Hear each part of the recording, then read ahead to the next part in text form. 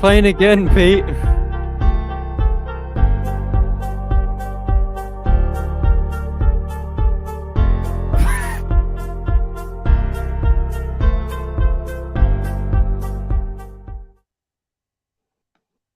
It played twice. Oh my god. Hell yeah. Brilliant start. Well, what?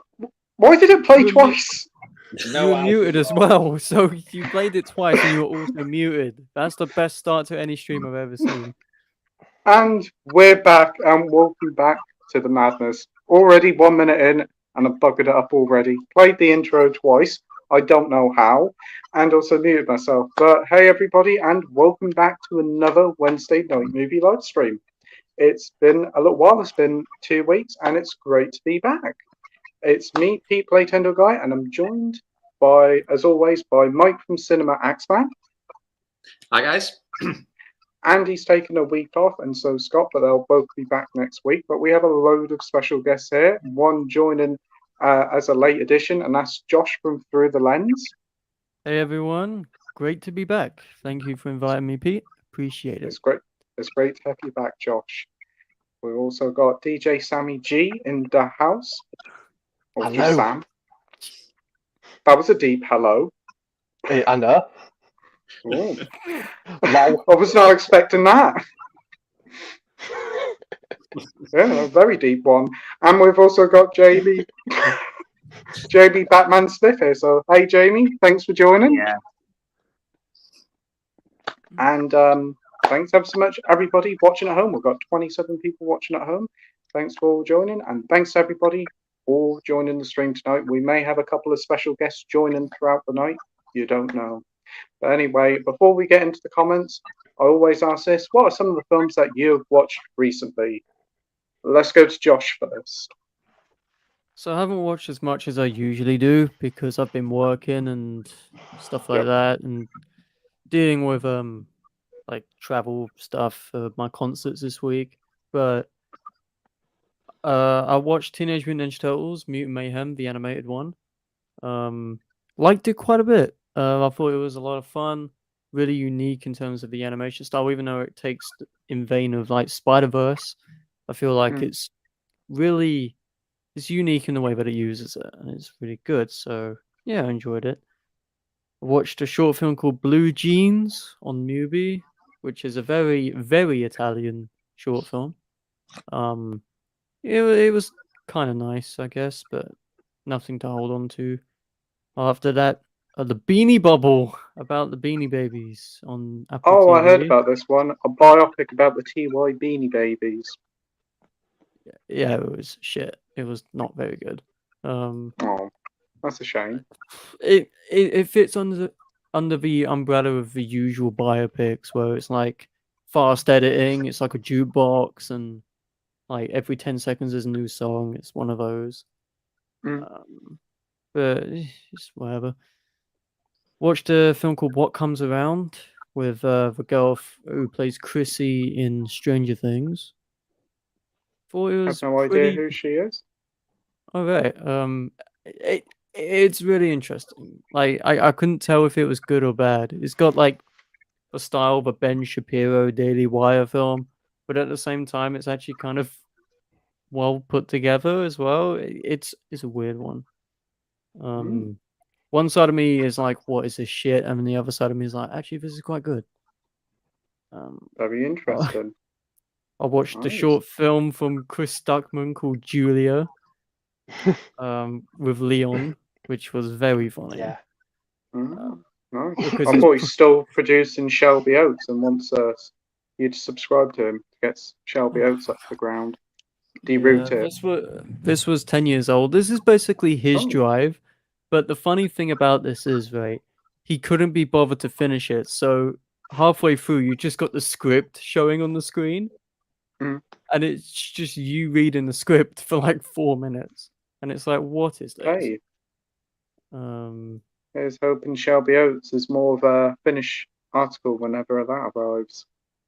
I watched Clouds before Disney Plus removed it, sadly. But yeah, I like that one. Euphoria. Never heard of that one. It's quite good. It's sad, but Hmm. quite good. Euphoria, Trouble Don't Last Always. The Rue episode. It's like the 8th time I've watched it. It just hits different. Wild Things I watched with Leon and Ooh. Jackson.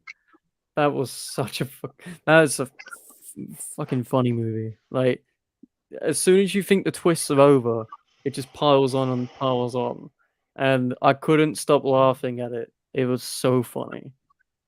And then I watched Don't Worry Darling yesterday for review purposes. It's whatever.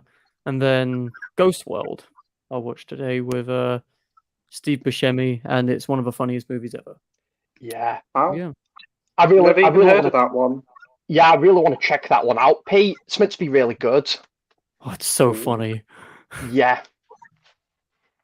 Nice. Very good selection there, Josh. Glad to hear you enjoyed Teenage Mutant Ninja Turtles and a great selection of films I haven't even heard of, but look forward to hearing them more on your videos and that. And Wild Things. What a film. What a cast. So that film is so funny. It's unbelievable how funny that film is. Denise Richardson and Nev Campbell. What more could you want? Yeah. Right. So you said you're going to like some music concerts. Who are you going to go and see? So next week I've got. Hold on. Let me do a visual representation of them because you might not know who they are. Give me two seconds. So I've got. So I'm seeing Muna first. They're like a pop bandish, and then I've got Boy Genius. Okay. My favorite one, Phoebe Bridges in the middle. She's really good, Pete. Phoebe Bridges. I know Josh is a big fan of Phoebe Bridge. He Yeah. likes her. Yeah, so I'm very excited to see them. Well, I hope you look forward to them and look forward to hearing what you say about them. Right, you have a good time, mate. And great selection of watches. What about you, Sam? What have you been watching recently? I've watched a fair bit, mate. I've done a bit of rewatching, to be fair.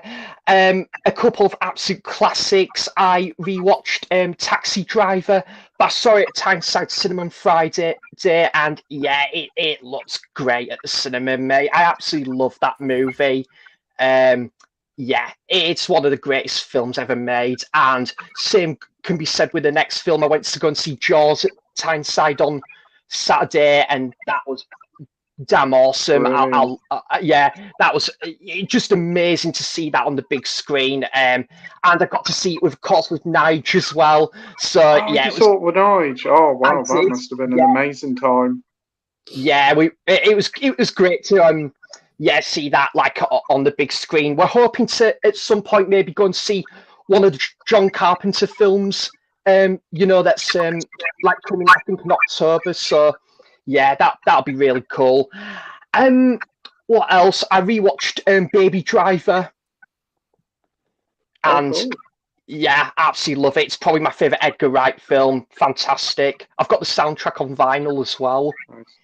Thanks, Josh. By the way. No worries. Yeah, and what else? I rewatched Alan Partridge, Alpha Papa as well. Oh my god! Love that film. I love it. Fantastic. Great film. And what else? Today I rewatched Blue Valentine, which is amazing. Love that film, but it is pretty like depressing as well. Yeah. And just a few for the first time, Pete. I watched Demon of the Night on Nigel's recommendation, and that was all right. Did enjoy that one. It was one of the like video nasties, and crikey, what else? What else did I watch for the first time? I watched what's the other one? God, come on, Sam. Think. Come on, I'll get there first. What was it? I tell you what, I did watch for the first time, Pete. It wasn't last week, but it was a bit before that. I did watch Human Traffic, which was good. John Sim. That's a really good film. Yeah, it's I a like good that. movie, that, mate. I really enjoyed that. It was on Netflix, so I thought, fuck it, why not?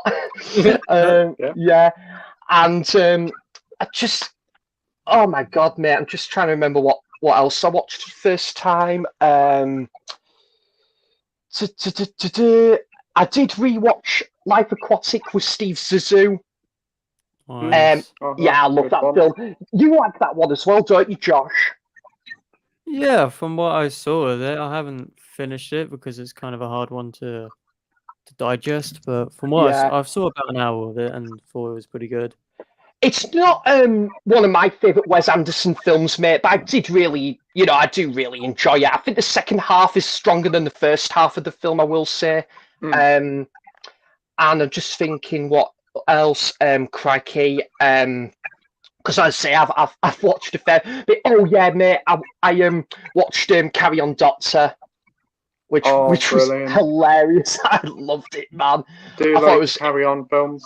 It's good to hear. yeah, Sam. that was a really funny one, and just a bit of TV, mate. I'm still cracking on with Peaky Blinders on season 5 of that, and I've I'm just still been stuck going. on season 2. I would say season 3 and season 4 are the best for me, mate. I think season 5's been a bit middle of the road so far because it's gone down the political route, but it's still good. Really good stuff. So, yeah, I think. Did I watch anything else? Is anything on the? Nah, not really. I think that's about That's it. good. Pretty much, That's a mate. good selection of stuff there, Sam. As you watched Carry On Doctor, can you give us your best All Matron impression? Oh, matron. Brilliant. Nice. So great selection of watches there with Baby Driver. Is Baby Driver your favourite Edgar Wright film? If not, what is? It is, mate. I absolutely love that film. And the soundtrack is just absolutely banging. As I say, my kind of, if anyone's thinking about getting the soundtrack, word of advice is if you've got a record player, get the vinyl because you've got more tracks on the vinyl than the CD. Really? Yeah, I've got it. nice. Yeah. It's got it fucking for, brilliant. I think I paid a tenner for a record fair, so Yeah. I got it Really dirt good. cheap. I think I got it as a Christmas present. Nice. And Alan Partridge, Alpha Papa. Have you seen the TV series? I have, and I love it. It's great. I wasn't keen on the newer Alan Partridge, mate. Was it this time with Alan Partridge? It didn't do much for me. That did. What, the one show sort of TV show thing? Yeah. It wasn't for me, unfortunately, mate. But I still, love Alan You Partridge. need to listen to the audiobooks. They're really funny of him. I need to do that and read his book as well. Yeah. I think one of them's called I Partridge, and it's really funny. It is. Yeah. You'll like that. Oh, thank you, mate. Fantastic watches there, Sam. And thanks Thank you, again for mate. joining. Cheers. Absolute pleasure, mate. And what about you, Batman? What have you been watching? I watched. Obviously, I've not been on a stream for a bit, so I've watched the series of Wednesday, which it was so good. With Jenna Ortega, nice. Yeah, I watched Oppenheimer twice. Oh, good stuff, man. It's a masterpiece. I It's do really agree. good, mate. Yeah, it's I do really agree. good. I think it may be my favourite film of the year so far. It's that good. I think it might be mine actually, because it's like Cillian Murphy deserves an Oscar for his performance. He was amazing. Robert Downey Jr. gives the best performance of his entire career. I prefer Robert Downey Jr.'s acting in that than Iron Man. Well, that's not hard, is it, really? And, his performance was that good. I've watched John Wick 4. Awesome. If I'm going to be honest, I don't think John Wick 4 is the best. That's fair. Nah. My favourite is still the first one. I think I agree, but I do need to rewatch them all again. But I think the first one might be the best. Yeah. Because Well, I'm not going to spoil it, but there's some bits in John Wick 4 that happened, if it happened to you in real life, you'd be dead. Isn't that Yeah. like all of them? Yeah, it's that's true. It's like, for example, he runs out All of right, a all right. window. Don't spoil anything, bro. I'm only just saying this one bit. It's like he runs through the window, lands on the top of a car, and within a few seconds he gets back up again. Yeah, I If know. I It feel like the is a bit hype- realism be damned, but even the first I one was a little bit OTT like that. But I liked its like opening, and it was a little bit toned back a bit, more Yeah, mysterious. yeah. What else have I watched? I've watched Get Out, which is a masterpiece. Never seen it. Same here, mate. Get Out is a masterpiece, and I watched the film the other night it's proper powerful, but if you're going through a bit of a difficult time and you're struggling, it might be a bit of a difficult watch. But A Man Called Otto with Tom Hanks, Oh yeah, I've heard That that's film was really good. bad, man. powerful. Because isn't that a remake of like a Man Ouija Called Danish. film? There. Yeah. A Man Called Otek or something, isn't it? Otek. Man Called Earth, yeah. Yeah, Man Called There. Oh, It was based Olivier, on a book nice. first, and then it was Yeah. adapted into But I a Danish definitely film. recommend it. Isn't it on movie A Man Called Olivier or I think whatever it's so. called? A man Yeah. called Olivier. It's A Man Called They, apparently. Ovey, is it? Oh, Yeah. Yeah. Yeah, I might check that one out. But yeah. Otto great. was. I didn't like Otto at all. I really But- liked that film, mate. But yeah, it is hard hitting at times, that film, definitely. Yeah. Well, great selection of watches there, Jamie. Brilliant stuff. And finally, Mike, what have you been watching? Yeah, so Sam's already mentioned one of them, but I also watched Blue Velvet. That was like a first time, not Blue Velvet, Blue Valentine. Yeah. Ah, First time watch for me. Yeah, I loved it. But it was very heartbreaking, very depressing Oh, it is. movie. But yeah, I loved it nonetheless. Other than that, it's just been a lot of rewatches. Like I rewatched the Rush Hour movies over the weekend. I great always have fun fun with films. them. Yeah, Pacific Heights was another one, and In the Mouth of Madness, John Carpenter. Yeah, just a lot of rewatches really. But yeah, they're probably the only ones worth mentioning, to be honest. Great selection of stuff there. Pacific Heights. This is the one that Andy keeps talking about, and I really want to check it out with Michael Keaton, isn't it? That's the one. Yeah. I ended up just getting the German Blu-ray of it because I think that's the only way you can get it, like on Blu-ray. And Really? yeah, the quality of it wasn't great, but it's better than nothing. That's true. Oh, I'll have to look into that one. Apparently they're doing Rush Hour 4, I've heard. Is it true? They keep Who knows? saying they're going to do one, but they've been saying it for like the past 10 years. And Yeah. It's like Beverly Hills Cop 4, but that's happening, isn't it? Yeah, but it's Netflix apparently. And Lethal Weapon 5, that's apparently happening. It's just like, oh dear. But great selection of watches there, Mike. For me, what have I watched over the past 2 weeks? Quite a bit. I watched Chinese Ghost Story for the first time. That was really good. It kind of felt like a Chinese version of Evil Dead. It was really quite good. I liked it a Oh, lot.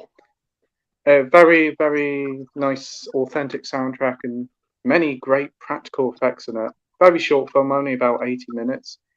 Watched La La Land for the first time. Absolutely adored it. What was a brilliant film. Yes.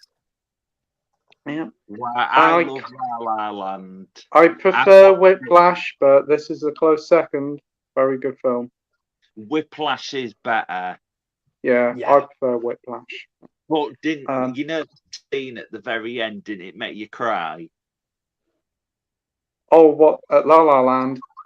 It is quite emotional, isn't it? Yeah, it was, yeah. I was holding back the tears. Yeah. What else did I watch? I watched a Jean-Claude Van Damme film called In Hell. It exists. Is it I did cry when I saw it. Oh, all right. I couldn't remember. Is it did cry actually at that set one. in hell? Close enough, I suppose. It was set in like this prison, and it's not a very nice prison. It felt like Jean-Claude Van Damme version of Shawshank Redemption mixed up with Lockup, but it's not as good as that.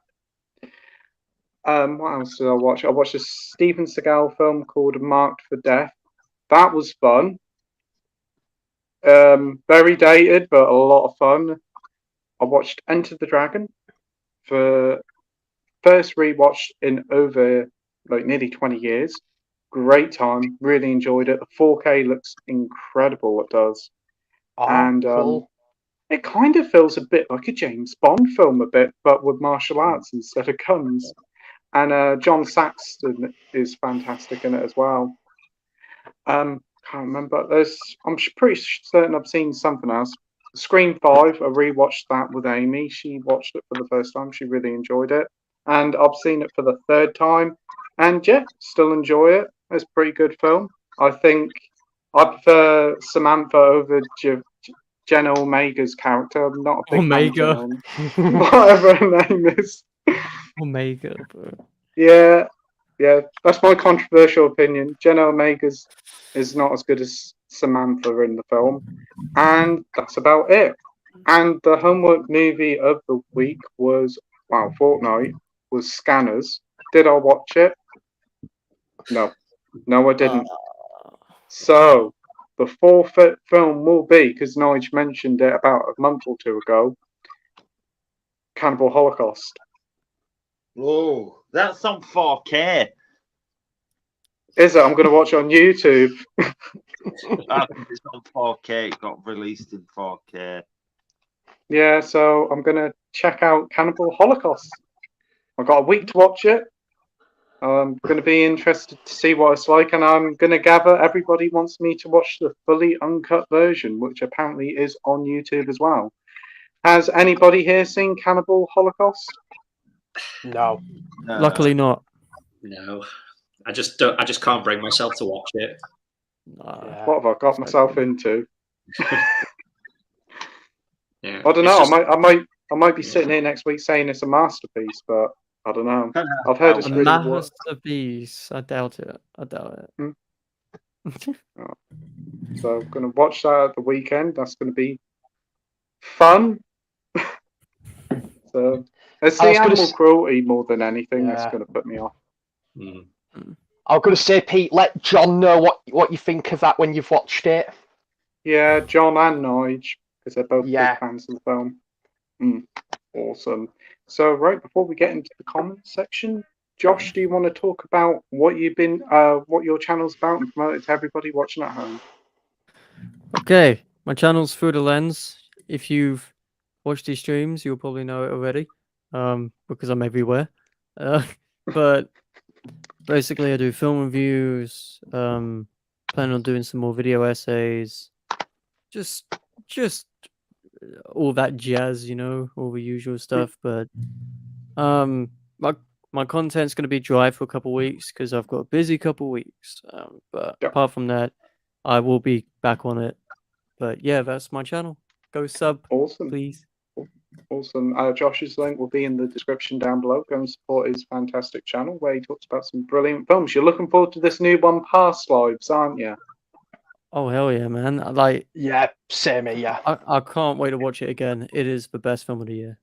It is really that good. So good. I can't wait to watch that. I think it's coming out next month, isn't it? I think so. Yeah, 8th of September, I think. Oh, not too long then. Yeah, definitely want to see that at the cinema. It's a very quiet and reserved film, but when you see it, you kind of think, "Oh shit, that's insane." The way that the way it kind of puts forward its message is just really sweet and quite tender. So, yeah, check it out, folks. Yeah, certainly will do. And what about you, Sam? Do you want to promote your Instagram page and YouTube page? So, currently don't have a YouTube channel, mate. I mean, I'm hoping to obviously, get one in future. But for right now, yeah, I've got obviously my Instagram, DWhoFan98, where I post obviously my vinyl pickups and my Blu-ray pickups as well. And obviously, yeah, just I just all that jazz, and I've got like my letterbox page as well, so that's good stuff to keep. Obviously, you can keep up with what I've been watching and that. So yeah, all that fun stuff, mate. Awesome. What about you, Jamie? My channel's called. I actually have a YouTube channel now. It's called Jamie Batman Smith. I am in the process of doing a name change. I've got an idea, but I just want to get the right one with the right text. So obviously, I'm not going to say because obviously someone might use it. But yeah, I've got a new name, and I've got 5 videos, I think, and I do have a new video that I need to set to premiere. Basically, I'm not going to go into much detail about it, but basically, I'm talking about movie villains. Yeah. Oh, brilliant! You're going to be talking about that. It's a really good topic, Jamie. I've noticed some. It's about 5 minutes long or something, but it's just something I've noticed over the past 5 years, and I just need to talk about it really. And obviously I do film reviews and stuff, but I do want to do like more some of my collection off and that at some point. Awesome. And what about you, Mike? Oh, my channel. Oh wow. Yeah. First time in a while, isn't it? Shock to the system. Yeah. Yeah, my channel is just more of the same, really. You know, I talk about movies, Blu-ray pickups, maybe the odd movie review. I like to do ranking videos. Yeah, just all that kind of stuff. So if you like that kind of stuff, come check it out. Great stuff. Because you recently did a William freaking ranking, didn't you? And that was really good. Oh yeah. Thanks. Yeah. It was a shame. He passed away. Yeah. I recently picked up Sorcerer because of him passing away. Because I've been wanting to check that one out. That looked quite good. Who passed away? William Friedkin. Hello. He directed The Exorcist, Jamie. Ah, that would be why that would be why the it would be popular now in CX. Yeah. Yeah, you're probably right there, but okay.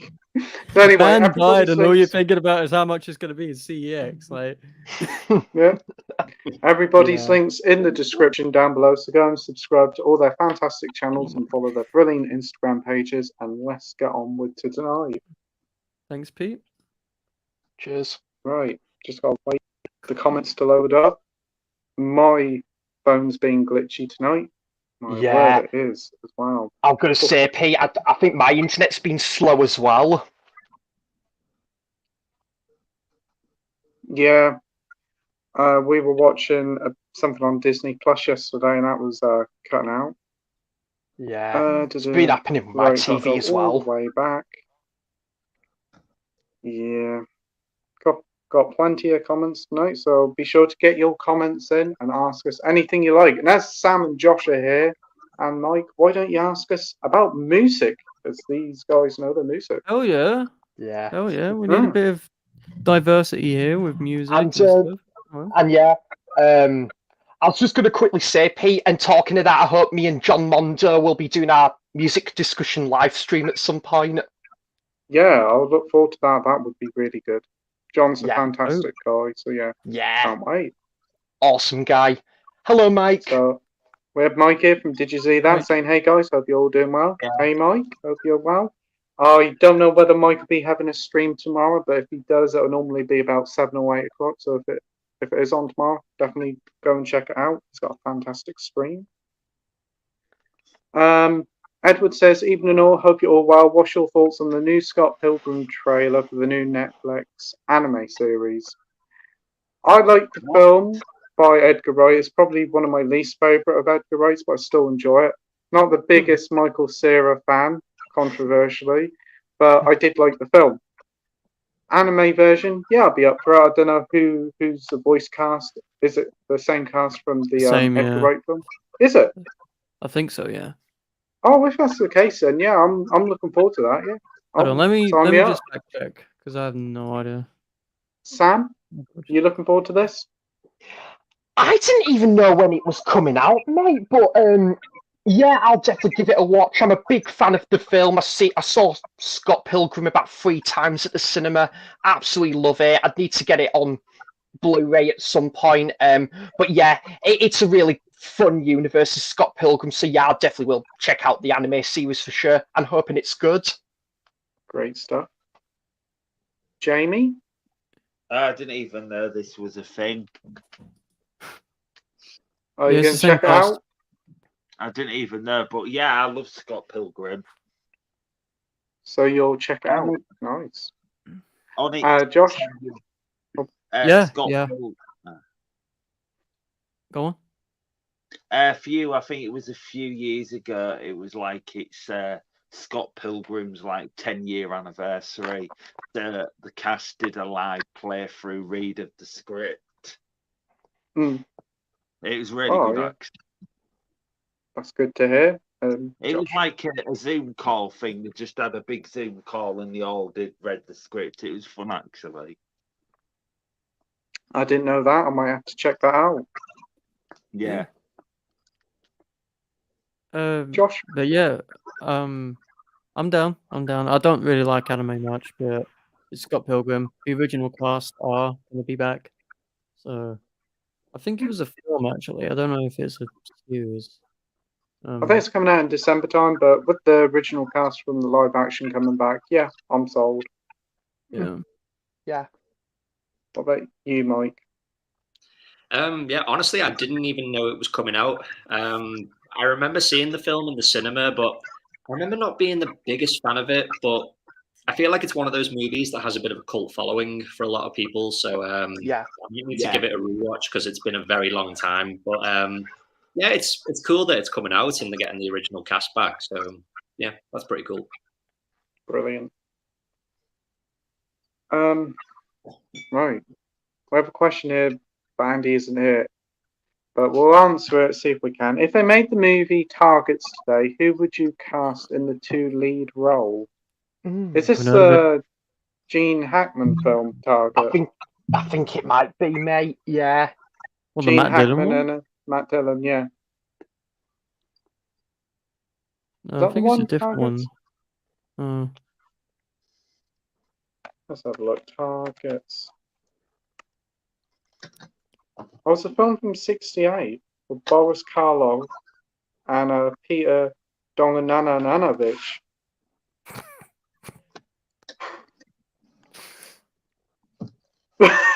So, anybody seen Targets or no?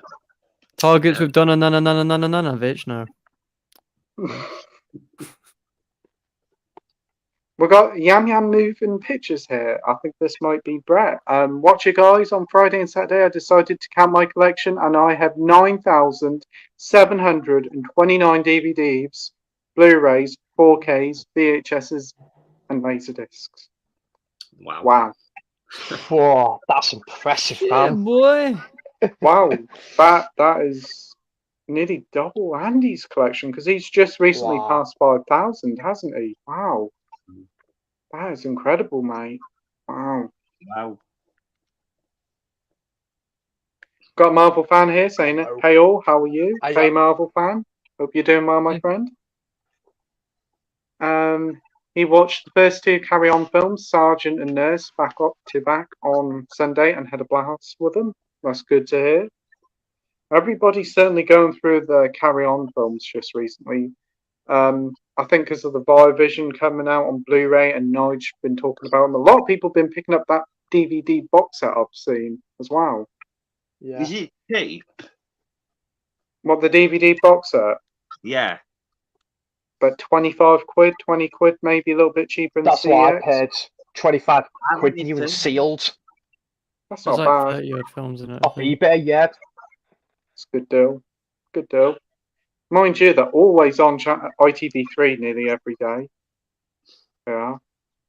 Have you seen any, Josh? I haven't. I've heard so many people talk about it, but yeah, I just don't know if I'll watch any of them, honestly. Not my No worries. I know Sam's been going through them. What are Yeah. your highlights so far? Oof. Well, I'm up to the one I need to watch is Carry On Up the Khyber. That's the one I'm up to. But my favourites so far is Cabby. Really enjoyed it, Cabby. What was the other ones? Probably, I'd say yes, Screaming, Cowboy, and Doctor. I probably would go with them for. These two, though, Sergeant, I wasn't a big fan of. I thought it was okay. Nurse was quite decent, actually. Yeah, I did quite like that Isn't one. that the first one and William Hartnell's in it? It is, yeah. Ah. Yeah, I think I remember that one in black and white. The first few were in black and white, I think. Yeah. Oh, nice. Have you seen any of them, Mike? I haven't, to be honest. I've just never had the desire to watch them for whatever reason. I just don't think they'd be my type of humour. Yeah, I can get that. And Jamie, if you're still there, have you ever seen a Carry On film? Rip. I'll take that as a no. We've got Danny here saying hi. Hope you're all good. If you Hello, could have Danny. Hiya. anyone make a soundtrack to a film you was thinking of making, who would it be and why? So who would we have to do the soundtrack? Hey, Danny, and thanks for joining, mate. And that's a really good question. Yeah. Cool. Wow. I'm going to let Josh go first, as he's a musical man. So the plan would be either Nicholas Britell or Oh, it's a good choice. what's his name? Emil Mossetti, to do the music, and then to produce it would be Phoebe Bridges, obviously. I thought you were going to say Phoebe Waller-Bridge. What? Wrong, Phoebe. Sorry, Phoebe It's Bridges. fucking Fleabag gal. Wrong, Phoebe. But yeah, I'd have her produce, and I'd have Emil Mossetti do the music, and Nicholas Britell maybe. Ah, cool. Yeah. That sounds good to me. What about you, Sam? It's a good question, to be fair, mate. I would love to see maybe Arcade Fire try like doing a soundtrack or something to like another film. Yeah, because obviously they're one of my favourite bands. They're not for everyone, mate, but I love Arcade Fire. But yeah, just to something like maybe an A24 film. Yeah, that'd be really cool. Which one was it again, Josh? They did the soundtrack for Her. Yes, they did. Was it Song to the Beach? Was it that song? They did the score for Her, which I thought this question was about. I didn't know if it was about feature-length track, but well, I probably for future soundtrack, I definitely would have like Arcade Fire, maybe. I'd say if the band will still be going, we don't know, because obviously there has been a bit of press about the lead singer recently. So if they were to still be going, then obviously there's someone like that, and maybe probably for another film, I'd like to see Tom York maybe do some more soundtracks, or Johnny Greenwood. That'd be fantastic. Johnny Greenwood is so good. Yeah, absolutely, Josh. His score for Spencer should have got nominated. What were they doing? Why didn't they nominate him for that? Did Tom York do the soundtrack for Suspiria as well? Yes, he did. I thought he did. Oh, really? Cool. Nice stuff there. What about you, Mike? I'd probably just have to say John Carpenter. Yeah. Awesome. Yeah, I just love his music. Yeah. Jamie, are you there, Jamie? Ground control to Jamie. Earth to Jamie, are you fucking disappeared or not? Where? What's that, Christopher Nolan? Yeah, awesome. Yeah. I don't know. I haven't got a clue for this question. I'll probably say either John Carpenter or Bananarama. I haven't got an idea. Bananarama. Oh, here he is. Who would you have make soundtrack for your movie, Jamie?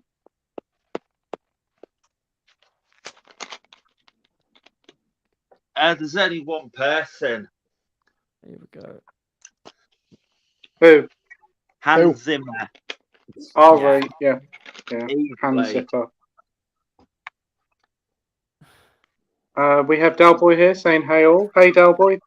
Hope you're Hiya. doing Hi. well. Hello, mate. And thanks again for sending that over to me, mate. I'm going to send something over to you very soon. We've got Sai here saying evening all. Hey Sai, Hello, hope Sai. you're doing well, my friend. So, Delboy's asking whether we can have living or dead composers. Either. We've got Mike here saying hey to everybody. We've got the famous Winslow Wave. Hey Winslow. Hello. Hey, Winslow. A lot of chatting between everybody. Winslow said, asked this on Jackson's stream last night, but I've been watching loads of Woody Allen this week. What is your favourite of Woody Allen?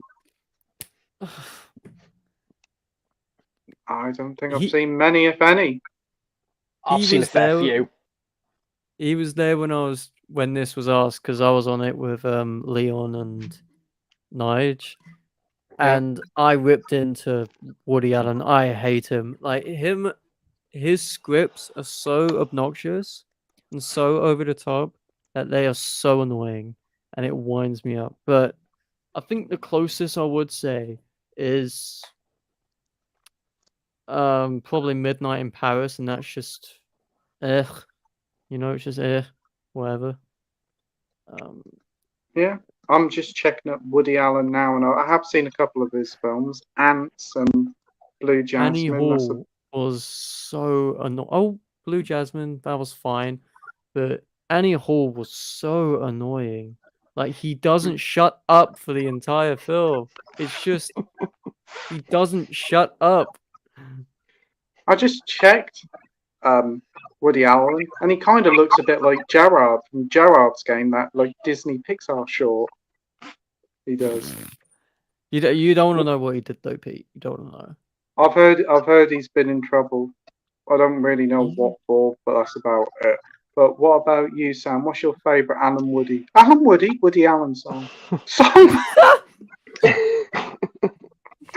What's your Woody Allen? What's your favourite Woody Allen? What's your favourite film. Woody? There we Whoa. go.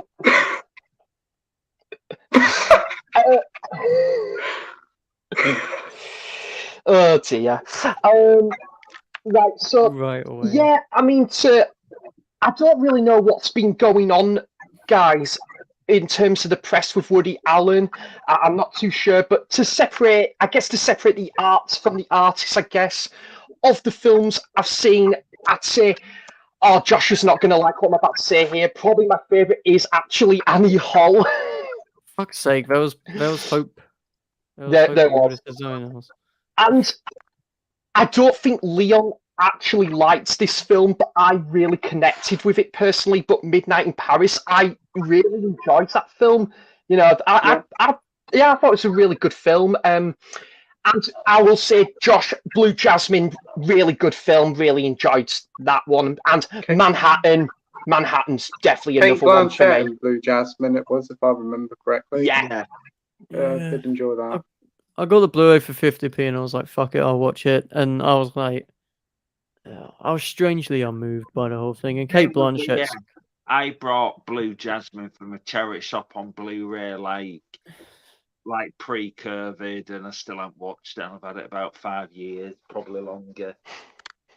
Well, what about you, Jamie? What's your favourite Woody Allen film? Toy Story. Oh, of course. Toy Story? He wasn't in Toy Story. Ants, do you mean, mate? It's a spin-off with Woody and Tim Allen. Woody and Buzz, the Toy Story spin-off. What? I'm so confused right now. But Woody, yeah. Woody is Tom Hanks in Toy Story Oh, Woody, yeah, and then yeah, Tim Yeah. okay. Allen voices Buzz. So it's Woody and Woody and Tim Allen spin-off, Toy Story spin-off. Oh my god. Right. Oh, So give okay. Woody a buzz. That's Oops. that's just giving me brain rot, Jamie. Like, Give my Woody a god. buzz. That's just- And what about you, Mike? What is your favourite Woody Alien film? Woody Woody Alien. Oh, dear me. I've only seen one movie from him, and I think it was called The Purple Rose of Cairo. I think that was the title of it, and it was actually pretty good. It was kind of like Last Action Hero, which is kind of a strange comparison. Oh, really? Oh, Yeah, but no, it was quite good. ah, cool. Night Boat to Cairo. Never heard of that one by Woody Allen before. Is it Night Boat to Cairo? What was the film called again? I think it's called The Purple Rose of Cairo or something like that. Ah, Yeah. cool. We have Bristolian Dave here saying, "Alright, me babbers." Hey Dave, hope you're doing well. Hello, mate. Marvel fans asking about a stream for tomorrow. Hopefully there is for Mike. Dalboy says, I would have such difficulty with that one, Danny, but I would edge towards always Dalor, because I think good old Jerry Goldsmith. Oh god, so many I could choose. Nice. I must admit, the guy who did the music for Enter the Dragon, Lilo Lil, was really good, or Lilo Schifro, whatever his name is. He's Pete, really I'll good. tell you another great composer as well. Sadly, recently passed away. Angelo Badalamenti, who did the Twin Peaks soundtrack. Oh yeah, definitely so. Very good composer there. Sadly missed Yeah. as well. Yep. Definitely. Oh, that Bruce Lee at Golden Harvest Arrow box set. That is a really nice set. Did anybody else get that? I think you only got it, didn't you, Mike? Yep, I've got it.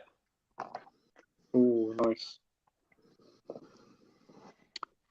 We got the viewer Drew here saying, "Hey, what's up, everybody?" Hey, Drew. Thanks Hello. for joining. Hope you're doing well. Yeah. We've got Red Romantics here saying, "Evening all. Evening, Red Hello. Room." We have the viewer Drew saying he saw Oppenheimer recently, and did you enjoy it, Drew? I hope you did. It is a I'm masterpiece. I'm pretty certain a lot of people definitely enjoyed Florence Pugh's performance in that. Apparently, my friend was telling me that obviously in Oppenheimer you see a BAPS, but in other countries, certain countries, apparently they had to put a CGI cow in so you couldn't Yeah, see they them. do, and I think there's been like some complaints about the nudity, saying that it's unnecessary. Yeah, there's as a well. reason for the for it banning, because in Middle Eastern countries they don't like showing skin. Women showing skin, so they had to take it out. They don't No, like but even anything. over here, there's been some complaints about the nudity, saying Really? that it's The thing unnecessary. is, we got to see him, sir. No, but Nolan and Cillian Murphy said it's vital to the plot that that happened, because it shows that he slept with a communist who is the opposing side to his beliefs, and that's literally part of the plot. Like, come on. Yep. So Oppenheimer, I really enjoyed it. One of the best of the year. Josh, you enjoyed it? Yeah, it's my third favorite of the year out of nearly 70 films. So yeah, I Great love it. stuff. What about you, Sam? Really good to me. I thought it was fantastic. I actually went to go and see it with Paul Magpie Movies as well, so Oh, at really? the IMAX. Cool. So yeah, so we both really liked it. It's not my favorite Christopher Nolan film, Pete, but I did really like it still, and we'll be getting it on 4K for sure, because I can imagine it'll look breathtaking in 4K. Especially with those IMAX scenes. Yeah, Yeah, I want it in 4K actually. and the score was just mesmerizing. I loved the score to that film. Yeah. Awesome. What about you, Jamie? Masterpiece? Yeah, but I really do hurt because the thing is, when Tenet came out, obviously for Christmas in I think it was 20. It wasn't Christmas. It was July. No, I meant 2020. When it came out physically, Oh. December Oh, right. 2020. I meant when Tenet physically came out. My sister asked me what I wanted for Christmas, so she brought me 4 copies of Tenet. I got the 4K. 4? Yeah, Wow. I got the 4K. The fuck? Standard Blu-ray, standard 4K. I got the Steelbook, and then I got the HMV Cine edition, and then as well I've got the 1 disc, so I've got it 5 times. But I hope HMV do like a few special editions of it. Will you buy every edition of Oppenheimer? I'll buy quite a few, yeah, because it's Nolan in it. Yeah. There's Nolan, isn't it? Nice. Yeah. And Mike, you were a fan? Do you know, I feel like I'm one of the very few people who didn't quite enjoy it. I think I'm definitely going to have to give it a rewatch. I personally found it just a little bit boring, if I'm being totally honest. Yeah. I will say, Mike, I was actually chatting to someone at Tyneside the other day, and she really couldn't get on with it. And I think Sarah Popcorn Chat, I don't think she was a big fan of the film as well. But I do say, it could be a grower for sure. But yeah, and we'll probably agree, Mike. Like I say, it's not my favourite Nolan film, but it's very good in my opinion. Yeah. It's a shame that you didn't enjoy it as much as everybody else, Mike, but I hope you enjoy it more on a rewatch. Yeah. We have Red Room here saying, just finished watching the whole Jurassic series. Can't believe the last one was so bad in They're all Jurassic World Dominion. Controversially, I didn't mind Dominion. I watched the extended cut and actually really enjoyed it. extended cut of Dominion. Yeah, I watched the extended cut of Dominatrix and quite liked it. Oh shit! I mean, Dominion.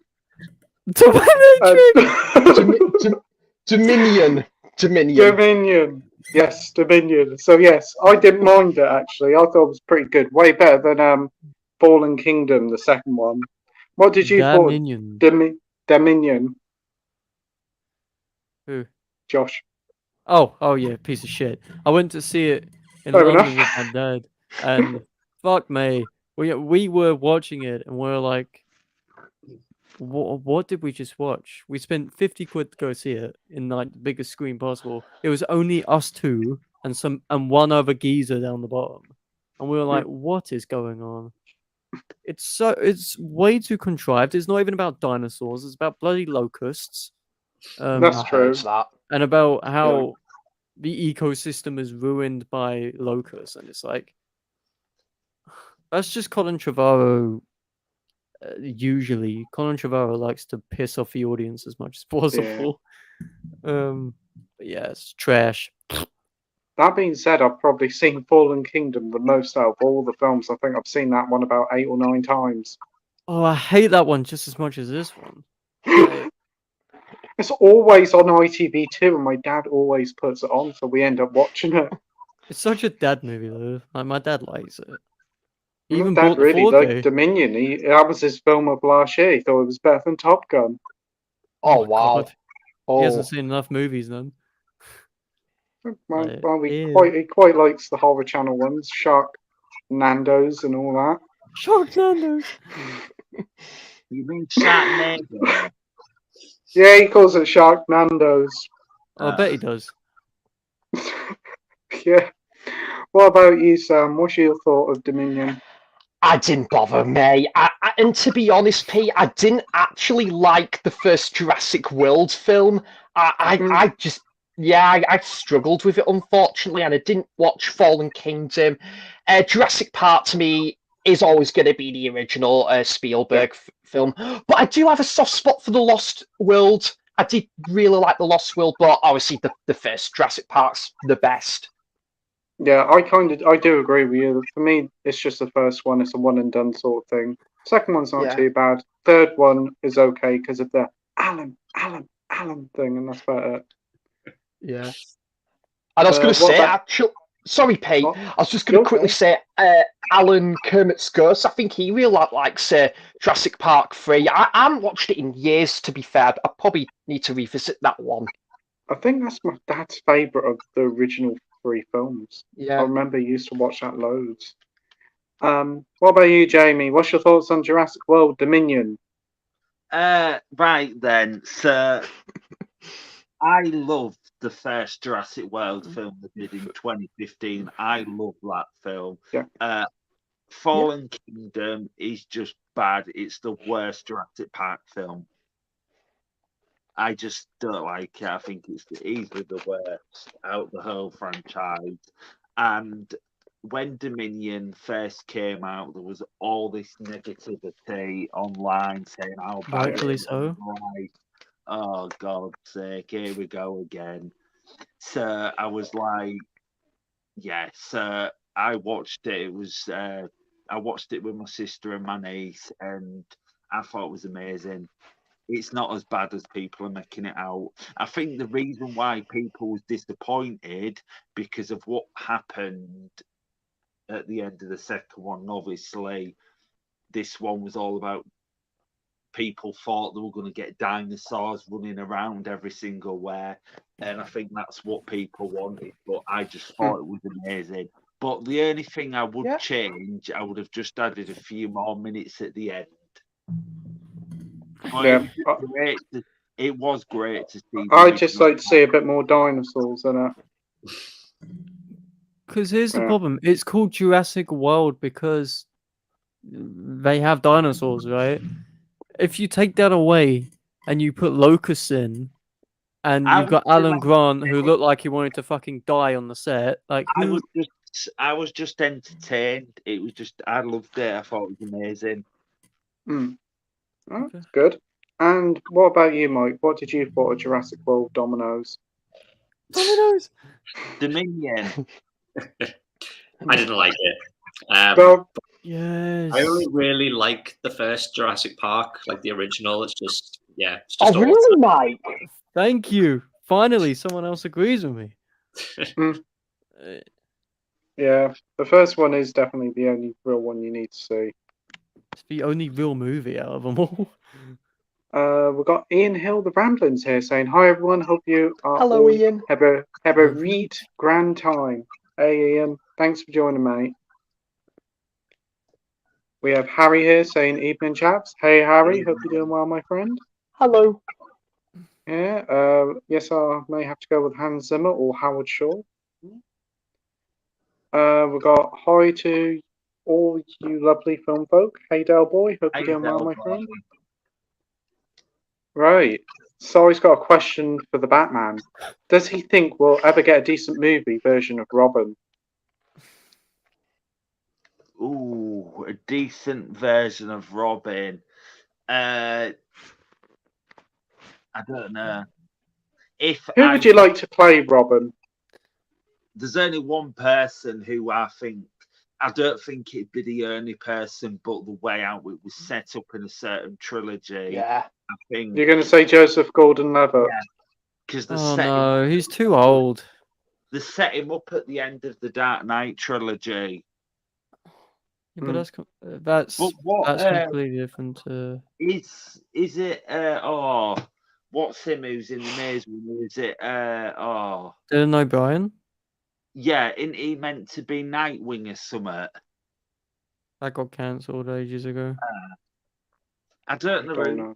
Good Robin. The only person I can probably think of is Joseph Gordon-Levitt. Cool.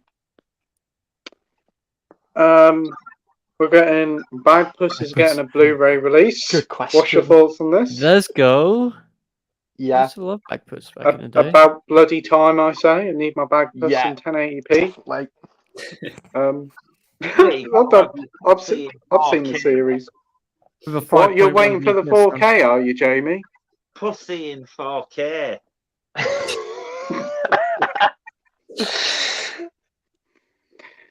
Well, it's good to see that these classic TV shows are getting Blu-ray treatment. Anybody here is going to treat themselves to a bit of Bagpuss on Blu-ray? I don't think so, mate. It'll I was look going to say the silence says it all. I wouldn't be surprised if they did it with Trumpton and Camberwick Green. Oh, They're both getting Blu-ray Yeah. releases. They are. Yeah, I will say, Pete, Oh, I would pick them up because I love Camberwick Green. So Trumpton and Camberwick Green. That sounds like what? It was good. I was going to say there's Camberwick Green, Trumpton, and Chigley. They were the three. Ah, Camberwick Green sounds like a type of like candle you'd buy. A candle. Candlewick Green, yeah. Yeah. I think I have seen Trumpton before. I'm not too fussed about picking up them. Is anybody going to pick up Trumpville or Camberwick Green or whatever it's called? yeah. Quite Wayne. No.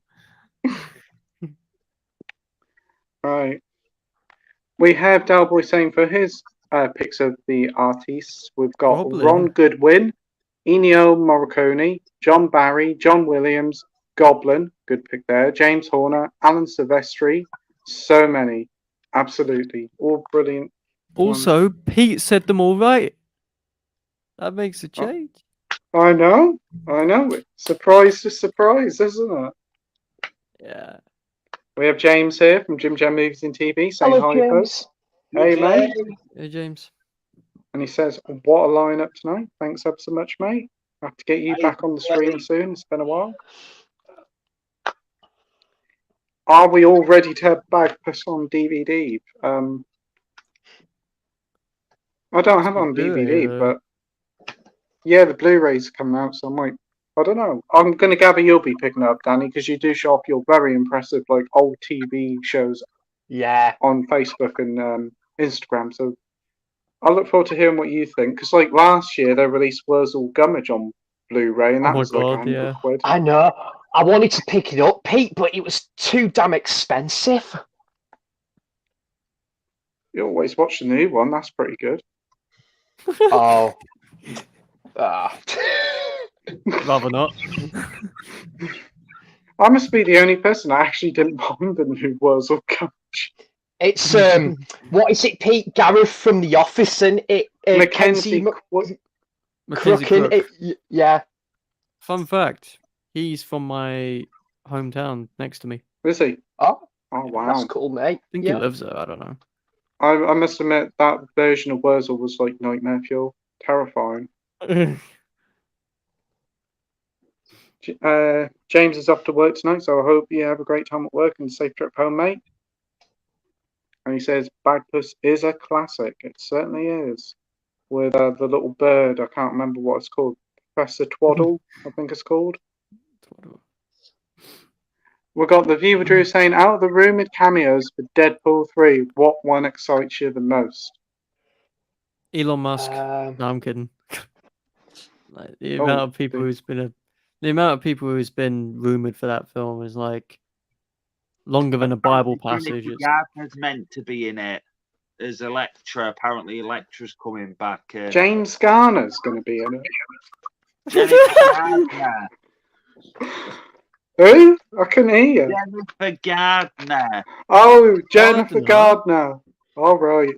Oh, Electra, yeah. I think they're just going to get all the Fox characters in, aren't they? Just like, hey, look, we've got these in because we own them now. Is it Sean Levy's going to be directing it? Yeah, which means I won't watch it because I don't like him. He directed the Night at the Museum film, so we might see a Night at the Museum cameo. Hey, you never know. What about you, Josh? Any cameos you're excited for?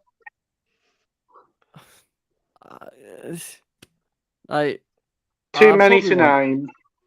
Yeah, too many to name. Let's just go with that before I upset somebody. Awesome. What about you, Sam? Looking forward to all those cameos and which ones you can't wait for? Every one of them. No, mate, not really. I mean, I am looking forward to Deadpool 3, but I'm not excited for it. I'm just like Josh, mate. My excitement for Marvel is just very much diluted in recent months. So, but we'll see. I do really love the first Deadpool movie, so hopefully the third one will be good when it comes out. Awesome. What about you, Jamie? Any cameos you're looking forward to? None of them really stand out, to be honest, but I don't know if anyone's noticed this, but whenever Marvel do like the third film in the trilogy, they always try and fill it with as many characters as possible. It's because they got Bigger no other but not draw. always better. It's like Civil War, you had 1 billion characters in that. Spider-Man 3, Tom Holland Spider-Man 3, you know what I mean? They get all these like Yeah. cameos and characters in, and they just can't do it. They can't help themselves. Whenever it's a third film in a Marvel film or third trilogy, and they always have to have like loads of cameos and stuff. They can't help themselves. What about you, Mike? Any cameos you're looking forward to, or couldn't you care less? I honestly don't have a clue. I don't have a clue who's rumored. I'll just say, it'll be good to see Hugh Jackman back. It's always good to see him as the Wolverine. Yeah, I think that's the main draw for a lot of people, is getting him back. Yeah. We have Minhaju here. The only one cameo in Marvel we all used to look forward to was seeing Stan Lee. Stanley, yeah. That was always the one character. Character, yeah. So, hey Minhaju, thanks for joining. He's asking us, what movies are we all looking forward to in 2024? What's out? I don't know what's out next year. I'm trying to I don't know. think, yeah. June Part 2, if Warner Brothers have their way. Oh, yeah. Well, they keep pushing a bunch of stuff back because of the strikes. I haven't got a which clue has what's added- coming out next year. I know for certain we're getting Sonic the Hedgehog Part 3, so I'll say that. Yeah. What about you, Josh? I'm sure there's going to be plenty you can roll off the tongue. Oh, there's a bunch of films coming out in December, which might be delayed for us. I know Zone of Interest might be delayed. Or Dirt Road's Taste of Salt. I'm hoping that's soon. But in terms of big blockbusters, there isn't really many I can think of. Maybe Kraven the Hunter, because that looks so fucking bad. I can't wait. Yeah, that looks pretty good, like Morbius. Yeah. But Bong Joon-ho's new film, Mickey 17, comes out. Yeah. Nice. Okay. He's looking forward to that one. Yeah. Nice. Yeah. Robert Pattinson's in it, and same with Mark Ruffalo and Toni Collette, so should be good. Yeah, I'm sold. Sign me up. Can't wait. What about you, Sam? I'll definitely go with Mickey 7, mate, because, Bong Joon-ho is one of my favourite directors. Maxine, I think. I probably would go with Maxine. Yeah, that should be coming out next year, I'd hope so. And TV series-wise, mate, I think Euphoria Season 3's coming out. I'm hoping it's better than Season 2. I'm sure Josh will agree. That has been delayed to 2025 or 6. Oh, has it? Oh, I see. But honestly, Sam, the longer we wait for it, the better, because it means that they can't fuck it up this time. Because last time they were just like, rush it. It was definitely, very much a declining quality, wasn't it, mate, compared to the first season? Yeah, I just didn't like how they were trying to mesh too many things together in Season 2. It just didn't work for me. I'm hoping Season 3 is good, Josh. I'm not going to watch The Idol, though. I've heard very pants things about that show. The Idol is the worst show of the year, which is always expected. Yeah. The whole thing behind it is more interesting than the show itself, because the whole show was basically just The Weeknd coming in and being like, you know what? Yeah. We don't want a woman to be the center of this story. I want myself to be the center of the story. So let's make a female-driven story about the abuser rather than the victim. Yeah. Which it's supposed to be about the victim. Okay. It's trash. Yeah, I don't want to watch it, mate, to be honest. And by the way, Josh, just whilst we're talking about Euphoria, very sad about the actor who played Fez, by the way. That was really sad. Man. Yeah. That shit That's killed me sad for like news. a I did week. see something about Yeah. that on Facebook. He That was young killed me as for like a well. week. Yeah. He was 24, I think. He was No my age favourite at all. character in Euphoria as well. Oh, sad stuff. He's the only Very sad part where stuff. Sam didn't mess up in season 2. Hmm. Mate. I could agree with that, yeah.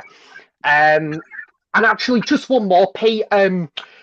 Also, The Last of Us Season 2, is that coming out next year? That's coming out 2025. They're doing Okay, season fair 2? enough. That's cool. There's going to be a season 2.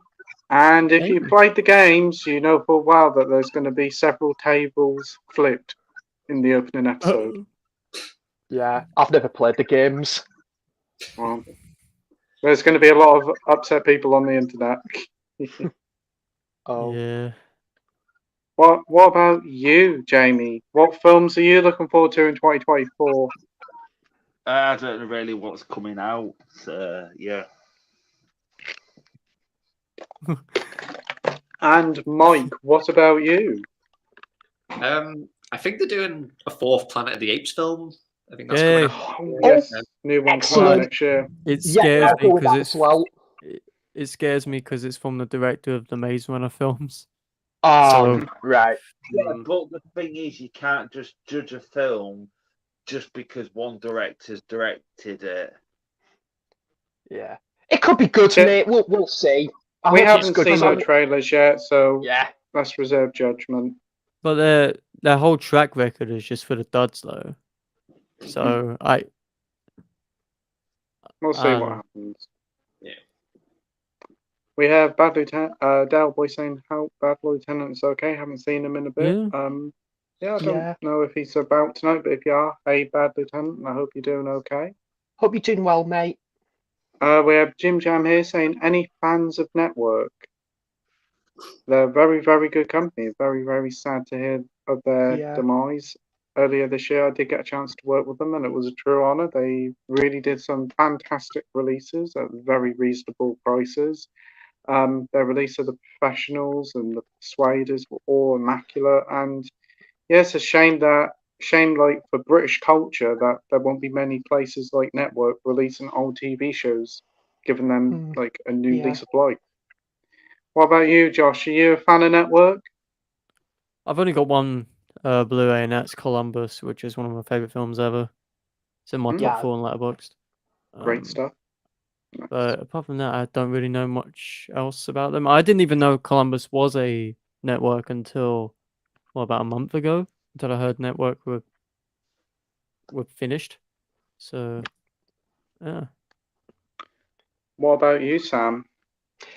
I don't think I own any of their titles, mate, to be honest. But I will say I definitely want to pick up the Goodies TV series, because that's a comedy series I've always wanted to watch, and the Likely Lads film I want to check out because I love the TV series.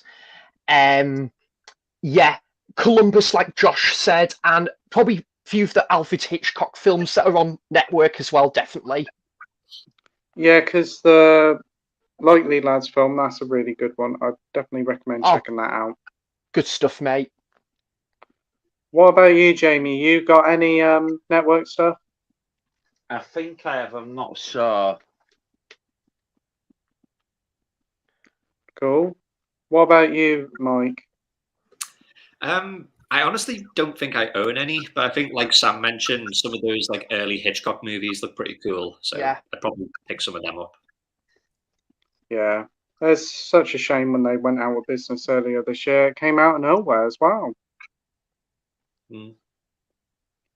Right. We've got Edward here saying, what's your thoughts on Gal Gadot and the Wonder Woman saga going on? I still haven't seen Wonder Woman 2 yet, and I kind of want to see it because I've paid full price for the Blu-ray, but I've never seen it yet. I do like Gal Gadot as Wonder Woman. I think she's pretty good, but I saw this James Gunn take over at DC, and they don't know what they're doing, so I ain't really got much to say. Josh? Gal Gadot just seems to be on a streak of just like misinformation, because James Gunn literally said after she announced that Wonder Woman 3 is happening. He was like, "We never promised you that. Like, that's not happening." Plus, she's playing the evil queen in the Snow White film, which is doomed. She's on a hot streak right now of hot shit. So, I'm not gonna watch her new one on Netflix. What is it, Heart of Stone or something? Yeah. Yeah, I see the advertisement for that. Doesn't do much for me. No. So I think she's just struggling for relevancy right now. But Yeah, I hope she gets the bag for the next film. Get a big paycheck. But yeah. yeah. What about you, Sam? Yeah, I've only seen the first Wonder Woman film, mate. I thought it was all right. It was a decent film. Nothing to write home about, in my opinion. But I've not seen the second one, 1984. But I heard, quite, mixed things on that. But yeah, it's yeah, a movie. yeah. I mean, I might give it a watch, mate. Who knows? It might be okay. I don't know because I've not seen the film. But in terms of the third one, mate, yeah, I've got no excitement. And Hearthstone, I think James Movie Bug watched it, and I don't think he was impressed with it. No. I don't think anyone seems to be. I go on Letterboxd and it's a lot of 1s out of 5s. Yeah. Really? Oh, that's shocking. What about you, Jamie? You hoping for Wonder Woman 3? I'm not a big fan of the second one. I think it's like one of the worst DC films. No. And what about you, Mike? Wonder Woman 3, yay or nay? I've only seen the first one, and I like Gal Gadot as Wonder Woman. I think she's pretty decent as the character, but yeah, they don't really do anything for me. I've only seen the first one. Didn't Gal Gadot do that Imagine All the People song? Yep, which is why she's struggling right now. she got Probably, completely rinsed. I remember that. Right, we've got James here saying, great to see Sir Batman putting some videos up. Yes, it is. Cheers, Dudley. I've got another Yeah, one. you have been such a great friend and a brilliant member of the community for ages, mate. So it's great to see you finally making some videos, and they're all wonderful to see. I see you got your first bit of subscriber now from a certain rock god. Oh yeah, I did. Yeah, it was basically he said that me and Nige said that he was going to video call me while the video was on, so I could see his reaction. But I fell asleep, didn't I? I fell asleep. The video at 6 o'clock, and I fell asleep. And I woke up at like 6:20. I was like, "Oh God, no! I've missed it." That's so funny. But at some point, I do want to do my very first solo live stream. Yes. I think you would be great doing your solo live stream. If you ever want any help, just ask, mate, and I'll get you all set up. Oh, thank you. Oh. Josh, do you want to give the link to James Jim Jam? What? Sorry? The link? Josh, do you want to send the link to the stream to Jim Jam? Oh, yeah. Yeah, he's just messaged me. I can't really do it on here, unfortunately, but he's just said that he can join. So that'd be great to get James back on board. But yeah, it'll be the first time I'll be talking to James as well, Pete. Yeah, good lad.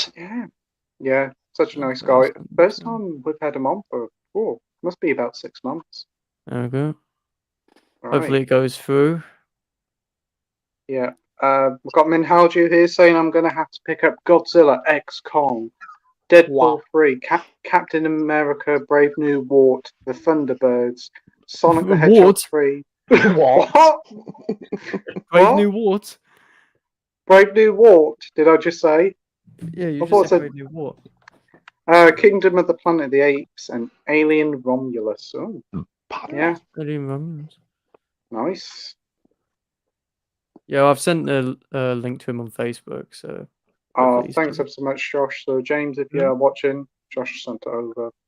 So we have Ian saying, great news, Doctor Who, the Underwater Menace, is getting an animated missing episodes. It's my favourite Doctor, of course, the second Doctor, Patrick Troughton. Oh, it's good to see they're bringing out some more Doctor Who animated stuff. Yeah. I'm not a big fan of the animated stuff. I think it looks jerky as heck. I'm not a big fan myself. Very cheaply animated and doesn't really do much for me, but I know you're a huge Doctor Who fan, Ian, so I'm glad that's getting an adaptation. What about you, Sam? Because I know you like your Who. Yeah, and after David Tennant, Patrick Troughton's coincidentally is my second favourite Doctor. And yeah, I'll definitely be picking it up for sure, because obviously those steelbooks tend to have nice artwork. I picked up the steelbook for the Abominable Snowman over the weekend for £12, which was pretty good, but I can see where you're coming from, Pete. The animation rendition, not always the best, unfortunately. But I do want to read the Target novelization before watching the episode, so I'll definitely be doing that at some point. Cool. Awesome. We have Jim Jam here saying, what film gave you the biggest surprise? Quite a few, actually. Do you want to go first, Josh? There's a few. There's Barbarian. Barbarian caught me off guard with how it used its themes to present a really weird atmosphere, I guess. Mario, I quite enjoyed Mario. It's not the best film in the world, but it's fun enough. Yeah. Apart from that, Puss in Boots 2. Holy shit. That was What a really surprise. good. But the biggest one, Evil Dead Rise. I know you guys Yeah. are like always gonna hate this shit. It's good. It's good. Like it. Yeah. I'm glad that you enjoyed that. That was a nice surprise to see you enjoyed that. What about you, Sam?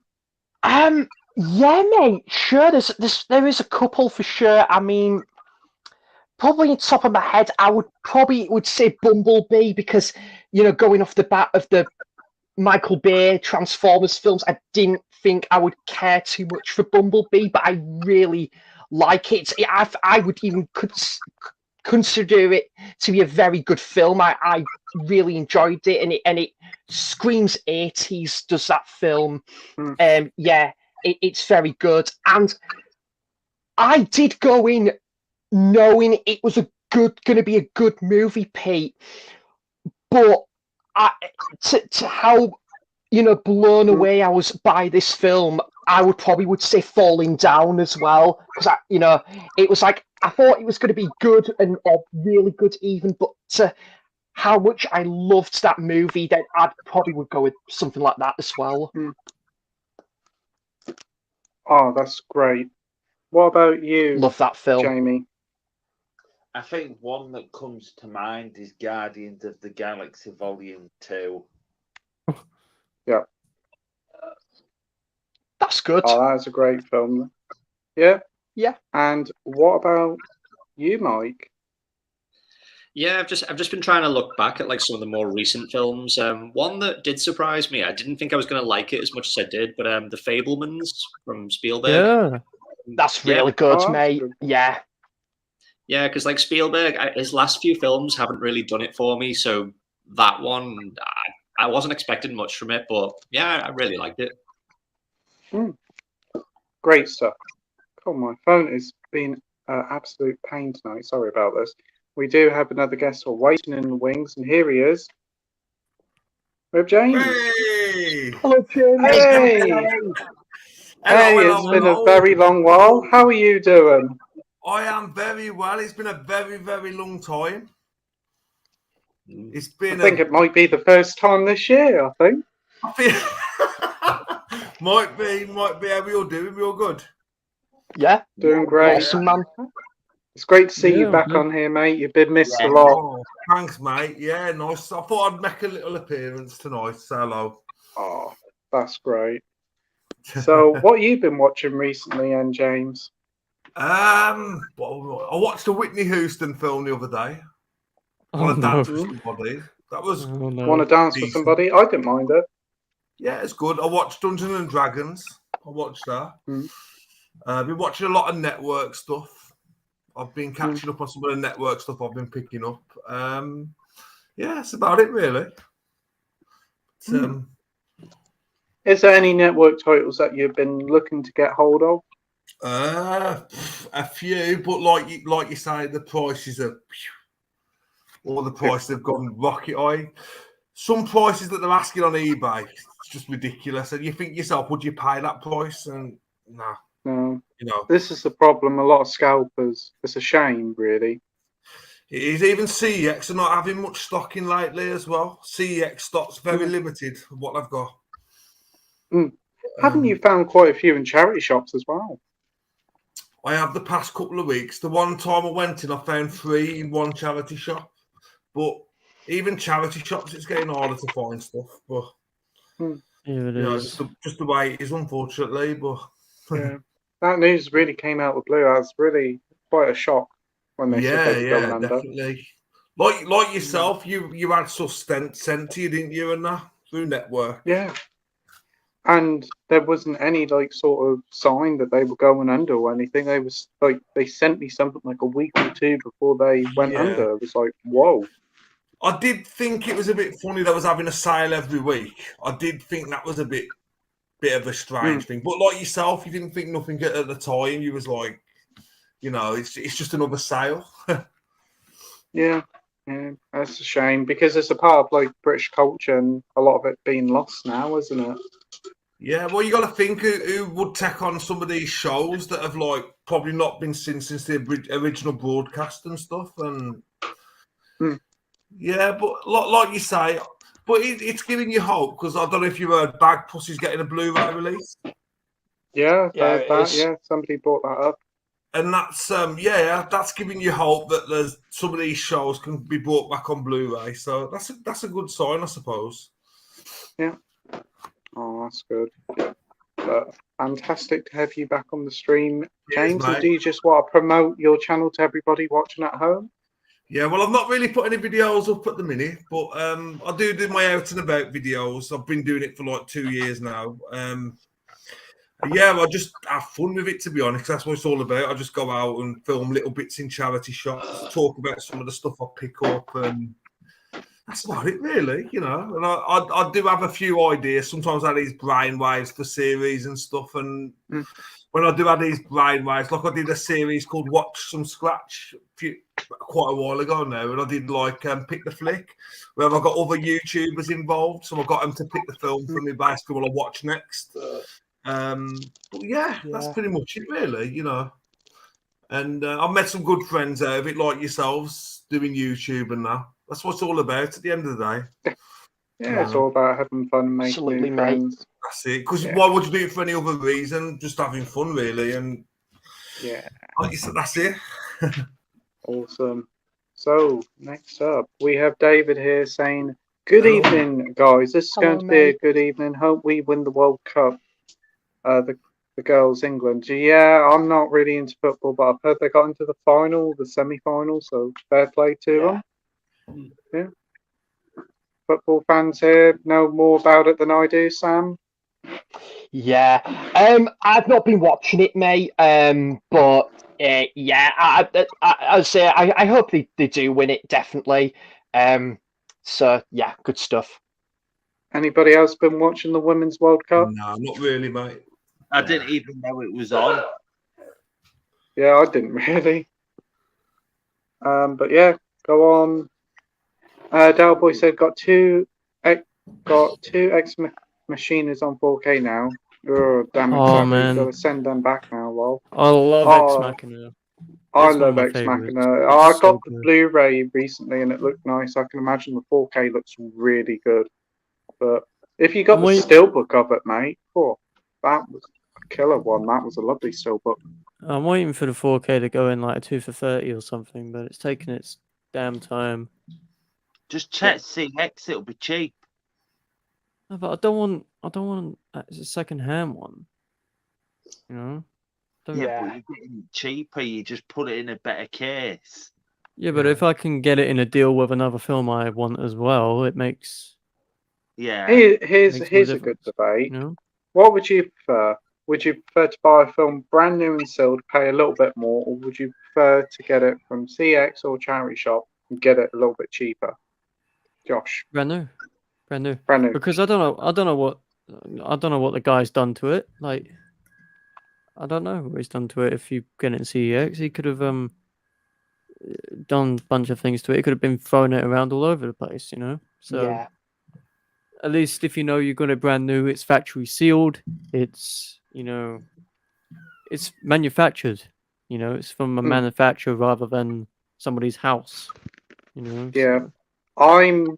I do agree with you there. I'm definitely more for buying brand new. Occasionally, I have bought pre-owned, on a very rare occasion, mainly because you don't know what the conditions of the disc are going to be. I mean, I've worked in CX and I knew the way that they treat some of the discs, so it is kind of a worry in that. But if you can save a bit of money, it is definitely all well worth doing, especially in charity shops. If you can pick them up for like 50p or something, you ain't going to moan too much when you get it home and if it doesn't work or something. What about you, Sam? Brand new or pre-owned? It kind of depends. Oh.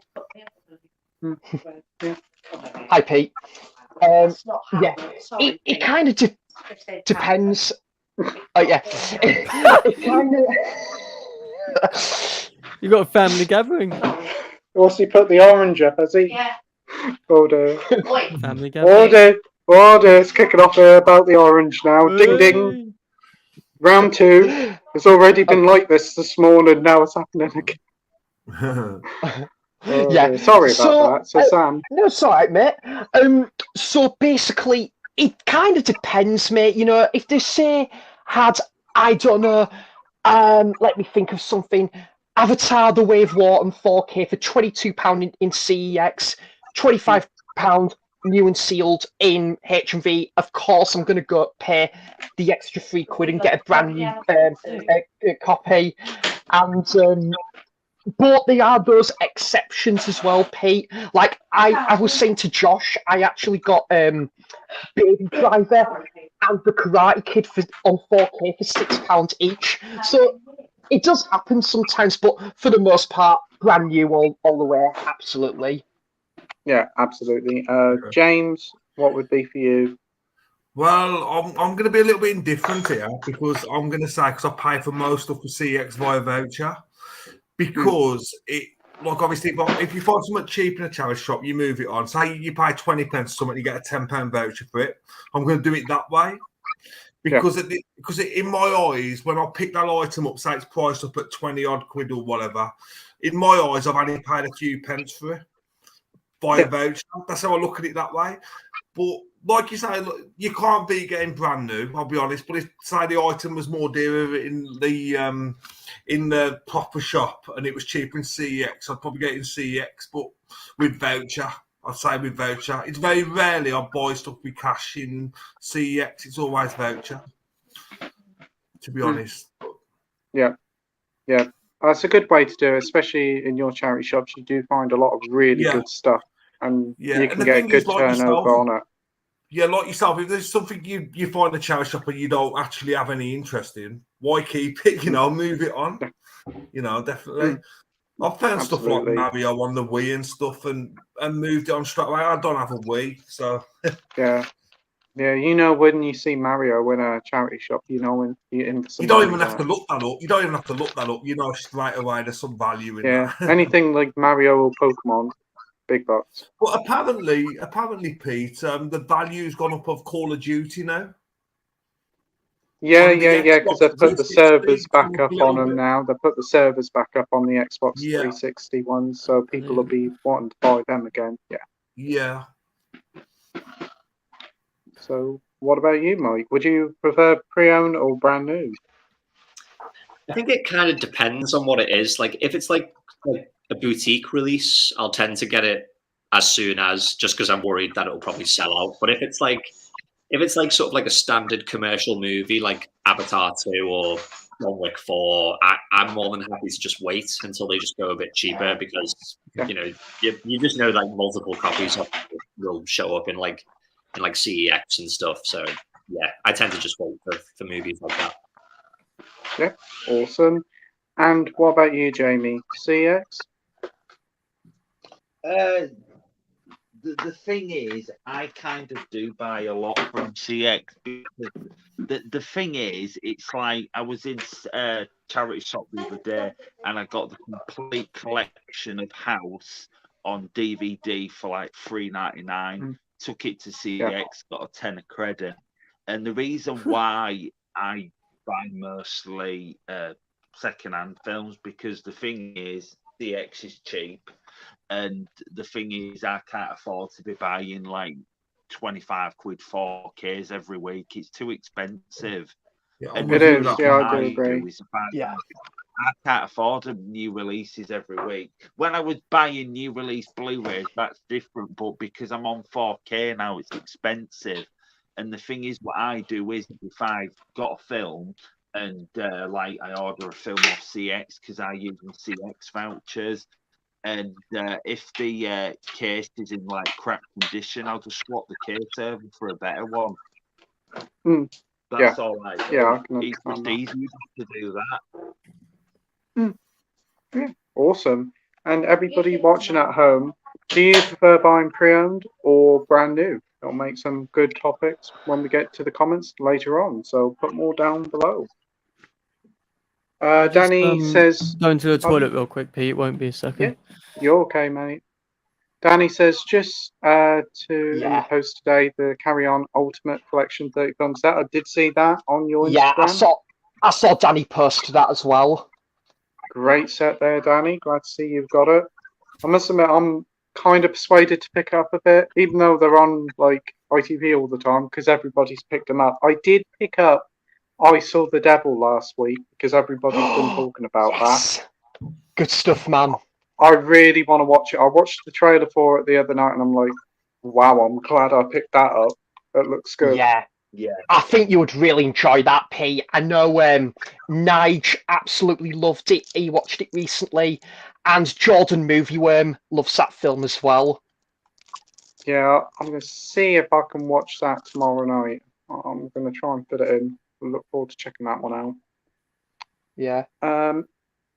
You've seen it, Mike. You were nodding your head. Yeah, I love it. It's really, really violent and brutal. It is. But, yeah, it's a great film. Yeah, I think you'll really like it, Pete. Oh, I'm sold even more. Can't wait to check it out. Minhaju says, looking forward to a lot of them, but mostly anticipated Godzilla X Kong, the new Empire. So excited for that. Yeah, man, I didn't mind the first King Kong versus Godzilla. I'll see it when it comes out. What about you, Sam? Looking forward to this one? Do you know what, mate? I've not seen the first three newer Godzilla films. I need to catch up on them. I have got them on Blu-ray, but I'll watch them and then check out this. I like to check out some of the older Godzilla films as well. You know, like the Japanese one from 1954. I definitely need to check that out at some point. That's a good one. The original one's really good. Yeah. Good stuff. What about you, James? Looking forward to the new Godzilla Kong? I am, yeah. Like I said, when the last one come out, it was just when cinemas was reopening after COVID.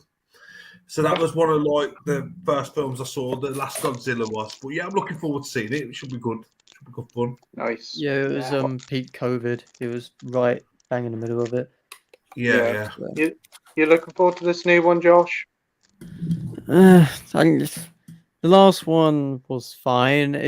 It was very much just like director smashed a bunch of toys together kind of thing and just kind of filmed it, which I guess is kind of good for Godzilla vs. Kong film. But again, you just spend too much time with humans you don't give a shit about.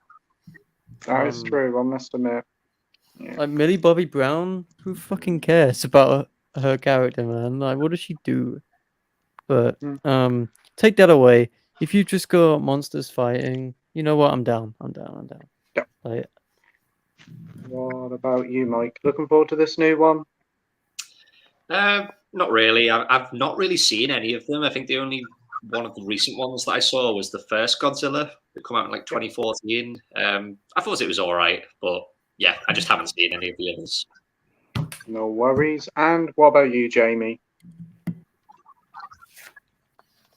Yeah, I'll watch it. Yeah. Yep, awesome. We have David here saying, "Good evening, Jim Jam Movies. Hope you're doing Hello. well, mate." Hello. And we have a certain Jim Jam Movies and TV here I've saying, got "What's how your far favourite you film?" on the how far behind are you on the comments? Probably about an hour or two. Oh god. So I'll let you, James, answer Okay, your own question. Well, I like stuff like Jumanji. That's a big one I like because I've got memories of seeing that at the cinema with some of my school friends. So I say Jumanji for one of them. I put this question. I can't even answer it.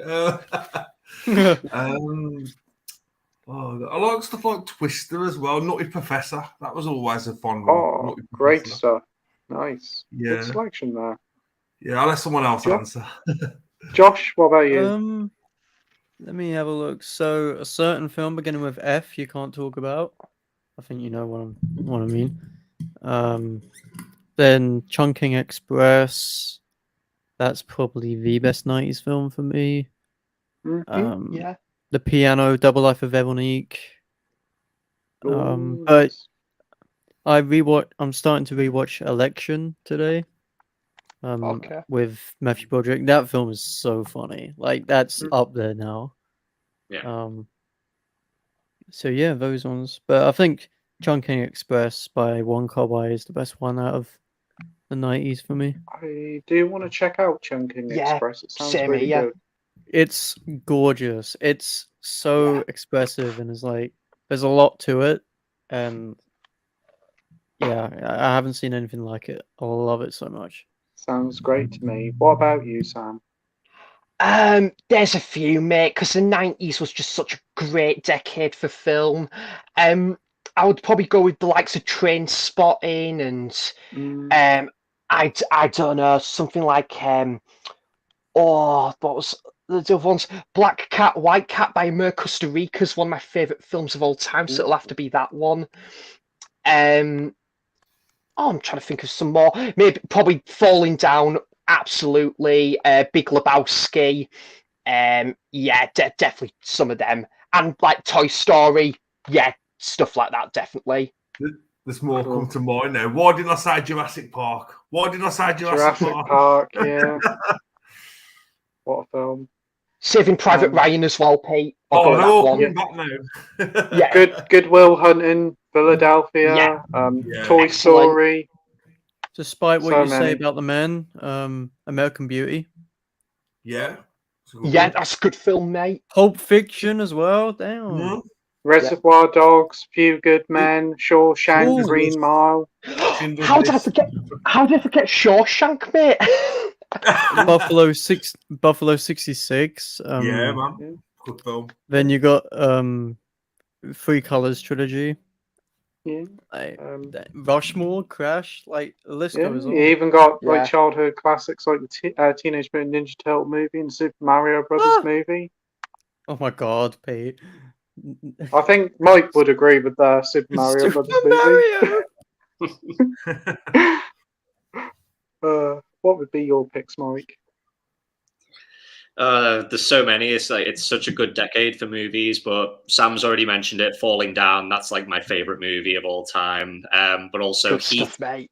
Carlito's Way, True Romance, Tombstone, Dark City, The Fugitive, Terminator 2. There's so many. So many. Yeah.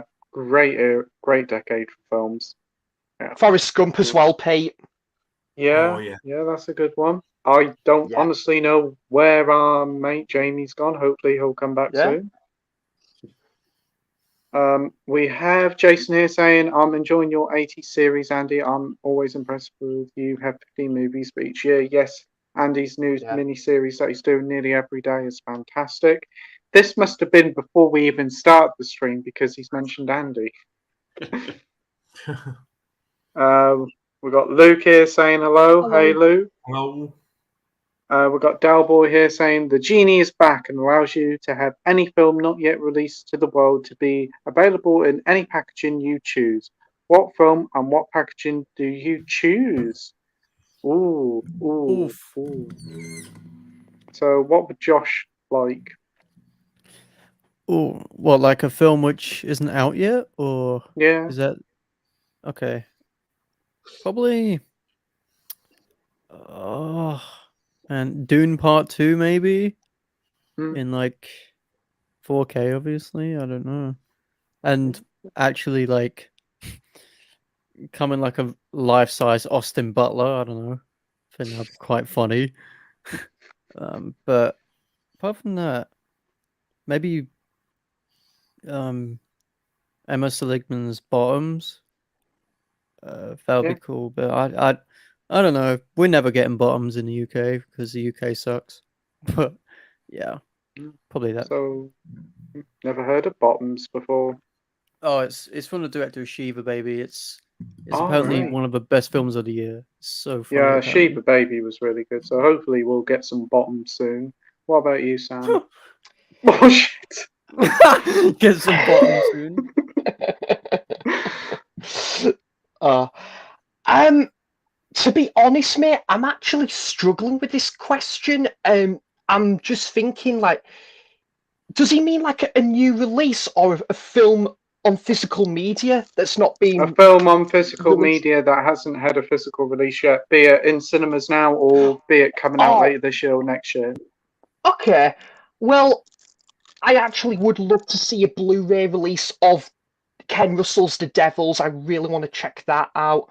And I'm sure BFI would give that the good treatment, no doubt, if they could do a re-release. And probably Mike will agree, maybe In the Mouth of Madness, because I really want to check that out. It hasn't got a UK Blu-ray, hasn't it, Mike?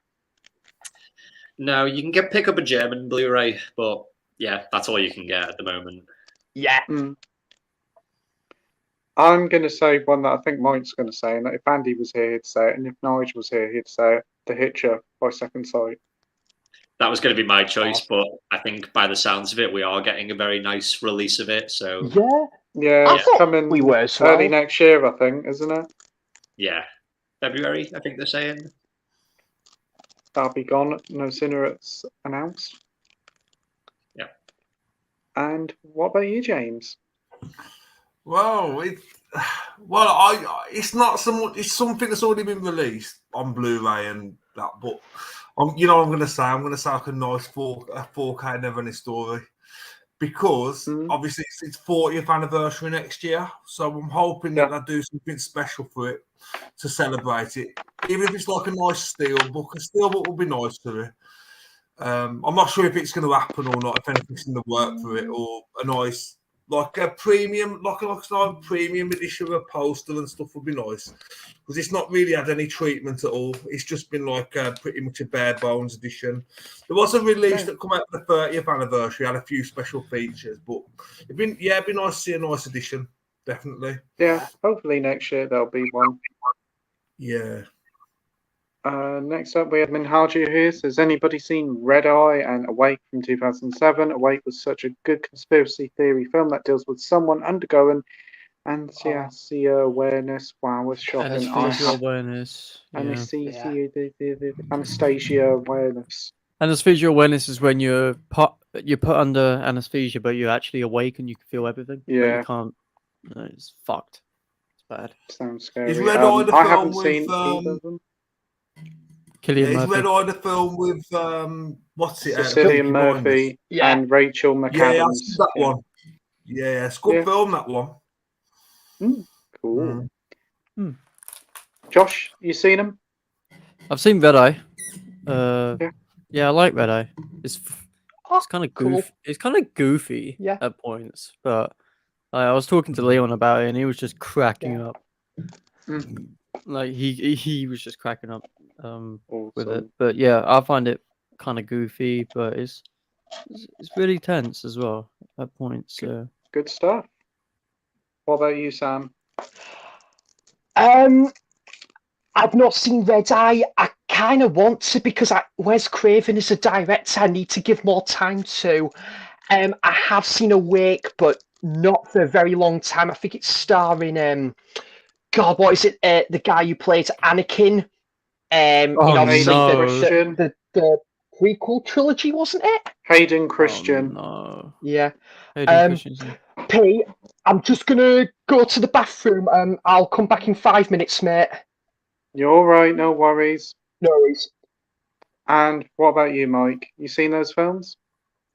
I've only seen Red Eye, and yeah, I think it's okay. It starts off pretty well, but I think, like Josh was saying, it does go very, very weird and very goofy in like that second half. Yeah. It's a Wes Craven film, isn't it? Yeah, but it's quite different from his other stuff. It's not. I thought it was going to be like a horror film, but I don't know, more of a thriller. But kind of like an action movie as well, especially in that second half. Sounds intriguing. Right, we have Jason here saying, I just got 500 Days of Summer, Road to Perdition, For Your Eyes Only, and Jumanji on Blu-ray and DVD. Are you a fan of any of these films? Yeah, they're all cracking films. For Your Eyes Only is one of the most underrated Bond films. Really good Roger Moore. Really, actually quite a dark film for him. 500 Days of Summer, love it with Zoe Deschanel, and Road to Perdition's really good with Tom Hanks. Jumanji, was never a huge fan of it, but I do enjoy it. Josh, what about you? 500 Days of Summer is one of my favorite romance films. Because it's kind of like expectation versus reality and how you see love as a whole. That's just a great film. Road to Perdition I haven't seen. For Your Eyes Only, is that Bond, that one? Yep. Oh, then I don't care. And then Jumanji, yeah, I grew up with that film. Yep. Awesome. James, what about you? Yeah, I've seen For Your Eyes Only in Jumanji. I've not seen 500 Days of Summer or Road to Perdition, but yeah, like Josh says, Jumanji. Well, that was a film. Well, when it come out, I was like 10. I remember seeing it at the cinema. But it was just like, when you watch it now, it looks really like dodgy in some parts. But like back then, it was like the big thing. But yeah, really, really good films. Awesome. And Mike, what about you? Yeah, I like 500 Days of Summer. It's been a while since I've seen it, but I did like it. Road to Perdition's great. Yeah, fantastic film. For Your Eyes Only is one of my favorite Bond movies. Like you said, Pete, I think it's really underrated. And yeah, Jumanji is just childhood nostalgia for me. Awesome. We have Yam Yam's Moving Pictures here saying, I rewatched The Last of Us, love it. I'm a die-hard fan of the games, and I do agree with Joel's daughter, Ben Black, but in all fairness, she played the part really well, and season 1 get a 10 out of 10. I really liked the first season of The Last of Us. I thought it played close to the games, but did its own thing. I thought episode 3 was a cool deviation from the games. Whilst it was a shame that I didn't follow it 1-to-1, I liked the story they told. I really liked the girl who played Joel's daughter. She's Sandy Newton's daughter in real life, I think, and I thought she was fantastic in it. Yeah, loved the series. I do agree. It's a good 9 out of 10. Can't wait for series 2. I know there's going to be a lot of angry people with that one, like there was when the game first came out. Has anybody else seen the TV series of The Last of Us yet? Yeah, I did watch it, but like I didn't watch it knowing anything about the games. I watched it as a TV show. So when I watched it, I was surprised. I was just took back how good it was. And because I'm not really a gamer, I don't really follow games as such, but I actually did enjoy the series, and I did follow it each week when it would come on every Sunday night or something, whenever it was on. I did watch it and follow on with the story, and looking forward to season 2. So see what happens. Awesome. What about you, Josh? Have you seen it? I don't think I have. No. Well, The Last of Us. No, I haven't. I've seen the pilot. I remember, but I never really finished it in the end. What about you, Sam? Have you seen it? I've not played the game. Oh, Oh, You He's froze, not Sam. played the game, so rip. Yeah. Oh, Oh, sorry. oh, Am I all right? Am I here? hello. yeah. Hello. Yeah, I can hear you. Am I here? Yeah. Oh, right. Yeah. Sorry, Pete. My internet's been absolutely Don't worry. atrocious at the minute. If need be, Pete, I've got a backup headphones. I can always change to them, but we'll see how it goes. But yeah, I've seen the TV series. It's fantastic. One of the best shows of the year. And I haven't played the games, no. But I think you'd like the TV series, actually, Josh. I'd definitely give it another try. It's worth it. At least give it up to the third episode. The third episode Yeah. is something special. Yeah. And you Oh, I'll haven't give it a seen it, go. Mike, have you? No. We got David here saying the Batman. When are you going to do a Blu-ray collection? I think he's going to do one soon. I don't know where he's gone. I Yeah. honestly haven't got a clue. He's gone Is he back to the having Batcave. Yeah. Gotham City got- needs him. He's come back to Gotham City. I Is he think having it's his internet? Yeah, I thought Jamie was Probably. having internet issues tonight. Yeah, he's always having internet issues, unfortunately. Yeah, but Um, mine's been shocking. we all get it. We all get it. There's Yeah. nothing we can do about it. But hopefully he'll come back later on. Definitely, mate. Mike says he's tempted to get it off Amazon for 120 quid. That's actually not too bad because I think that's a little bit more elsewhere. I thought it was 150 quid for the 4K set. Not a bad price. What do you think for 120 quid? Would you say go for it, Mike? Yeah, if it's the 4K one, then yeah, that's Yeah, probably it is. for it. Yeah. It's a good deal, actually. Yam Yam says also the Last of Us series. Ellie still does look That's like Black the Ellie Country we know. Court there. Still dull look. It's local talk. Oh right, It's still alright. dull look the Still dull Ellie look. we. Yeah.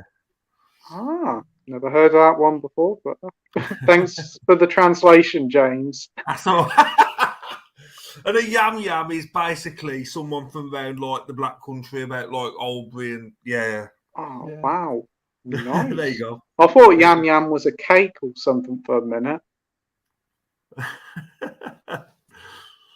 But she did a bloody good job. The attitude was spot on. Also, Joe's my favourite character in game history. I must admit, it took me a while to warm to Ellie. I'm not the biggest fan of the actress, but she did do good near the end. And yeah, I liked that she was good for the role. And Pedro Pascal's fantastic. We have Del Boy here saying the Deep House is a weird formula of haunted house and underwater. Can you also think of two separate genres that would go well together to make a unique movie like the Deep House? That's the one you've sent me. I'm sure of it, Del Boy. So I want to check that one out soon as well. The whole premise of that sounds really good. Can you think of two separate genres that would go well together to make a unique movie? Yeah. I think like a murder mystery sort of sci-fi element where like they like I don't know, like if they touch the body they can relive the final moments of that person's life to find out who's the killers, but I think that's been done before. They tried sci-fi and drama with Don't Worry Darling and look how that turned out. Yeah, but that had more drama behind the scenes than anything. I think that would have been a more interesting film. Oh no, the drama behind the scenes was a cracker. Like I was reading it on Twitter and I was like, you know what? This is so much better than the film itself. So Yeah. you know. Does anybody remember that film Pride and Prejudice with zombies? Yeah, Yeah. I like that. That wasn't bad. Yeah. I've not seen it, but I know Matt Smith is in it, isn't That's he, right. Pete? And Yeah. Lily James is. Yeah. Yeah. So what two genres do you think would work well together, Josh? Sci-fi biopic. Awesome. Elvis in space. What about you, Sam? I would be interested to maybe see if they could mesh sci-fi with gangsters. That could be interesting because that's never really been done before. So maybe something like that. Who knows? Sci-fi and gangsters. Awesome. Could be good. Scarface Yeah. on Saturn. What about Yeah. you, James? That's all right. I don't know. I can't think of anything. I'll pass it on. I can't think. And go on, Mike. What about you? I mean, I do quite like the idea of like sort of haunted house in space, but I guess you could say Alien and Event Horizon have already done it. But I don't know. I'd be up for seeing more movies like that. 'Cause I don't think there's like enough. Can we just have a Taken in space with Yeah. Liam Neeson? What? What the fuck? Oh God, I don't need to hear no more. Oh, gee. That's great. Oh, All I heard was I'll screaming. come in there till you get it. Oh, oh, it's underneath what the is chair. it wood like that? It's a big one. It's a big one. Has he got it? He's Oh, I'm getting on the chair. I'm getting on the chair. It's a spider removal service here. We've got Mum on the table and Dad about to get it. You better hurry up and get it. You better prove you got it outside covered in there. No. Come on, quick, hurry up and do it. Only on live TV. Here we go. Oh dear. Oh dear. Right. You don't look at me. No, I don't. Yeah. So we have The View with Drew says, who are your top 5 classical music icons? We have Frederick Mercury, Elton John, Frederick Johnny Mercury? Cash. Yeah, Frederick Mercury, Freddie Mercury, Johnny John, Elton John, Johnny Cash, James Brown, and Elvis Presley. So really good selection there, Drew. What about what? So Josh, what about you? Well, like classic. Yeah, I'd probably say Freddie Mercury, Elvis, John in your what? Bob Marley, and so Freddie Mercury, Bob Marley, Elvis, Leonard Cohen, maybe, and then yeah, Johnny Cash, I'd say. Why not? Yeah, awesome. Great picks, mate. Yeah, very good selection there. What about you, Sam? I don't know what's going on in your house, mate. Honestly, but crikey, I think in terms of solo artists, obviously David Bowie. You know, David Bowie's obviously my favourite, solo artist of all time. And then I probably would go with like the likes Bob Dylan, Bruce Springsteen, because I'm a big fan of Bruce Springsteen and Bob Dylan. Right, guys, I'm so sorry. I'm going to have to skedaddle. But Okay. thank you so much for having me on. I'm sorry for interrupting there, Sam. I do apologise. Yeah. All right, mate. I'll see you all soon. Take No care, worries, James. Thanks for joining. You take See care, you, mate. mate. The spider hunting service is still in play, yeah? Yeah, It crikey. is. I'm shitting bricks there. David Bowie, Bob Dylan, Bruce Springsteen. Who else in terms of like solo musician icons?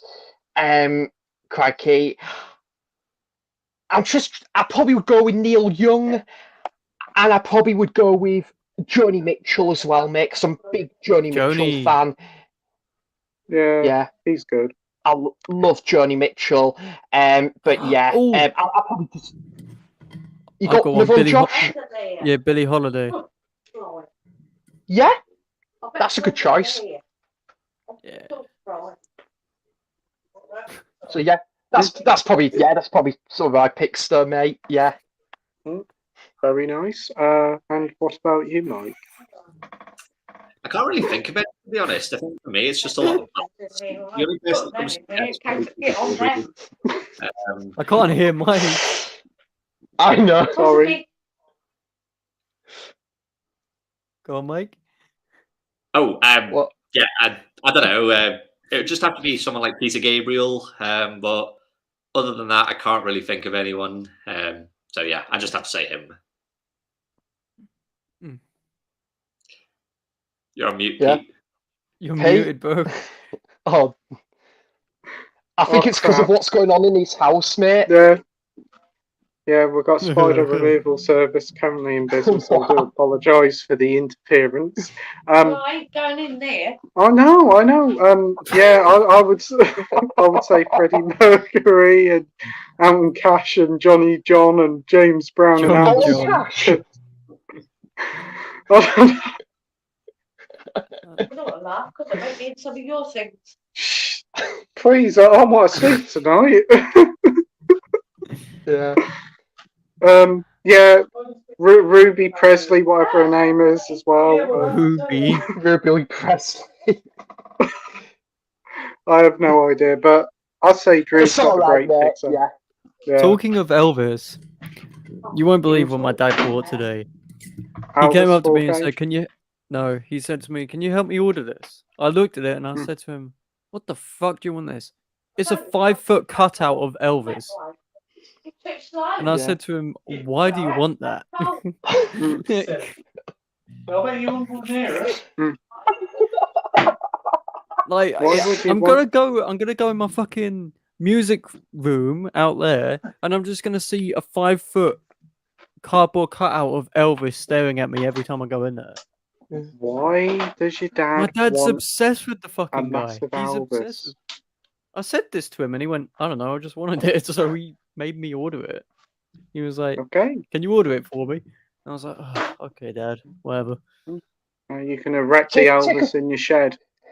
Oops. Take a photo of it, Josh, and send it us Yeah, after this, of course. I don't know if I want to. it's, well, it's not hopefully even it'll be arrived a- yet. Huh? Oh, it's not? Oh, okay. No, we ordered it today, so it should be here next week, probably. Oh, I don't know. They What's got the going on? Hoover out now, going after the Oh. spider with the Hoover. I don't know what's going on there. Yeah. Right. Anyway, we've got Delboy saying yes, definitely a gamble. Hopefully he'll pick it up. That'd be great to see. Minhalji says, hope Pete and all of you guys are well. You've been missed, Pete. Well, thank you ever so much, Minhalji. It's great to be back. To your channel, says David. Luke says, I didn't really like the Marvels trailer. Probably another film for 5-year-olds. Again, like Miss Marvel. I'm done with Marvel. What about you guys?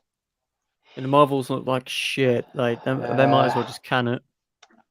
I'm not excited for it, Pete. I think Marvel need to take a few-year hiatus and then just come back with some fresh ideas because it's becoming very much run-of-the-mill, very much by the numbers now. I'm getting a bit bored of it, unfortunately. Sad saying that because I used to be a big fan of Marvel and they were on a streak of great film after great film, but there's just not that buzz anymore. So no, it's too much of it. Yeah. It's just a lot of it's just very much a paycheck now, isn't it, mate? Yeah, it is. It's just like by the numbers, you know what you're getting. It's not doesn't have the same special feeling as like a Marvel film used to years ago. And even the big ones, mate, like the two new Avengers, or I don't know, Deadpool 3. Whilst I can imagine it'd be good, I'm still not excited. It's sad saying that because I used to love the MCU, but I'm just not really buying into the new stuff, unfortunately. We've got Delboy here saying, Pete, I hope you liked Autopsy of Jane Doe. I guess on that, if that was a film for you or not. Yeah. Well, I actually really enjoyed it. It was a very good film. Not very long film as well. Really creepy and quite a tense film. All set in pretty much one location as well. Great film. And thanks ever so much for sending it over, Delboy. I really do appreciate it. Have you seen it, Mike? Yeah. It was pretty creepy from what I remember, but yeah, I enjoyed it. Awesome. What about you, Josh? Have you seen it? I haven't, no. No worries. And what about you, Sam? I don't think I've heard of it, mate, until obviously I think you got it as, was it subscriber mail, was it? Did you show it? It was a subscriber mail from Delboy. Really kind gift from him. Really do appreciate it. Could be good, though. Yeah, I definitely recommend giving it a shot. My phone keeps going weird tonight, so I do apologise Yeah, about that. same here, mate. My phone's been absolutely shocking tonight. We've got Sai here saying, did you guys know that Steven Seagal released a reggae album back in the day? You haven't lived until you heard Seagal singing with a fake Jamaican accent. Would you want that on album? I know you like Seagal, don't you? Yeah, of course. My mum's a big Steven Seagal fan, isn't you? Yeah, I love it. You love him, don't you? Yeah. I love films. Yeah. Yeah. Yeah, I think we'll pass on that. Ian said I got sent a 4K of Martin from '77. Oh yeah, the second sight one. Wow, what a film! A different take on vampirism. It's definitely one of my favourite vampire films. I do want to Good check that one stuff, out. Ian. I think it might be a Romero film if I'm not mistaken. Has Yeah, anybody it seen is. Martin? I haven't. No. Mike, what did you think of Martin? It's one of those films that I still need to let it grow on me a bit more. Because the first time I watched it, I didn't like it at all. But second viewing was a little bit better. But I know a lot of people really, really love it. But I thought it was good, but not great. Yeah, because they did a really big box set for it. Did you get the box set? Yeah, I did. That was like my opportunity to kind of rewatch it and give it another go. It is a good film, but I don't think it's one of George Romero's best. Oh, yeah, that came out about the same time as the Texas Chainsaw, didn't it? Release the big box set. Yeah. Right. Mike says, for a little bit of fun, going clockwise, what one movie do you recommend to the guests to check out on the next stream? So for a little bit of fun, going clockwise, what one movie do you recommend to that guest to check out by the next stream? So do you want to go first, Josh? Yeah, check out Raw. Oh yeah, the woman who Did to 10, yeah. Titane, out that's a Raw. good one. It's Oh, cool. it's so bizarre, but I love it. It's so bizarre. Cool. What about you, Sam? I'm trying to go with maybe like something that maybe is a little bit underrated. Maybe I probably would go with something like Sing Street because that's a really great little film. That, or something nitty gritty like Dead Man's Shoes. Probably something like that, mate. Yeah. Yep, great stuff. And Mike, what about you? I'm just going to go really controversial and say I Spit on Your Grave. Nice. Very good. I'm gonna pick. Oh, I don't know. Society. There you go. Oh no. Still not seen it yet. Watch it. Watch it with your parents.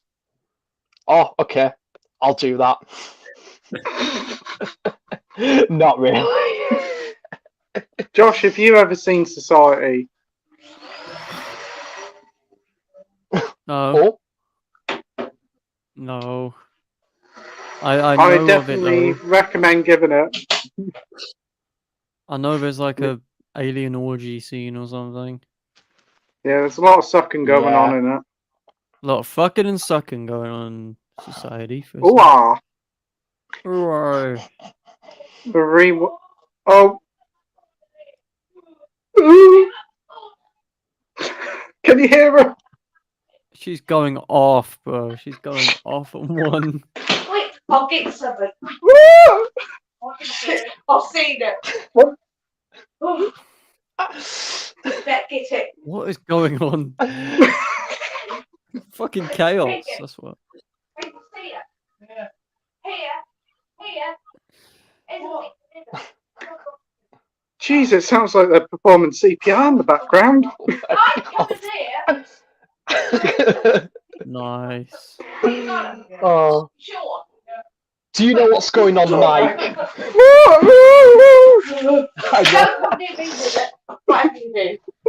Are you sure you've got How big is this spider? Oh, Is it like a you better pinprick have one. size? Or... Okay. Wow. You've been scraping. Well, yeah, I know. I've been laying on the floor. Okay. I got it. He's got it. Panic over. You better shut the door now. Yeah, I have. Yeah, don't want any more visitors in.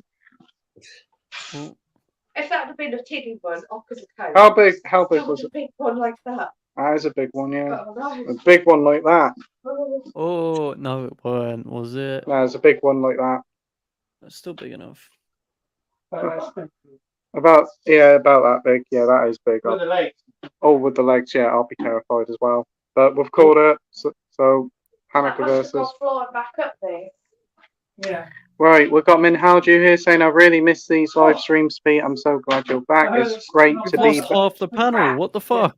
I know. I think everybody's tuning out to watch the stream to hear what's actually going on. But hopefully Sam will come back. I don't know what's gone on with Jamie. Anybody watching at home like to join, just pop me a message and we'll send you a link. Yeah, Pete will ask me to send it to you, because I don't mind. I don't mind sending it. Yeah, thanks, Josh. So if you'd like to join, just message me and I've I'll got an ask idea Josh. though. Hold on. Send I it don't know what to. you're doing. I locked the door. Right, we've got Yam Yam here saying, I'm currently writing a new horror script. Sorry for what is going on here. Jeez Louise. We've got the DJ Sammy back in the house. I think he's back in the house. He might be outside. But Yam Yam Movies is currently working on a new horror script. I finished my short horror picture a few weeks back, and I'm currently writing a new horror script. Oh, that's great to hear, mate. I look forward to hearing what it's going to be about, and good luck with it. So, hey, Sam, you okay, mate? I'm so sorry, mate. The internet's just been crap tonight. Don't worry about it at all, mate. You know, I'm really chaos surprised. here. I'm surprised, Nightmare. Pete, that it's phenomenal that I've made it in, 2 hours and 17 minutes, considering it's been absolutely dire, this internet. Yeah, well, it's like Apocalypse Now, but with spiders in the back area. Yeah.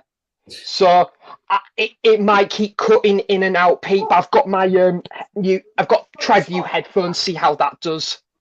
Oh, sounds good to me, mate. Sounds Yeah. all good my end. Yeah, but thank you, obviously, for inviting me on and that, mate. It's fantastic as Hey. always. It's all right, mate. It's always a pleasure and a joy to chat to you. Definitely. So we've got Mike here, and he says there won't be no stream tomorrow because he's working, unfortunately. But then might do one, but it'll be a late night talk. So keep an eye out on Mike's channel to see if he does go live. It's always a joy. Yeah, Cowboy says late night workings are a bitch. Absolutely. Yeah. Yeah, you take care, Mike, and have plenty of rest. Yeah. Cowboy says Cabby is such a favourite of mine. For an early set, then it's Cleo onwards for me. Yeah, Cleo's a good one. Do like that one. Well, Pete, you're gonna have a surprise guest in a minute. Oh, am I? Oh, I wonder Mhm. who my surprise guest is going to be. You'll figure it out in a minute. You can give the link to Delboy as well, because Delboy said he'd like to join. Oh, how do I do that to him? Because I don't have him added on anything. Well, I'll see if I can message him. I might be able to send a message to him. Let me try, because I should. Because I don't know where to get hold of him. Otherwise, I would send it to him. Yeah. Oh, damn. What was I going to say? Carry On Film celebrates 65th anniversary this year. One of the best British TV movies of all time. Awesome. Ian says, "What's your favourite Deep Purple album?" So I'm going to give that straight to Sam. Oh, I probably would have to go with Machine Head, mate. I think that's a really good one, but I don't tend to listen to much Deep Purple. And I think they did one. Is it in Europe or something? I probably would just go something like that. Yeah. I've got a couple of the albums on vinyl. The Book of Tolest or something. That was a pretty good one. So probably something like that. Yeah. Oh, sounds good to me. What about you, Mike? I'm not really a massive fan. I think the only album I've heard is Machine Head, and it is a good album, but yeah, I'm not the biggest fan of them. Panic over. Yeah. Oh, awesome. Panic over. That's Panic good news. over. Thanks for the Yeah, I'm good Panic just. over. Yeah, just messaging Dalboy here, so just give us a sec. Okay, cool. Because I'd send it to him, but I don't have him added in anything. I don't know where to get hold of him. What's the floor? I saw it. You've been lying on the Oh. floor. Oh, okay. I know he's Sorry got about Discord. this. Maybe I could add him on that. It's all right, mate. Yeah, I've got No, Dell just- on Messenger. Just send Oh, a have you? message to Dalboy Yeah, who's that joining. was Yeah. my phone. So yeah. Right. It's all sent, messages sent. So Marble Fan said, to be honest, Sergeant, Nurse and Cabby are the only black and white carry-on films in black and white seen at the moment. But so every Sunday I'll watch 2 movies and finish them by Christmas. Awesome. Spine isn't bad for a black and white one. We've got Hey Lads, all good. Hey Matt Chats, thanks for Hello, joining. mate. Hope you're doing well, my friend. We've got Dalboy Lilo saying Lilo Schifron. Yeah. That's the guy who did Enter the Dragon. And we have Winslow saying Purple Rose of Cairo is one of Alan's best. A lonely woman falls in love with a character in a film and he comes out the screen and they fall in love. Oh, That sounds sweet. That sounds weird. That sounds sweet. Mm. It's I can see the true the what's it called now? Last Action Hero thing. Super meta. Yeah. Uh, Anyone looking forward to the Memento release on 4K by 101 Film? It looks Yeah. nice, but I wouldn't pay 40 odd quid for it. Oh no, definitely not. Oh my days, we've got 2 special Yeah. guests joining. We have Leon and we also have Dalboy. Here he is. Way. Hi. guys. Hello. Yeah. Hello. Wow. Hi. What an incredible lineup tonight. Yeah, Everybody's Pete, I joining. hope you didn't mind me sending it to Leon. Oh no, it's an absolute joy and a pleasure to chat Awesome. to Leon and of course you, Dalboy. Thank you both for joining. Hi. Hey. Hello. How's everyone doing tonight? It's an interesting night. Yeah, doing all right, mate. The internet over here, Leon's been Settling a bit down here now. The shocking, spider but- situation's over. Yeah. But yeah, She's still panicking in the background. Yeah. So what have I missed? Not well. It's just been the spider outbreak. Yeah, have a drink, calm your nerves. So, before we get into the comments, Leon, what are some of the films that you watched recently? Oh, today, well, yeah, a lot. I watch so much, but I will quickly go on what I've watched for the past couple of days. I won't go too long because I tend to go on for fucking ever usually. Last night was like 45 minutes with us, by the way. Yeah, wow. I'll just say the last like week or so. So me and Josh watched Wild Things, which I'm surprised that Josh actually liked. I think that film's so entertaining. I watched Rye Lane on Disney Plus, which is kind of like a Good rom-com. Yeah, Yeah. really loved it. I thought that was great. Yeah. You commented on my review for this, Pete, but I watched Hypnotic. Yeah, Hypnotic is very funny. It is. It's so bad it's good. Like it's really funny. But yeah, I had a good time with that. Reality with Sydney Sweeney, which is based That's on good. the true story of Reality Winner. Really enjoyed that. New Nick Cage film, Sympathy for the Devil. Really great Cage performance in that. He's got like dyed red hair and he's like wearing like a red suit and he's just like bullying Joel Kinnaman. It's very fun. Last night I watched The Pope's Exorcist. Vesper Priest. It's so fun. Did you like it, Leon? Yeah, I liked cool. it, but I didn't think it was like.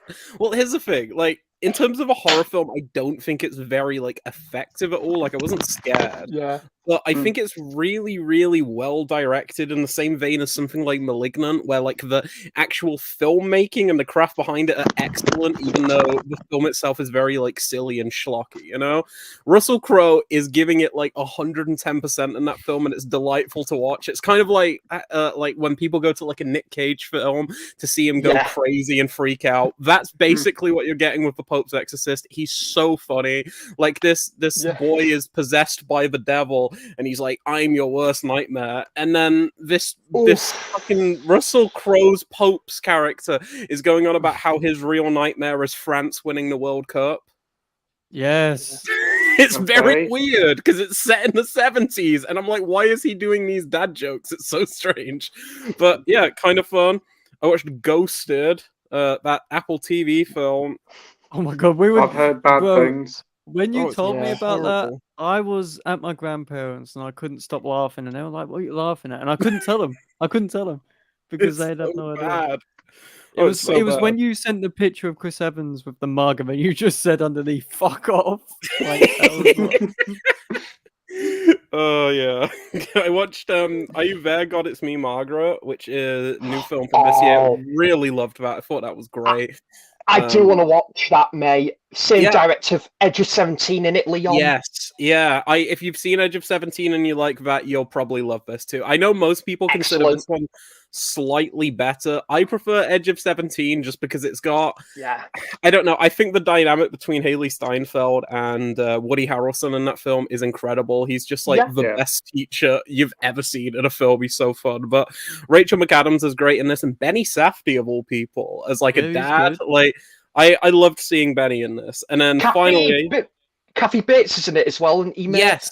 Yeah, Kathy Bates is in it too, and she's really great as well. I really loved it. I thought it was great. It's something that I really want my sister to see because I feel like it'll work really great with like that kind of crowd as well. Like, I think it'll work great with the younger crowd. And then finally, I watched You Hurt My Feelings on Amazon Prime, which is kind of like a comedy drama type thing about a writer played by Seinfeld lady who I'm forgetting the name of. Julia Louis-Dreyfus. That's the one, thank you. And she's like a writer, and she's like working on a memoir, and her husband's like, "Yeah, I love it." And then she finds out that he was actually lying, and it really upsets her. It's just basically like very, very privileged people complaining about their lives, but it's very entertaining. And David Cross is in it. He's not in it much, he's so but funny. he's so funny. That's about it. Hi, hello. Great stuff. Brilliant selection of stuff there, Leon. Thank you. Fantastic. And what about you, Dalboy? What have you been watching recently?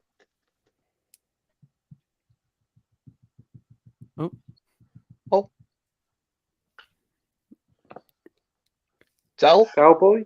I've just got that, what you just said, Pete, and I might have, because there might be a bit of lag, so I do apologise. I might have to come back out and come back in. Okay. Can you hear me? Okay. Barely. Barely hear you. Yeah, it's pretty quiet, yeah. Yeah. Can you hear me? Barely hear you. I could just about hear you, mate. I'll go back out and come back in. Yeah. Awesome. See you in a bit, mate. So, anybody going to be picking up the Memento set? I'm probably going to skip it. Josh? Nah. Leon's going to be picking it up. Are you going to Leon review gets it as well? everything he can fucking get his hands on. Like... I mean, I've got the entire like Black Label collection here, so I kind of have to get it just for like completionist sake. I have an early screener for the following release that they're doing, like the Chris Nolan's following release. That, although I don't want to like break embargo yet or anything, I will say it's an amazing collection of extras and stuff. So like if you're into like physical media, pick up that following set because I feel like it's going to sell out. But yeah, I want to get the Memento release. It is pricey, but it's like £40, and I think that's a lot for one film, especially given that it's not a 4K release. Like if it was 4K, I'd jump at it. Like honestly, I wouldn't mind paying that because I do love that film. No, it's just Blu-ray. How is the film following, by the way, Leon? Because that's one of the few Nolan films I haven't seen. It's the last time I watched it, I need to rewatch it for Yeah. this like upcoming review I'm doing for Blueprint. But the last time I watched it, I thought it was fine. Like it was very kind of middle of the road. It's very much like it feels like a student film, for better or for worse, and it practically is. It's his first film, proof of concept. I think he made it for like 15 grand or something, like really, really I think it small. was 8 So- grand. something Oh like that. yeah, probably that. Yeah, it wasn't much at all, but I remember it being kind of decent. But I'm excited to revisit it and see if I like it a bit more on a second viewing. It's like like I think Tyneside was showing it today. It's like an hour and 10 minutes. Is it? Is it Nolan's shortest film? Yeah. Yeah, it's super short. Yeah, it's like 70 minutes or something. Yeah. So Yeah. compare that to like Tenet, Interstellar, and like Oppenheimer, where they were like 3 hours, 2 hours 50 and stuff. Yeah. A lot easier to watch. Yeah. I look forward to checking out your Blu-ray update. By the way, mate, I saw you uploaded that today. Oh, thank you. Yeah, I hope you enjoy it, man. I picked up Yeah. a lot of stuff, and it's just been kind of like piling up on the little shelves here. And I was like, Yeah. you know, something, I need to do a video on this. I actually recorded a couple of videos today, so actual content will be coming out in the next week. I didn't upload much last week, and I felt bad about that. You know what, Leon? I'll just quickly say as well. My local independent cinema, Tyneside, are doing Scorsese season.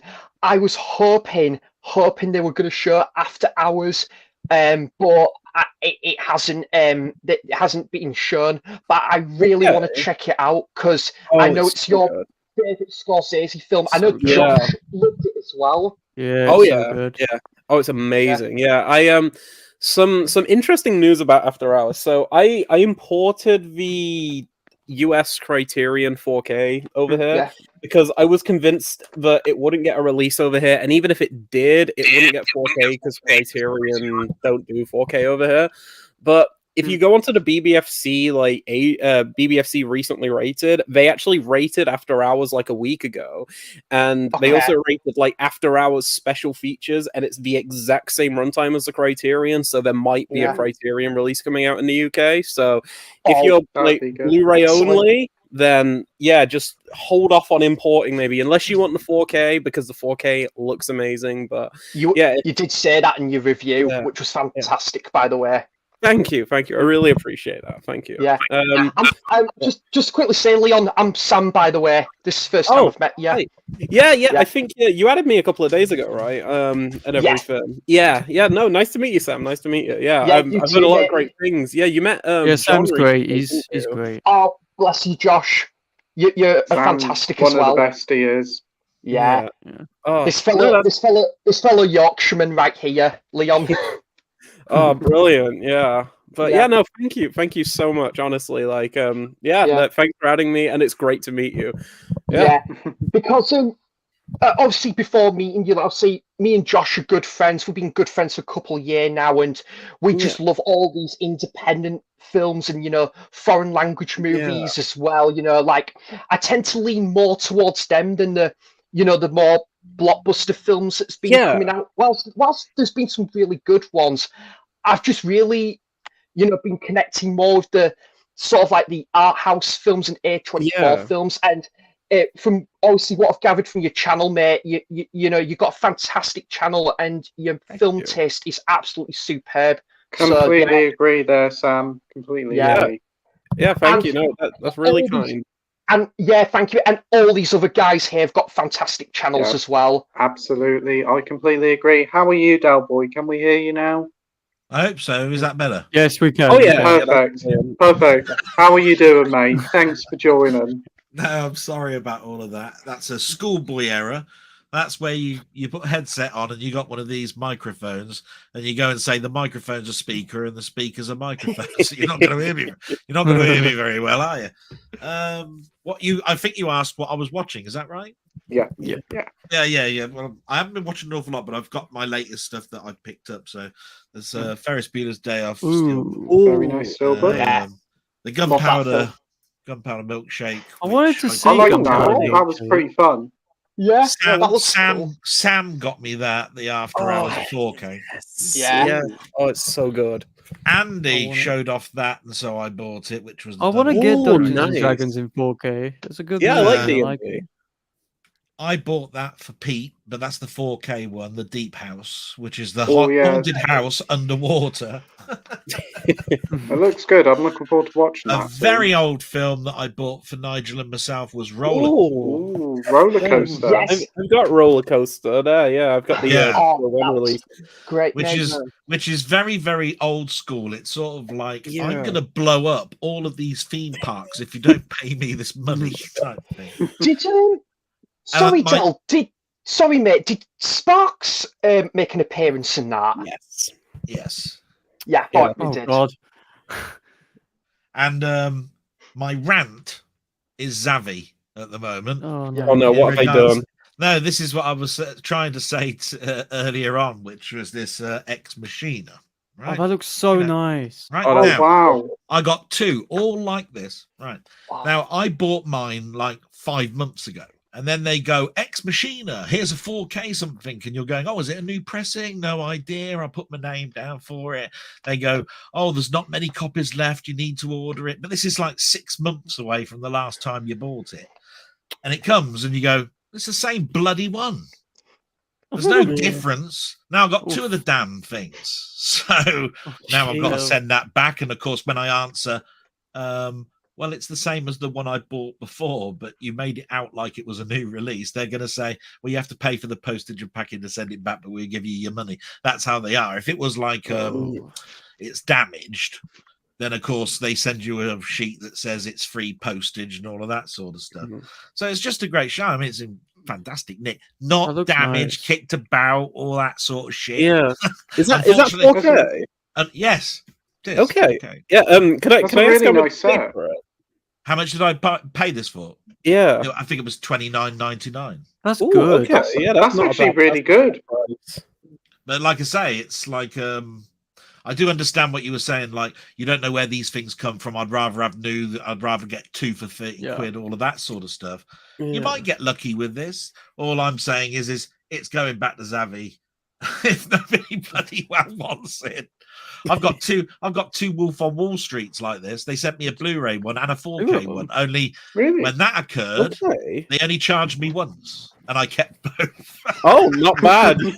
So if anybody wants a Wolf on Wall Street Blu-ray with the leather casing and everything, they can have it. Yeah, that's it. I've got a 4K and a Blu-ray. That's great. My favorite physical media story of the year. Like, it's something that I genuinely can't even believe. Like, one moment, I need to pick this up. You guys aren't ready for this. I think I know what it is. Oh yeah, I think you do. Okay, so on Amazon, I wanted the Bruce Lee box set because of course I wanted the Bruce Lee box set. It looks amazing. So I don't know if you guys know, but I think they were charging £110 for the Blu-ray, 120 for the 4K. Now, I was broke the week it came out, so I had to wait like a little teeny bit until payday. I go to payday, it's sold out on Amazon. It's sold out on HMV, sold out through Arrow, sold out through Zavi. So Amazon was my only bet. Now, the issue is they were being sneaky and they actually charged £130, £10 extra. And I was like, that's cheeky as fuck, but I will pay it because I don't want to miss out on it. So anyway, it arrives and I've heard about the corner gate, like Dentgate, how everybody's I've seen a few videos. Corner gate. Yeah, if you look, it's like slightly dented. Now, that annoys me, but it's not the end of the world for me. But I figured I've seen these people complaining and going to Arrow and they offer them like 10% like return or something, like refund or something like that. And I was like, let's just see what I can do with Amazon. So I'm like, okay, hey, hi, my copy arrived today. It's slightly damaged. What could you do about it? And they're like, oh yeah, we can replace it for you. You can send it back. We'll send you another one out. We can give you a full refund or a partial refund. What would you like? And I was like, you know what? Fuck it. I'll take a partial refund. And blah, blah, blah. They do it. They gave me 50% back. Wow. They gave me like £65 for 2 dents. So I got that. But that's a bargain. Yeah, that's like my best deal of the year, honestly. Like, because they didn't even ask for pictures or anything. I was like, I will show you like the damage and everything, and they were like, oh, it's no need. And I think what it was is the Amazon customer service person who was talking to me. They were just telling me that it was their birthday and they like were having a really great day. So I think they were just we'll give him 50% off. That is excellent. That That is is incredible. Yeah. Wow. There's so many though unboxings of those where I've said there's a dent, and they actually show you that the outside box is perfect. You know, the shipper box that it came in, and when they opened it up, it's got a dent in it, and I'm going bloody hell. It might be a manufacturer error. Yeah, because Yeah. I Could know the Arrow Video exclusive, like the store exclusive, that one's like completely sold out now. But I've seen pictures in like some of the groups on Facebook where they're literally getting it and it's like sliced on the spine and everything. I'm like, how? How does this happen to like every release almost? I think John over at like Mondo, like he didn't have too much with his, did he? Like damage wise, like I think his arrived pretty safe. That was the first one. That was the first one I saw, wasn't it? Sam? Yeah, I think so. I was going to say, Leon, I think Johnny was working way through each of the films in the sets, and he was doing like, giving a review on the 4K, for each one. Yeah, that was John. And he did a Enter the Dragon 4K review recently of the standard 4K. Yeah. Oh yeah, no. I'm glad that his arrived pretty solid, all things considered. But yeah, no, I completely get it with like some of these companies just like messing up. And usually my customer service with things like Zavi, Amazon is awful. So I was so surprised by that one there. And I actually was able to pick up like a handful of releases that I wanted, but I was like, I've splashed out a bit too much this month for that Bruce Lee set, and I'm like, I've got £65. I can get some more films. Oh wow! I'll just say as well, Leon. I'm actually seeing Enter the Dragon tomorrow for the first time with Ryan. Ooh. Let's get kicking movies. Nice. Yeah, no, Ryan's cool. He sent He's a nice lad, films off of him recently. Like I've got a video coming out later this week about my Vestron collectors like video series and everything, like all the old horrors. And I was looking on Vinted for some Blu-rays and I saw some really cheap. They were like $5 each. Bought them, and then I messaged the seller and everything. What, Josh? No. It's fine. When you get home, Sam, what you want to do after you've seen that film is see if you can get a copy of Kentucky Fried Movie and watch the middle part of that film and watch A Fistful of Yen, because then you'll really have a fun time after you've watched Enter the Dragon. And it'll probably make me want to go to KFC afterwards. Yeah, it probably will. Not when you watch KFC. Order KFC in, why don't you? Yeah. My Enter the Dragon Steelbook hasn't arrived. Is it out yet? It's out September 11th. I haven't missed out yet then. No, I don't know if everyone else has like realized, but there's been so many manufacturing delays recently where everything's getting pushed back to like September 11th. What is happening to the 88 films release of Twin Dragons? That was supposed to come out months ago.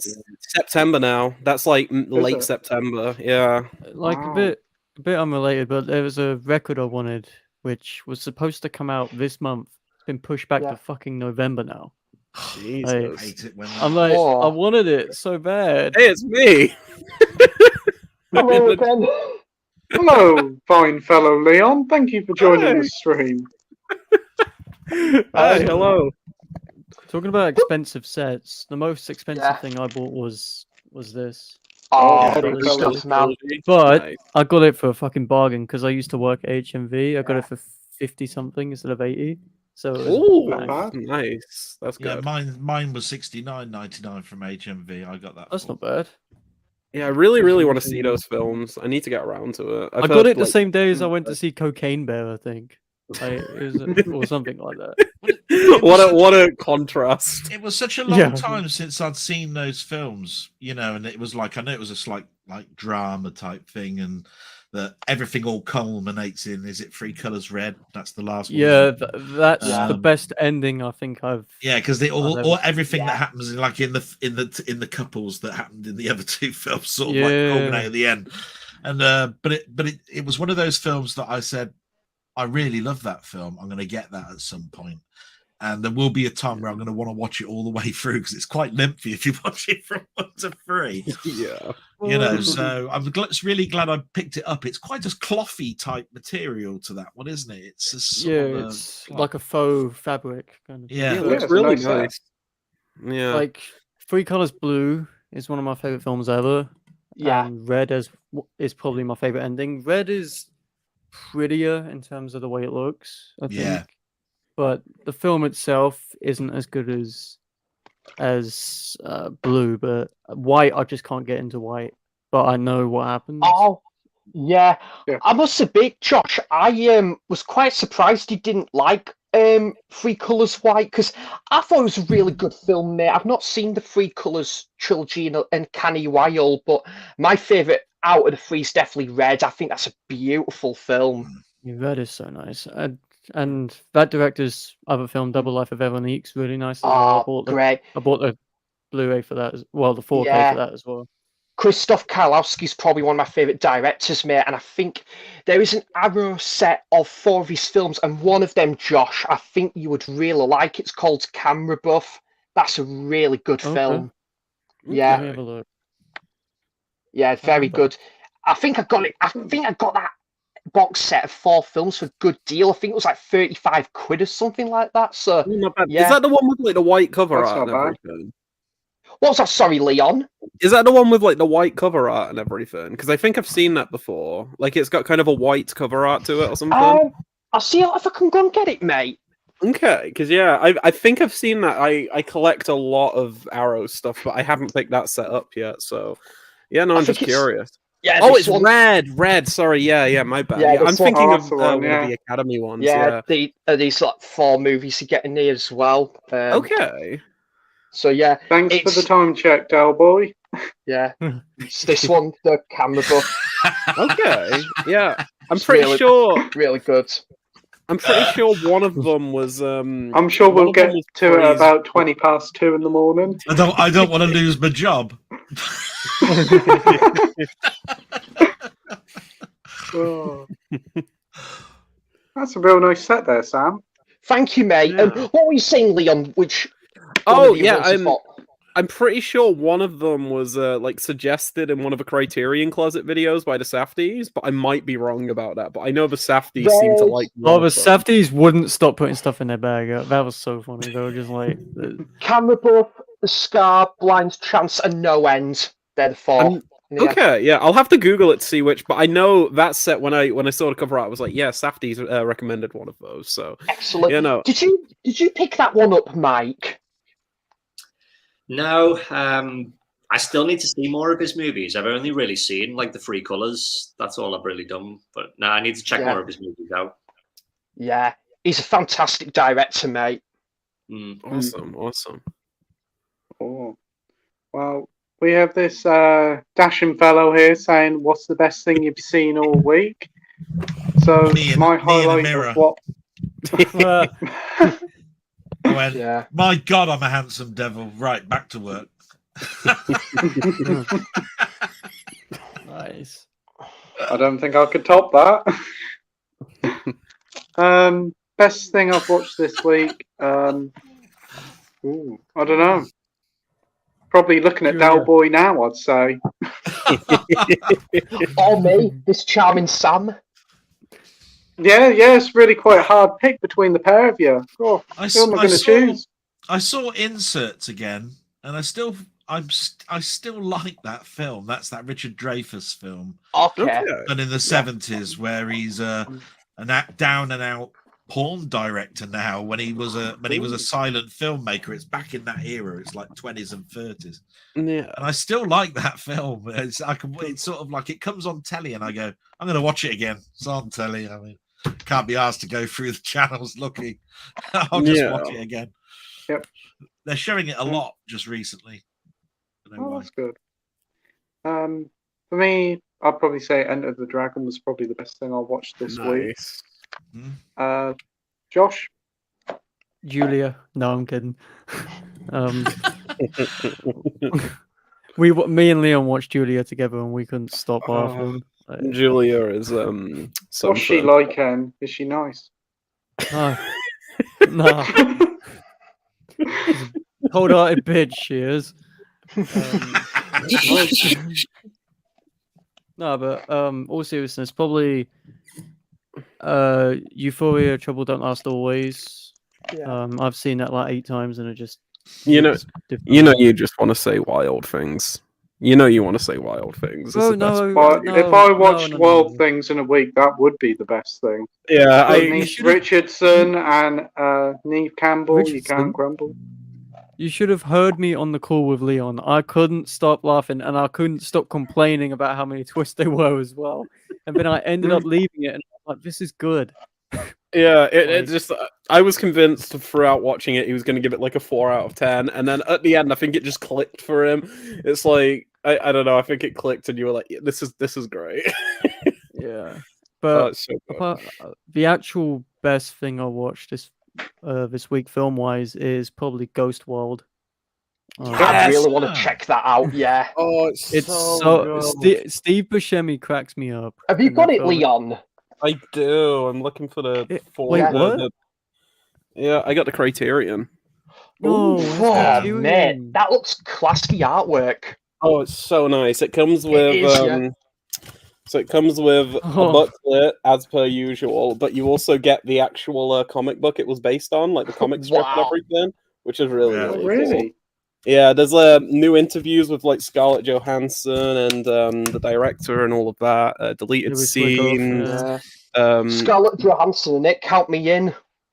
Yeah, no, it's great. It's an excellent film. I it's love so it. I think I saw the front cover in H&B years ago, and I was like, "What the heck is this? This looks like a rip of Money for Nothing, the Dire Straits music video." At first, yeah, it's like kind of like a coming of age comedy type thing about a bunch of like that. It's just two kids two like teenagers who have graduated from school and they're setting up for like adulthood and everything. But as what?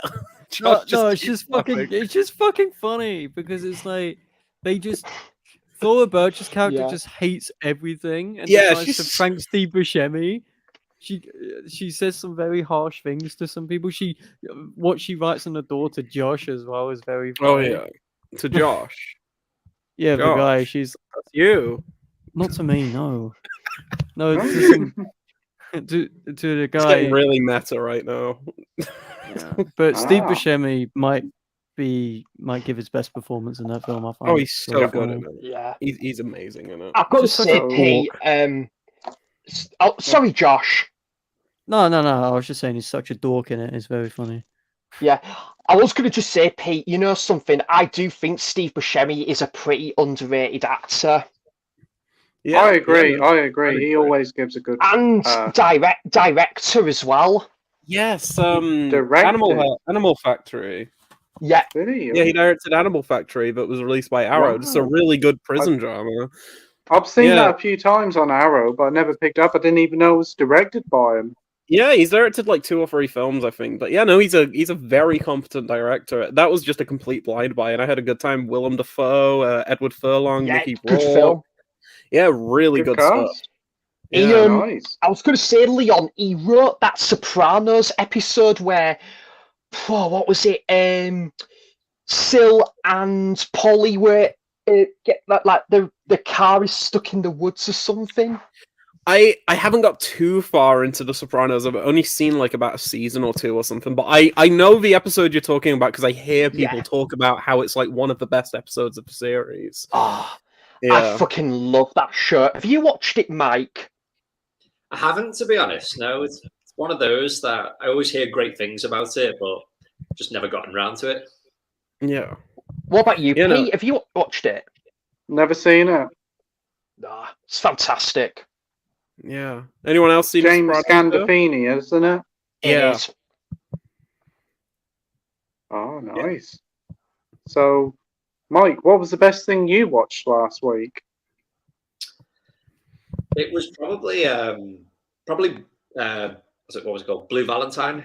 Oh, Yeah, nice. Yeah. yeah, that was really good. Yeah. Yeah. Great stuff. Sam? Last week, I'm trying to think. It definitely Jaws and Taxi Driver Yeah. at Tyneside, mate. absolutely. And I was saying as well, Leon, I got to go to see Jaws with Nige as well, so that was really good. Yeah, he mentioned that on the stream yesterday. Yeah. That must have been great. Yeah, that must It have been a great was. time. Seeing must Taxi have been Driver fun. on the big screen, though, holy shit! Oh, Taxi Driver fucking is hell. amazing. Yeah, I bet that It looked was great. incredible. It's one of my favorite. It's one of my favorite movies of all time, Leon. It's Yeah. probably my favorite Scorsese film. But do you know something? It might just be my favorite film score. Oh god, yeah, the Wow. Herman Yeah. score. Yeah, it's amazing. Yeah, it's so good. Yeah. It just It's captures the vibe of that like film so much. Like whenever I think of Taxi Driver, I just think of like the opening credits in the yeah. taxi and like just like the Herman score in the background. It's just late at night, it's raining. Oh, so good. So I think good. I've got it here, mate. Oh, you've Can got I, the score? can I cheat like Sam and turn around and say what I watched last week and not this week? You know what I mean? Because this week's 2 days. What have you watched Monday and Tuesday? mate? Okay, sorry. It's all Sunday. You know what I mean? Sunday, Monday, Tuesday. You ain't got many days to choose. We're like which 4 days is in. the best that's it. thing Yeah. you've seen. Well, Not last week.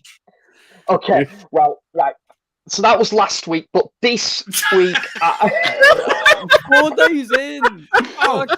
And by the way, Sam, yes, I've seen Sopranos. You can carry on now because I'm the only one you didn't ask. well, so I'm Joe, the only one you didn't ask. So you Joe, carry on now. Joe, well, that is fantastic, awesome. But That's so funny. isn't it? Right, okay. So, all right. So this week, Have you seen The Sopranos at home? Pop in the comments section Yes. and get involved, right, let us know. and we'll get to you at about 5 in the morning. Yeah, I know. Yeah. I know. I'll be in bed by then, but hey, I think we all will. Yeah.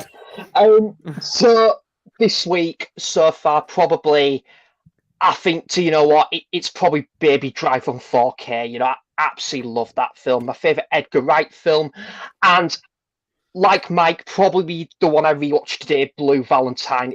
Great movie, mate, but it is pretty damn depressing as well. Yeah. Very good selection there. And Leon, Thank what you. was the best thing you've seen this week? I'm just gonna say Wild Things because I watched it this week. Yeah. Any day with Wild Things, it's always the best day. I reckon I've got that, but I don't want to keep going over there. All I gotta say is Matt Dillon, what a lucky sod in that I'm gonna film. go and have The a look. audio commentary was Yeah. definitely the best part. The audio commentary? Yeah, me and Jackson. Oh, okay, yeah. Because I was Yeah. just screaming all the way through, like, what the fuck is this? Like, It's one film that really does benefit from the 4K treatment. Oh For my god, reasons. yeah. If 8K is ever a thing, Wild Things better be the first film to I get. an kind of 8K. want Oh. to get the 4K now. Do it. Yeah. Kinda want- Do it, Josh. Yeah. Do it. You'll never regret it. You'll never It's regret it. good. It's a Watch good it with your parents, Josh. Oh yeah, yeah. I've Your seen dad it will many love times. it. I've seen it many Just times. to make a laugh, that was. I have actually got it. It's somewhere else. Okay, nice. I live in a 5-bedroom house that's not mine. And I Okay. moved from a 3-bedroom Yeah. house which I sold because of health reasons. So I now live in a one part of the house which is like a granny flat. Okay. You try moving a 3-bedroom house into one room. You can't do it. Yeah. So everything's in crates. Yeah. And it annoys me because I'd love to have, like something like yours, on the shelves, and you go, yeah, look at that. Look. Yeah. Yeah, like, So if I want something, it's down there in a bottom crate that I've got to get through 5 crates to actually get to. I'm going, shit. I know I Yeah, got I'm it, bastard. Oh, it's great though. Oh, it's brilliant. I'm running out of room as well. Like, I've got no room on these shelves at all. Oh, Yeah, I I'm just running out of picked- room.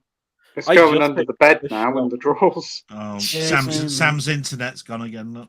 Oh, Yeah. yeah.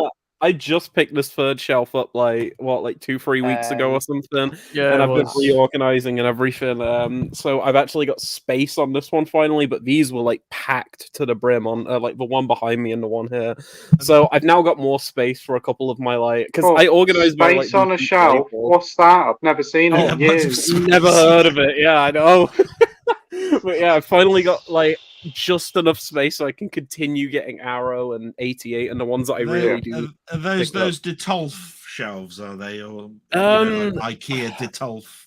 They're They call them so Detolf, don't they, or something like that? the ones that I have. So the one here, this was a company called Lilyvale, and then I picked this shelf up through I don't know if you guys know Elliot Cohen on YouTube, like he's kind of in the YouTube scene and everything. Yeah. He recommended the shelves like 3 years ago. I picked one of them up, and then by the time I wanted to get a second one, they'd completely sold out. The company doesn't exist anymore. So I looked for the exact same like measurements of how many these could carry, which I think each one of these shelves can carry 526 Blu-rays. Yeah. So I found one that sold a very pretty much identical one here, and then recently I picked another one up here, but the measurements for this one weren't quite the same, so there's like more kind of space between this one. Like if you look, like there's a bit of like space, unfortunately, which is a bit annoying, but it's not the end of the world, because the good thing about that is for the sets like the Bruce Lee one, which is just not going to fit in these ones, it will fit perfectly on one. Yeah, you can adjust it. Yeah. So you win some, you lose some. There's like extra space, so it can hold less films, but it can also fit some of those collector's editions, which were going on the top usually because they wouldn't actually fit on the shelves. But yeah, no, I'm always running out of space, but I buy way too much, like more than I need to. Yeah. Tell me about it, mate. That's not me with records. I've bought too many. I've got no room. Like my records are in there. Yeah. I've got no room from there at the bottom now, and I've got like my A24 Blu-rays down there, and I have to move them elsewhere. Yeah. And then my 4K shelves and shit like that. My CDs are there as well. So I think it's really interesting because although I've seen a lot of panels and I've got on a few now, and we all talk about the films, I think sometimes it's nice just to step back and say, how do you store your stuff? How do you collect your stuff?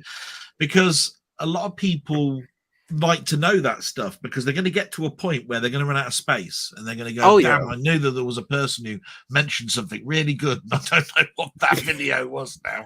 Yeah. The only issue is when I got that shelf there, the one like the first shelf of these, it was pretty decently priced. Like I think I paid like £80 for it, which I think not too bad for like 500 and odd Blu-rays. This one was like 110, and I was like, okay, this was like during COVID and everything. Prices for everything were going up, so I get it, I understand, But this one here, which holds less than the other two, like this was like 135, and I was like, jeez, it's just going up and up and up, and part of me wants to buy another shelf already to like future-proof before like it goes up and it's like £160 or something, because they just keep going up and up and up. And these 3 shelves here are the ones I have for my boutiques, but upstairs I've got like 4 shelves up there as well, but they're just some of the like cheaper IKEA ones and everything that I think I picked up for like £30-40, like maybe not even that, like £25 about 4 years ago or something, and I think I got like 4 of them. So I think it was about a year ago that I watched you do one of your shows, and I spoke to you and I actually asked you some questions, but it was those times where you were going, now this film, and then this film, and then this film, and then this film, and then this film. And I said, someday I'm going to go upstairs and I'll do it upstairs, and then I'll show you all the ones that I've got up there. And you must have gone through something like 90 or something films, and you talked about each film for about 2 minutes each. And like, flipping neck. I remember that. I talked for so long. It's like Nige last night. Nige last night was like, this fucking man can talk. Look at how wording edgeways, Jesus. If I ever talk too much, you guys are free to cut me off. Like I completely understand. I can remember your streams where you go through your collection. It was like 10 hours long. That's what I was talking about. It was literally around about 6, 7, 8 months ago, and I was just going, Jesus Christ, this guy's got. What's he? And I thought he said at the end, and that's what I got this week. What? I love this collection streams. Like the most memorable bit was when he laughed and then he just said "scat." I keep it down here now, just for like if you ever mention it. I've just got it on the shelf. You got a film called Scat, is it? Not Scat. Not Scat. God, scat. Jesus. That'd be a very different film. Leon, how is that film? Because I remember when that film came out, and I've actually wanted to watch it. I've never seen it. I own it just because it's called Sket and it was £1 in Melbourne. Fair enough. I've never even heard of it before. Oh. What is the synopsis of Scat or Skit or whatever it's Scat. The electrifying. Here we go. The electrifying box office sensation. Top Boy's Ashley Walters makes his highly anticipated return to the estate. Ooh, in the year's most controversial and talked about crime thriller. I doubt that very. You know what's much, funny? though. I looked it up. It made $6,000 or something. Oh, the like most that. controversial film of the year. Still, Top Boy and running a lucrative but underground drug business with his new gang. Things finally look to be on the up. But in this world, things rarely stand still for long, and as a new threat to the hierarchy emerges from the streets, he'll have to go further than ever before to maintain order. Compared by critics to Kidulthood and brought to you by the studio that created another third, Sket will take you on a blisteringly powerful journey into Britain's darkest underbelly. Yeah. Well, Whoever wrote the synopsis of that needs a pay rise. Yeah. Blisteringly. That's a great word. I'll be searching. I'll see my local CX. I'm gonna try and find that tomorrow. I want to Yeah, see what you find 50p. it. 50p probably. I think my favorite thing is the quotes on the cover.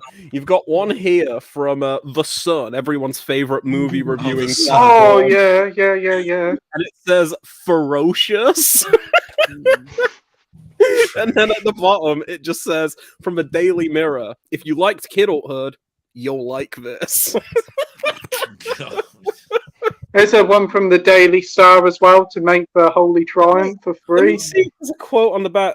There's a knockout review from RWD magazine, and here we go. From Sky Movies, we've got raw, gritty, and insanely powerful. It's a one from Nuts as well, Nuts magazine. Oh no! Unfortunately, there's no Nuts or FHM there. No. Oh, well, then it would have been an instant buy. God. I love those quotes on the front of the film. I dare say we will get to questions, won't we? One day, yeah. One day, yeah. We'll get there. I'm quite interested in Skeet Urchin or whatever it's poor old called. sods that wrote something at 9 o'clock are going to get to about 1 o'clock to actually get to them. They just tuned into us talking about scat for 10 minutes or scat. Yeah. Let's not talk about Scat on YouTube, please. Yeah. Oh, Skate or whatever it's called. Skate better. Oh dear.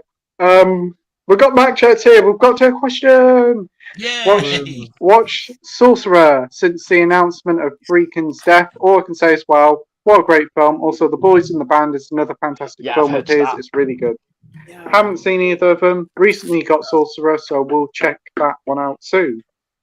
I've got Boys in the Band, which I really need to check out from Second Sight. But I actually watched like half of Sorcerer last night, and I was really into it. But then I got a call from my partner and had to pause it. So yeah, I wasn't able to finish it. But what I've seen of Sorcerer, incredible so far. See, wouldn't happen in a cinema. See, that's Yeah, the no. reason why you have to go to the cinema, because that ain't going to happen in a cinema. Yeah, I would have loved to see that in the theater. Like I'm trying to think. Like most of my favorite like movie going experiences usually are in the cinema. Seeing like, especially the classics. Like my audience shut down like 2 or 3 months ago, which sucks because it was like a 10-minute walk from my house. But whenever they play like 2 months ago, mine was. Oh, did it? Oh, I'm so sorry to hear that. Yeah, so because of that, I haven't really been able to like see much, like see many films in the cinema, especially like the classics. Like I've seen like Die Hard in the cinema, Breakfast Club, Nightmare on Elm Street, The Shining, Kill Bill Volume 1 and 2, Jackie Brown. So many like classic films and everything that they've played through these like old show like throwback releases, and I always have the most fun watching those because even if I've seen the film before, if it's like a first time watch, I'm always so invested whenever I'm in the theater compared to like watching at home sometimes because, like you said, distractions, you get a phone call, something like that. Yeah. Have you got it's why I'm actually sort of like last week I was showing off some of the laser discs that I've got because I went, all right, I'll just show this copy of Breakdown on Laserdisc just to prove I've got it. And while I was there, I pulled out the Replacement Killers. I brought out Broken Arrow. I brought out all these old 90s like films. And I went, that's what I'm going to watch this weekend. All of these that I've just pulled out. I haven't watched them in years. Yeah. That's what I like about sort of like rummaging around in boxes. But anyway. Oh, yeah. Oh, no. You never know what you got until you search for it. It's true. Replacement Killers with Chow Yun Fat. I've forgotten all about it. Wow, nice. So, Josh, you've seen those two films. Is his mic He'll probably dead? say no. I think his mic's dead. Yeah, he's gone. No, I'm here. I'm here. It unplugged. It unplugged. Oh, I need a okay. new microphone. Is that a Blue Yeti? Yeah, it's shit. Because there's I take it it's not the button at the back where it's gone omni or condensed or anything like that, is it? No. It's for nano. Right. But whenever I record a video, like it's winding me up, where the audio just goes up and down all the time, and I can't get rid of it. Yeah, it'd be like it's doing a little bit now. But I always thought that it was doing that because you need to have it on condensed so that you're talking into the front, and then it's got omni for around the sides. I am talking with the condensed. Yeah. It's that. So it must be just those receivers at the top then that are just natural. So I've seen a new microphone I'm gonna get. It's a HyperX. Yeah, I'm gonna get that. Sounds good to me. Sounds good. That's the one with the built-in shocks, isn't it? I think. Yeah. It's the LED one, I think. Yeah. Good. When I get paid from work, I'll get it. Sounds good to me. Look forward to hearing your new voice on the new videos and streams. Yeah. I bet you a fucking buy it and it's going to do the same. Like it's going to sound like God, isn't he? He's going to go, I sound like God. Oh yeah. Well, I hope so. Because I hate this thing. I bought it off my brother for like 40 quid. That's not too bad. My brother didn't like it, so I got his hand-me-downs, and I don't like it either. So I don't know. This has got some really weird things. Oh!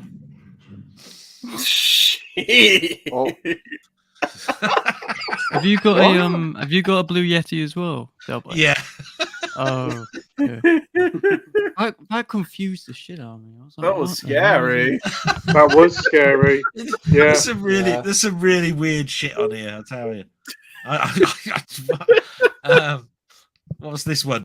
I sound like a helium chipmunk now. Probably sound really crap, really.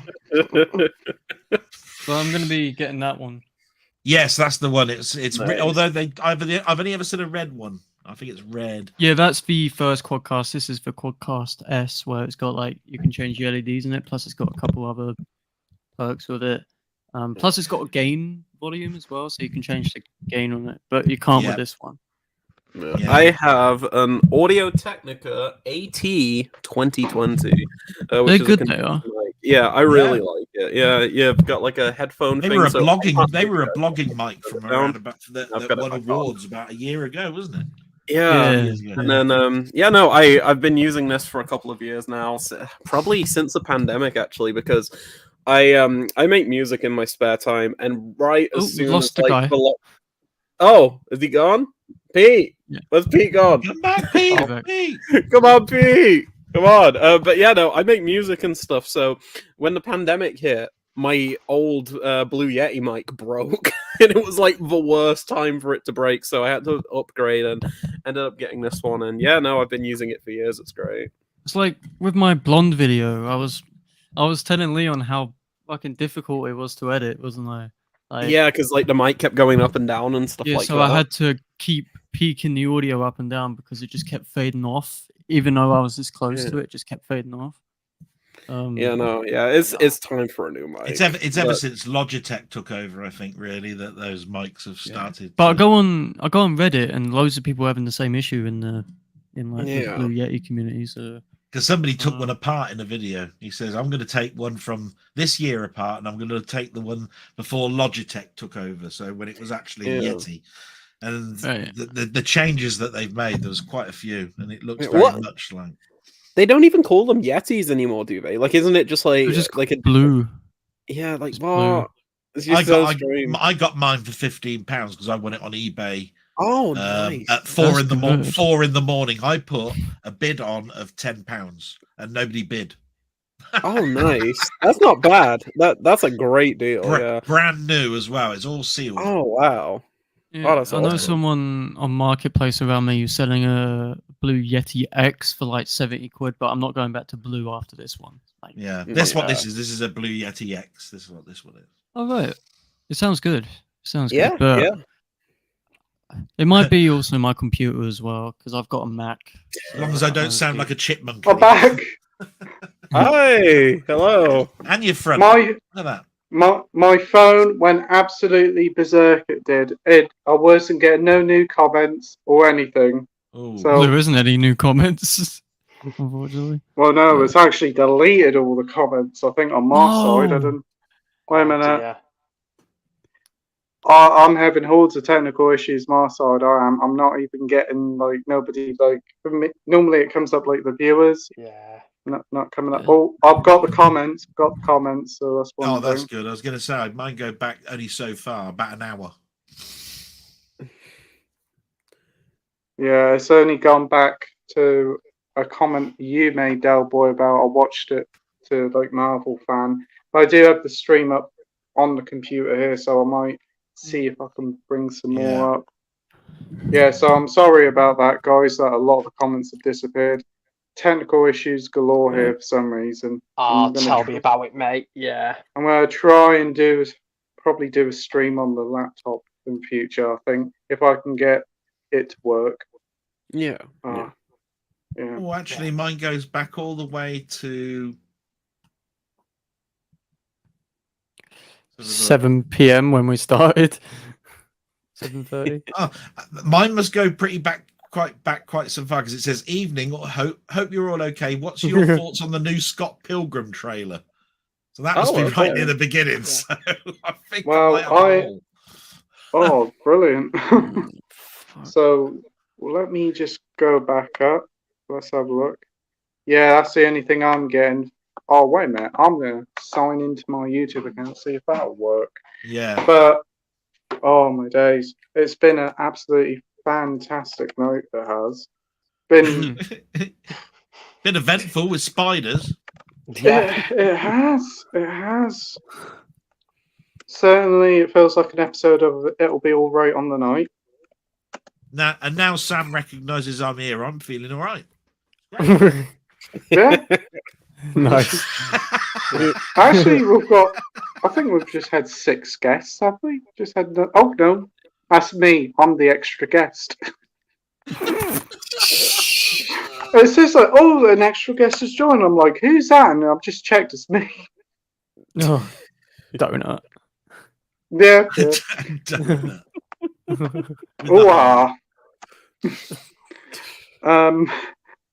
So right, who's seen Sorcerers?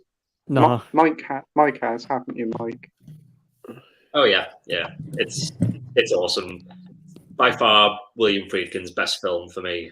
I love it. Awesome. That's great to hear. Have you seen The Boys of the Band? No, that's one I need to see. Oh, no worries. What about you, Sam? Have you seen it? I haven't, mate. I've only said in terms of William Friedkin, I've only seen The Exorcist. That's the only William Friedkin film I've seen. Yeah, I need to get onto like the French Connection. But Sorcerer, I say how Mike describes it. I definitely want to check that film out. And the Blu-ray is not too bad either. It's $7.99 in HMV, so I might pick it up at some point. Yeah. Yeah, I definitely would. It's worth giving it a shot. Because I searched on Amazon, and as soon as William freaking passed away, it sold out.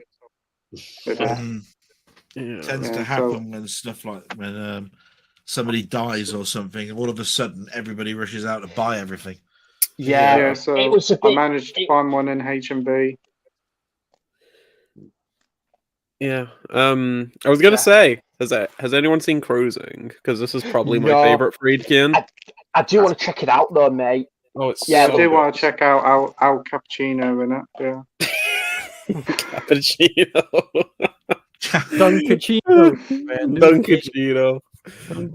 But yeah, no, yeah, Cruising is great. It's like him making like a giallo film almost, but not really. Like it's very influenced by like giallo cinema, which really, really surprised me, and it's got one of my favorite Pacino performances. And yeah, Friedkin, like even the films that I'm not like in love with from him, they're still so fascinating. Like he's never made a bad film in my opinion. Yeah, he makes like I just love that Friedkin never really stuck to one genre. Like he always kind of dipped his toe in whatever interested him, and I don't know. I love filmmakers like that. When I was on Jackson's stream, Horsetooth Cinema stream yesterday, we got a comment about what was it? I think it was like about director with different genres and everything. Like if It was me. It was, yeah. I was me. thinking it was, yeah. That was a great question, honestly. How I could said you? about I said about variations on things, didn't I? Yeah. And you were saying that Kubrick was so varied. Yeah, because he kind of like he dipped his toe in everything really. You've got horror, comedy, war films, thrillers, period pieces, like a bit of everything really. Dramas, like Kubrick did everything. I remember what it was now. It was name a director that's usually known for one particular genre that then has done really well in something that's totally different. Yeah. And the reason that came about was because the director that came to mind was Robert Wise, because he was well known for dramas and science fiction and all of that sort of stuff, and then he did musicals, Sound of Music. Okay. You know, and I'm going, wow, now they're two totally different things. Yeah. And yet they are high up there in like great films. So I just thought to yourself, you know, what would you consider is another director that's done something so drastically black and white?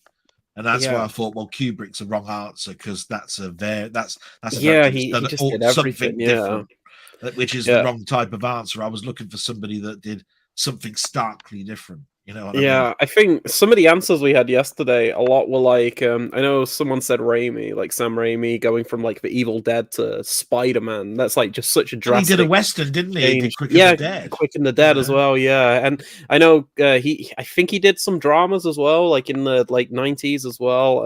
I've not seen much from his like 90s output, because I know he did a couple of films before going on to do like Spider-Man and everything. But Raimi was really varied. I mean, James Wan in the past couple of years has really kind of went from horror cinema to blockbuster fare, like Furious 7 and Aquaman, stuff like that.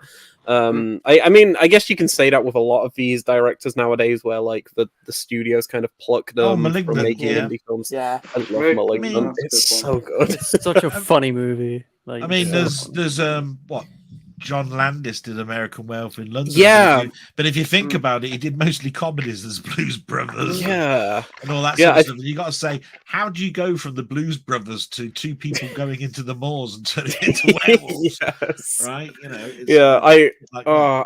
I think I mentioned American Werewolf yesterday as well. Yeah, because I think that's another like great. That's a great one too. I'm trying to think if there's any others, because I think as well, Leon, I would say Tarantino as well. Okay, how so? Like what genre? Like maybe with like Death Proof or something? I'd say Tarantino's obviously done like, you know, like a crime drama, and he's done like a war film and like a western. Yeah. And then he did a film like sort of like a homage to 60s Hollywood. You know, I think he's been quite varied in turn as well. Tarantino and Scorsese is another one as well. Oh yes, Scorsese's incredibly but varied. The word escaped me. You've never seen Tarantino go to a musical, so what I was saying, it wouldn't be the good one. It wouldn't be good for my answer, but it would be as he's incredibly talented because he's done different things. That's where that one comes in, you know? Yeah. Jordan Peele might come under that because Nope is completely different to like Get Out a little bit. Like Nope's Nope, like sci-fi. I think. And you can skip me for the question because you've answered it all, because I've seen Sorcerer, I've seen Exorcist, and the French Connection, and then when you get to Cruising, that's as far as I've got. So you've got all the answers from the others, guys. So at least you can cut me out for that one. No I do want to check out as well the film Killer Joe. That's really. I really want to see that. Yeah, I've heard that it. Matthew McConaughey. I think so. It's rough. I've heard it's brutal. Yeah, I really want to see that. That was his last feature until I think there's one that's premiering at a film festival that he just shot. But like before that, Killer Joe was like 2013. I want to say like the last film he'd made. I think his new one's showing at either. I think it was Venice this year. Yeah. Hopefully it's good. Yeah, I'm glad we've got another film from him because he was a great director. Yeah. I totally agree. It's definitely going to be missed a lot. Right, so a lot of the comments have disappeared, so I do apologise for that. This StreamYard isn't actually showing up viewers on my end. It normally does. I'm just getting a live track of it, but we do have a comment here from Dalboy himself saying, I watched it, Marvel. I was a fan of the first broadcast. All right. That's just a conversation that was going on between. What did you think of Airwolf? I think a lot of it is, unfortunately, and my computer's just crashed my end, so it's going brilliantly tonight. All I need is a power cut, and we'll be right there. Pete, don't jinx it. Oh, it probably will happen now, so there you go. But I'm sorry if your questions did get missed tonight. Unfortunately, technical issues, it just seems to be happening tonight. From internet going to spiders to crashing on StreamYard. It's been a fun one. Yeah. Let me see. Can you see stuff in the actual chat at the moment? The last comment I can see is from like an hour ago. It's from Did You See That, where he's just saying Sam's internet has been shit. I've just gone quite far up, and I'm putting them at the bottom as I see them. Oh, thank you, Dalboy. I can see every comment that's been put. The last comment I see is from 856. The last comment I see is from the Soulless Trenchcoat that says, I hate my keyboard. Haha. Oh, yeah, mine's from 953. So yeah. I'm not actually getting no new comments joining, so I haven't. I'm not either. Actually, I think I've heard from a few people who have had similar issues. So I don't know what is going on. It must be some technical issues on StreamYard. Yeah. Oh no. So I'll probably we'll go through these comments here, reload it, and if we get any more, we'll go through them. If we don't, we'll just see how we take it from there. So it's been what the fuck? I'm just putting them at the end now, just in case they don't come up. So So I'll just go through these comments here. It's like Danny's on about the Airwolf collection, which is great to see. We've got the Soulless Trenchcoat here saying, I want to see a sci-fi Christmas family drama about the family of estranged space werewolves trying to work out the trauma and family issues while celebrating Christmas on Pluto. That sounds like a film. Sounds like a Harmony Korine project. And I'm down for that. I'd buy that for $1. Nice. I think Dalboy's on about Airwolf there. Yeah. Yeah, Love 18. Got to see Airwolf. Wasn't there a film of Airwolf as well? They turned the first 2 episodes into a film when it came out. Oh, right. Airwolf is a class show. I would say the theme tune beats the A-Team. Really? That's an Wow. argument for another day. Yeah, I was just getting involved in it, and I was going, do you know what? Back in the day, I could talk you to death on A-Team and Airwolf and Street Hawk and Automan and all of these TV shows that Automan were from my sort of like childhood. But the trouble with the A-Team is, even with the film, it's so formulatic. All of them turn into a formulatic thing. But with the A-Team, it was like, oh, I'm going to hire these mercenaries, and you could just make anything up. With Airwolf, it was more like, I'm holding this helicopter to ransom because I want my brother back who you've lost in Vietnam, and I want him back. And if you don't get him back, then you're not going to get this helicopter back. And I found that really interesting. Do you know what I mean? And then, of course, there's the techno music, because you can't really have techno music to A-Team. A-Team is that march, an army march. So I find that a bit boring. But if you have a technical sort of like electronic score, like Knight Rider and Street Hawk and all of those, I tend to find they fit the 80s really well. Oh yeah. Do you know what I mean? It's just 80s is a bit boring to me as a theme because it's just a marching theme. Do you know what I mean? Yeah. But that's an argument. That's an argument you don't really want to go down with some people. Yeah, got Danny saying about the season 4 5-disc set for 18 quid on Amazon. Awesome. Right. Oh, Del. By the way, Del, Danny picked up the Carry On box set, by the way. All right. Who did? Danny did, yeah. He posted about it. Oh, right. Okay. Yeah, the Carry On box set, the one I've got over there. The 31 disc one. The 30 disc one, mate, yeah. The red box, yeah. How many films are there of Carry On then? It's quite a few. 31, mate, yeah. Oh my god. You have to be a bit careful with it because there's a 31 disc set, and that's because they've broken up Carry On England into 2 discs. Yeah. So they count it as 31 discs. Okay. And then some of them, you see, because Carry On Columbus was brought out like 15 or so years after the last 92, I think. Yeah. And that isn't done by the same company, and it's totally different licensing, and is therefore not in the box set because it's out of tender. So you never have the complete Carry On because totally different film. And thank God, because it would have tarnished it. Bloody awful film. Carry on Columbus. Jesus. I know Nige isn't a fan of that one either, is he? Oh, you know how it came out? Because Peter Rogers used to nick ideas from everywhere, and he also used to nick the sets.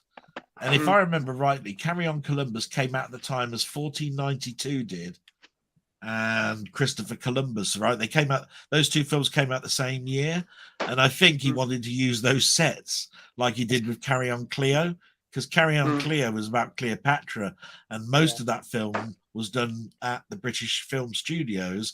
And when they moved it all abroad, he nicked their sets while they were abroad. And so, therefore, he didn't have to spend any money. That's a pretty solid way of being like filmmaker, like making stuff for the cheap and everything. Just like nick other people's sets. Yeah, that's great. Yeah, you can't blame him. Cheapskate, bro. We've got Movie Trains and Studios saying, "Hey Pete and everyone, happy Wednesday. Hey mate, hope you're doing well." Hello, mate. Hi. Yep. Got you here, Del Boy. Danny's just talking. A lot of chatting going on. Solus Trenchcoat says, speaking of shows like A-Team and Airwolf, have any of you guys seen 90s Viper Show?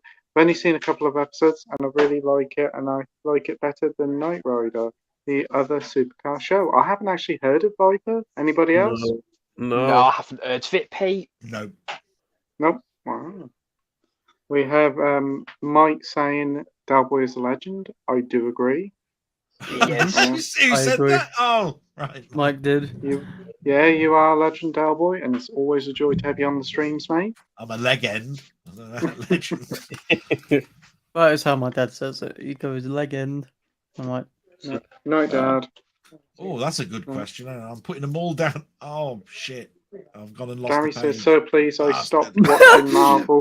Poor, No, I didn't. poor Del Boy's having an hour's wage for this. Like, he should be paid for this.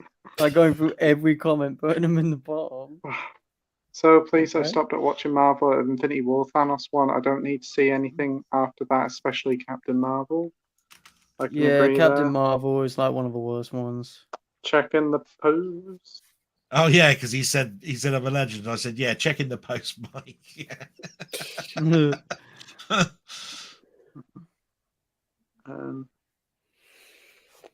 Die commentate is English. Oh.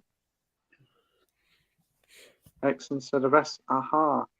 Society is a wacky one, but a great choice. Yeah, yeah. One for all the family. Still got Society is season. excellent. Oh, it is, yeah. It's just so fucking weird. What would be nice is Quincy season 1 to 8. Was it or 9? Only released in the US as the world got 1 to 3. Yeah, Stop. with that TV program, they were talking about Airwolf and the 4th season. The 4th season of Airwolf, you see, was done by a Canadian company. It didn't even have Stringfellow Hawk in it. It was a totally different team. And then what kept happening was on Amazon, it kept saying the complete series, and it was only the first 3 seasons. Right. And then the 4th season came out separately. And then I was saying to people, yeah, but I don't think there's a complete 1 to 4 in Blu-ray. And somebody then proved me wrong by saying, but it's here. And I went, yeah, but that's German. I haven't looked at the German Amazon, so well done on finding that. Thanks. Doesn't help me out because I've got seasons 1 to 3 on Blu-ray. I'm not going to buy it all again for the 4th one. Yeah. But I said it would be really nice if some nice person would go back to the early days and start finishing off what they started, because Quincy came out as a box set, season 1 and 2. 4 years later, they did the 3rd season, and then they stopped. And yet, what you didn't know was in America, they were just bringing them out every 3 months. So they got to the end of season 9, season 10, and I'm going, bloody hell! So they got 9, 10 seasons of Quincy. We got 2. Yeah. What's the point in that? I've got so many programs where I've started it off and they never finished. I think Columbo's about the only one I managed to get finished because they kept I hate stopping. when they do that. I hate when they do that. Oh yeah, it's so it was my little rant, really. But I've seen Quincy. It's quite a good show. Quincy's great.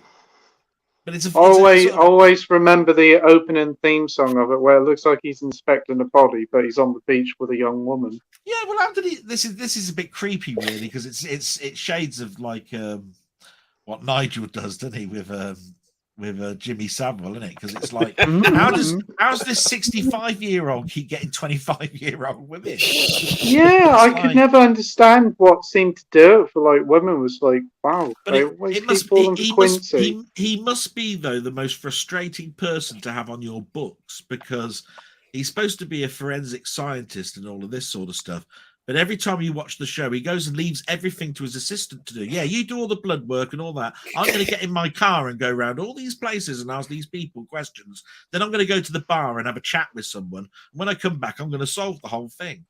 And I'm going, and on top of that, his assistant is Sam Fujiyama, who's sort of like a Vietnamese. So it's like, well, I've got my own little slave, and he's actually a Vietnamese. I always felt sorry for his assistant. He always got the crap job. He always got the birds. Yeah, and I'm just turning around and saying, that's terrible. You couldn't make that show anymore because it's like. And didn't he have a boss, and he had like a moustache, and he was always panicking about something or another? Yeah. He had this medical examiner boss who's always turning around saying, you've got to do the hours and sit in and do this, and he'd go, yeah, of course I am, and then he'd bugger off in his car again. I think you guys have sold me on this show. It sounds nuts. Quincy's immense. It's immense. Yeah. I think I need to see it now. And the thing about it is, Quincy ME, wasn't it? Yeah, Quincy Medical Examiner. You would not have CSI without Quincy. Yeah. That program goes back to 1977. Okay. So you have to turn around and go, that's a great show. Because he did solve an awful lot of things, that were going on. Like, well, to be honest, he's called ME. He should be called WE with the amount of women he had.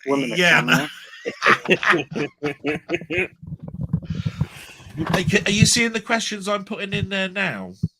I ain't seen nothing, so I'm just going through a few of these, and then going to reload it, and hopefully they'll arrive. Okay. Well, I'll tell you what, I'll reload it now. I'll be Okay. back in a sec.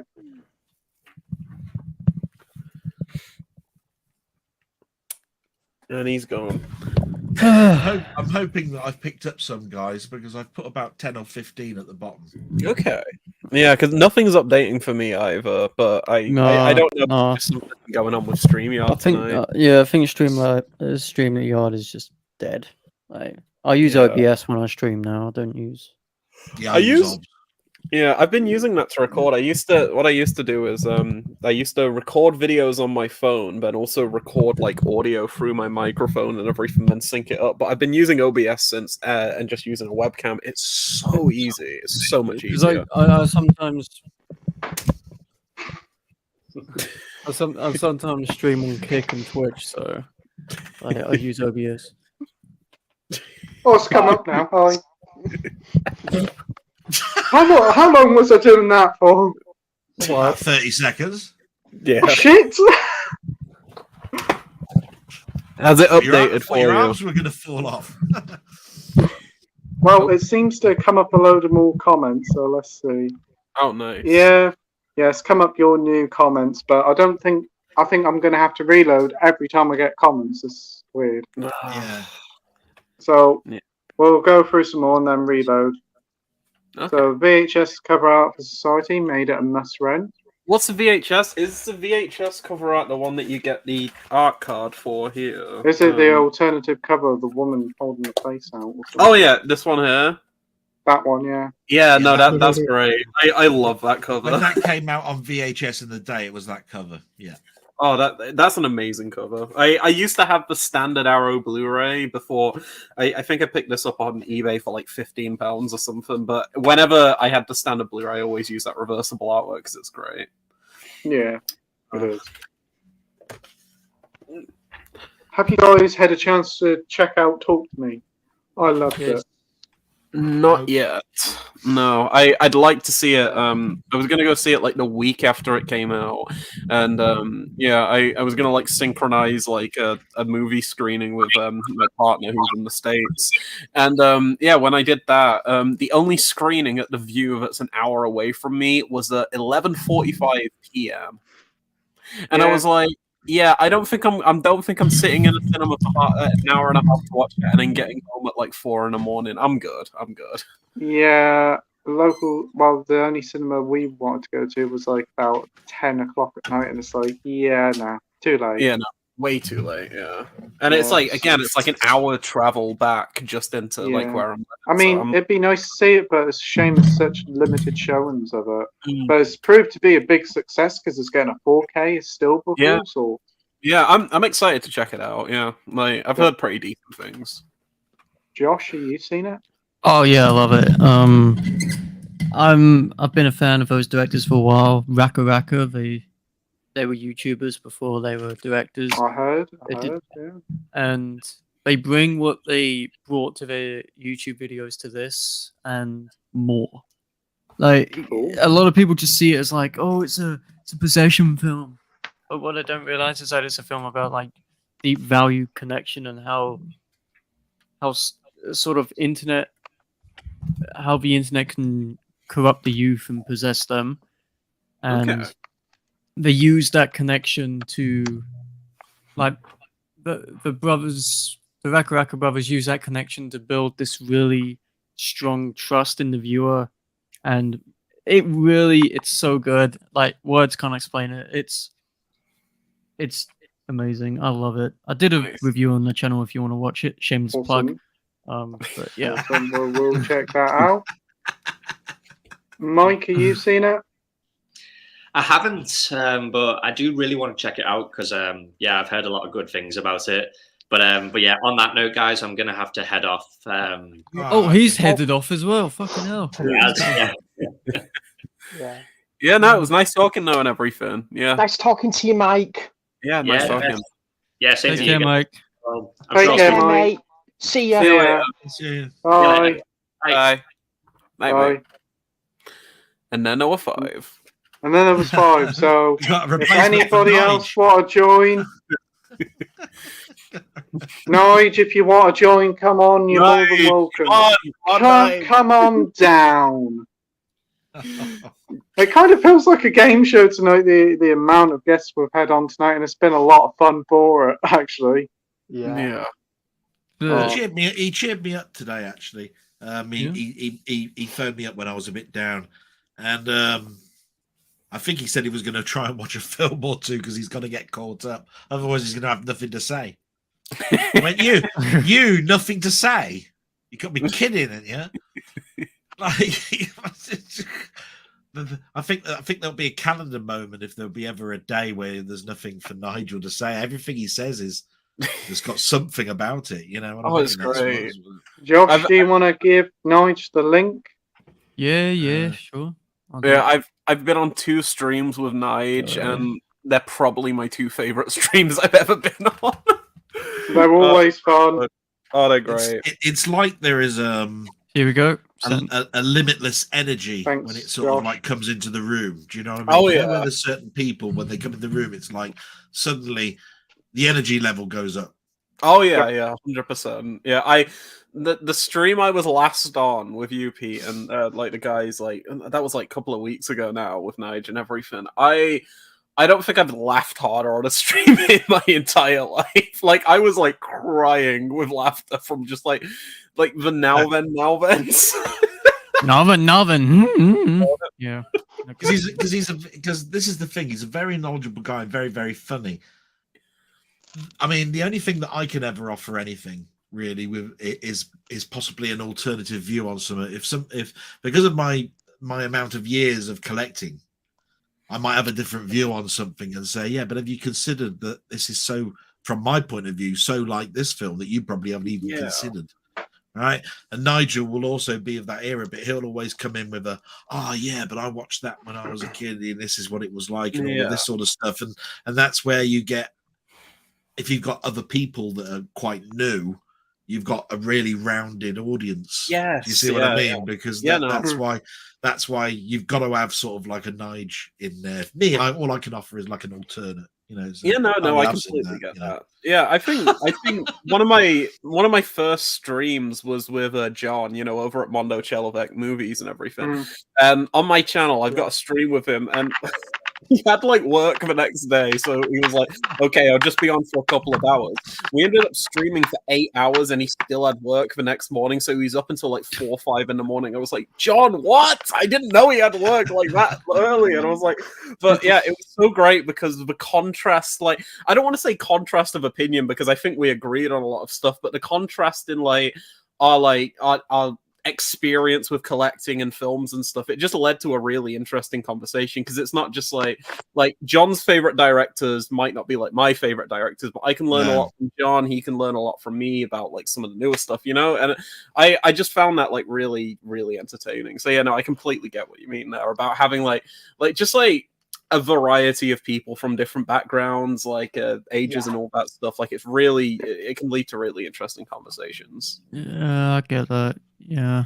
But it's just that you can come across and run rings around me when it comes to certain genres of films. You'll be going, oh yeah, have you seen this film? And it's very arty and all of this sort of stuff. And I'll be going, when did it come out last year? No, I ain't seen it. You know what I mean? And then I could turn around and say, yeah, but have you seen this film from 1956? And it was like and you'll be going, what? Because I could say,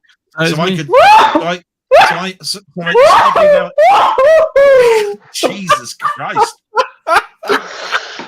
That's one way of shutting me up. But so I sometimes, every now and again, when I'm in a chat room, I'll turn around and say, has anybody said DOA? And they'll go, I don't know. DOA?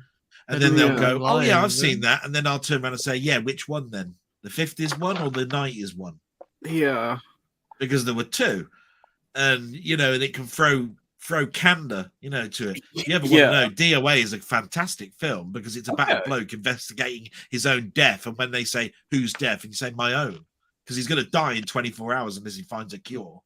So he's trying to find out who's killed him. And that's why it's Dead on Arrival, DOA. Nice. It's a fantastic film. and it's been remade, just like Cape Fear's 2 films. You know, there's Yeah, the Cape old one Fear. and the new Yeah, one. Scorsese And people, remade. people don't bring these in, and I'm going, well, which version have you seen? Because I've seen both. Have you seen both, or have you just seen one? Because if you're seeing one, you've seen the modern one. Look at the old one. The old one was so inspirational. That's why they made a new one. Yeah, no, definitely. Like one that comes to mind for like when people ask, and everyone always jumps to one is, have you seen The Thing? And yeah, like I've seen the Carpenter Thing, of course, but I've also seen The Thing from Another World. Yeah, that's a classic. Like I watched that for the first time about 5 years ago. I loved it. It's so good. It's like they're two very, very different films, even though the premise is the same. But like English, I adore them both for like completely different reasons. But yeah, that original The Thing from Another World is a classic, and then obviously Carpenter's Thing is just legendary in its own right. But yeah, no, I completely get it. I like when people ask questions about like different kinds of eras of cinema too, because I will be honest, I am slacking a lot when it comes to like, I want to say like pre-60s cinema. Like I've seen a decent amount, but like I'm not gonna go and say I know everything about it, because like I've got so much to like discover still and everything. Like I want to check out some like older classic films when I get the chance. I know. Oh, sorry, go on. Sorry, Leon. Yeah, no worries, go on. I was going to say, Leon, I don't know if you've heard of this YouTube channel. Josh knows who it is. Have you heard of Goose's Movies? I don't think I have on Instagram. Yeah, I mean, I've been discovering so many different like films through Goose's Movies, and you know, like it's just fascinating. You know, if you're obviously like into your older black and white films or silent films, like, you know, like I say Fritz Lang, I think was one of them. Yeah, and, Fritz Lang, yeah. And like I say stuff like Humphrey Bogart and that. I say, you know, I'm just discovered so many different kinds of films through Goose's Movies. He's a fantastic YouTuber. I'll have to check him out. Yeah, you mentioned Fritz Lang. I think I've only seen one of his films. I've seen M, and I thought M was fantastic. Oh, just M, like the film called like the letter M about the serial killer. Oh, that's fantastic. I do want to see Metropolis though. Yeah, I was going to say, Leon, I have seen Metropolis. That's the only Fritz Lang film I've actually seen. Yeah. I saw it at Tyneside last year, and it looked breathtaking on the big screen. It was fantastic.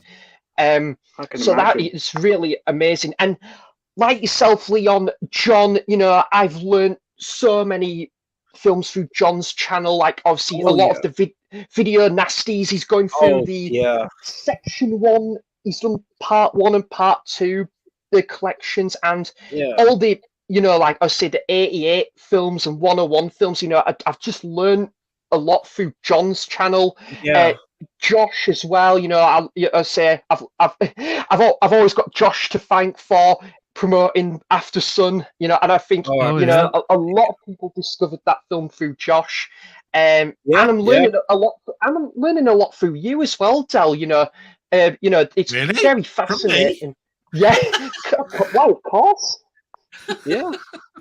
Yeah, no, I don't know. I feel like ever since I've joined this whole kind of blue tube community a couple of years ago and everything, I've met so many different people, whether it's through streams, doing like collaborative videos, messaging them, seeing comments and all that.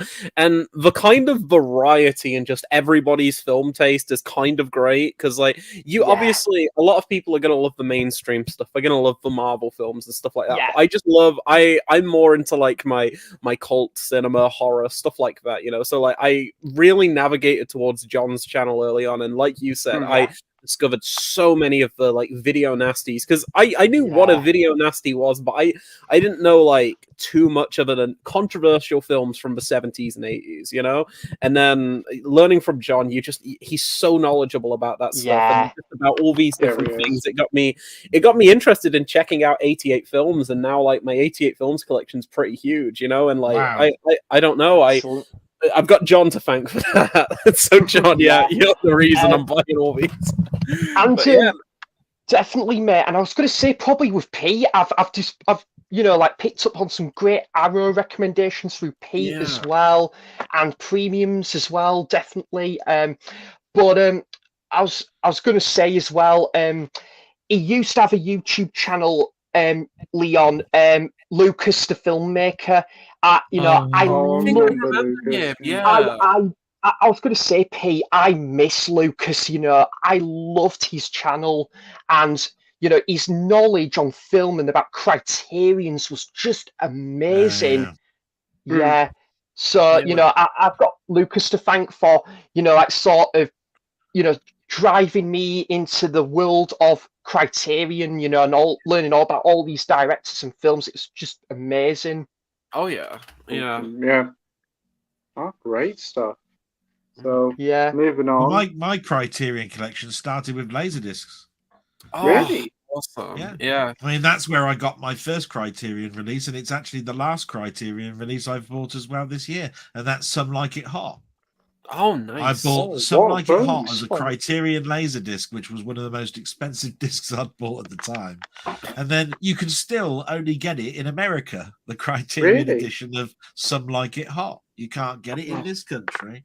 That's And so- yet Shame. it was a stall port of the Criterion collection. It was like always there, and it's just really strange.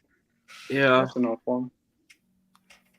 Solus Trenchcoat said, "This is amazing. Haha, please release more spiders in the house so we get more of that." No more. No. Pete's parents' Wednesday night live stream with special kiss. Pete, yeah. Maybe Strange and Studio says, "I'm not home currently, but I'd love to join a little bit if you guys are still streaming. Isn't it like 10 out there?" Fucking, it's like half It's- 11 now. It's 11:30, but hey, Movie Strange in the Studios, message me privately on Instagram, or if you're friends with me on Facebook, we'll get you on in the future, mate. Yeah. Sam's internet has been shite. Yeah. Well, Mike, I've got, you know what? My internet has definitely been shite. Very impressive Mike- shite there, Sam. Yeah. I'm impressed. That's an interesting sentence. I was gonna say, Yeah. Mike, that was my terrible Liam Gallagher impression there. It was so bad. It didn't even see me for 10 minutes. Your internet. It just cut me out. Have you ever seen The Sopranos? Funny you should say that. Yes, I have. I've got was it 5 seasons? I think so. Yeah, I 5 think seasons. so, mate. Yeah. The last I season being very, very short, if I remember rightly.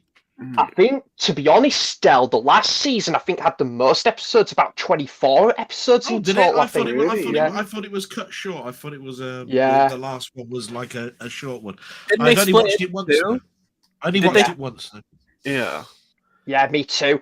I completed it during lockdown, and when I do plan on watching it again, Del, I definitely want to pick up the Blu-ray box set because The Sopranos is in my top 5 TV shows. It's Yeah, that's gotta what be I've up good, there. is it? That's what I've got it- is the Blu-ray editions. Yeah.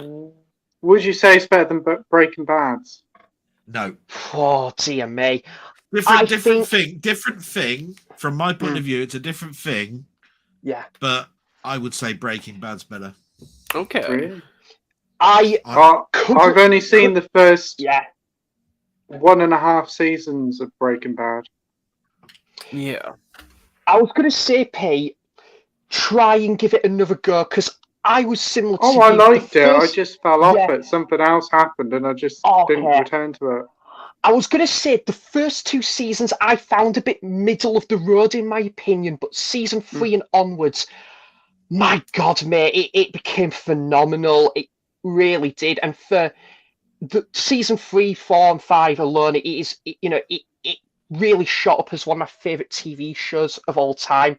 And Del, if you say Breaking Bad is better than The Sopranos, I could not argue with that because they're both incredible Yeah. TV shows. I probably Two totally different things, and that's why it's very hard to turn around and say, For me, mate, they're probably on another day. They're probably just on equal levels of quality for me. Yeah, it's the quality of it, and you got to admit the quality of both is absolutely fantastic. Sopranos to me intrigued me because it was like a gangster going to a psychiatrist. Yeah. Am I really going to like this? And then it was more about actually the family and that they don't get on, and everybody's like sort of like trying to, you know, one up each other, and then it turns into a sort of like a Goodfellas, and it's not quite Goodfellas because it's TV Goodfellas. But then you know, and what I'm saying is, by the time you get to about the third season, these people are so ingrained that you'd watch any of them as a separate show. You know, it's like I'd follow the wife, I'd follow the daughter, I'd follow the son, I'd follow the, you know what I mean, while all these things are going on. That's what makes a good show.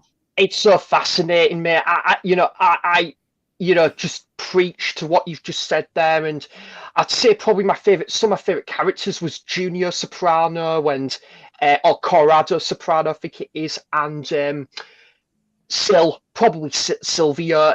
Is it Steve Van Sant, who was obviously with Bruce Springsteen, was it? The actor who played Sylvia? Yeah. Possibly. I'm not quite sure on that. Yeah.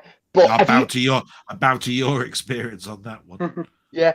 Just remind me, Leon, did you say you've seen Sopranos? I've seen the first season and a half of it, and I loved what I've seen. But like Pete said about Breaking Bad, things just came up, so I never really ended up finishing it. But I've got the Blu-ray box set, so I think I want to give it another shot. But I'll just probably rewatch the first season because I don't think it was super long anyway. It was only yet they say Better Call Saul is better than Breaking Bad. I've heard that. And the same thing happened to me. I saw the first season of Better Call Saul and thought it was all right. Some people have told me it just goes astronomically great, but I stopped at about halfway through the second season and then I never got to return to it. So I think to myself, no, Breaking Bad's the better show, and I'm totally universally wrong. Yeah. But it's just I haven't been able to go back yet. So, Del, I would say I've seen both. Breaking Bad is the superior show, but like Breaking Bad, the first two seasons I found a bit middle of the road. Yeah. But season 3 and I would say probably the latter part of season 3 and onwards, Better Call Saul becomes fantastic. There you go. It's just That's brilliant. what you can normally hear, you see. Yeah. And it's just Bob Odenkirk. He's just such a damn fantastic actor as well. Oh, cool. I've got to ask, what's everyone's favorite TV series? Because even though season 2 is kind of middle of the road in places, I think this might be my favorite. It's up there. It's up there. It's a very good show. Yeah. I adore it. What did you think to the revival season? Oh, The Return is incredible. The Return is like one of my favorite pieces of media ever. TV, film, anything. It is fantastic. It's like, I think Lynch describes it as an 18-hour film, and I couldn't agree more. It is the greatest. It is the greatest. I don't know, like, how much did they spend on it? Like 30, 40, 50 million or something. And it's probably the greatest use of money I've ever seen from Lynch. He makes a show that's simultaneously a great mystery, one of the funniest shows I've ever seen, the most experimental thing probably to ever air on TV, super art house, super violent, super disturbing. It's everything you could possibly imagine from like a series and more. Twin Peaks Return is incredible. Yeah, you've got taste, mate. You really have. Because Twin Peaks is one of my favourite shows. I will say, Leon, the first season's my favourite. Season 2 is a bit season 2, it's hit and miss. But I thought season 3 was really damn interesting because it came 25 years after season 2 when it got cancelled. Due to like the viewing figures, I think it was, or something like that.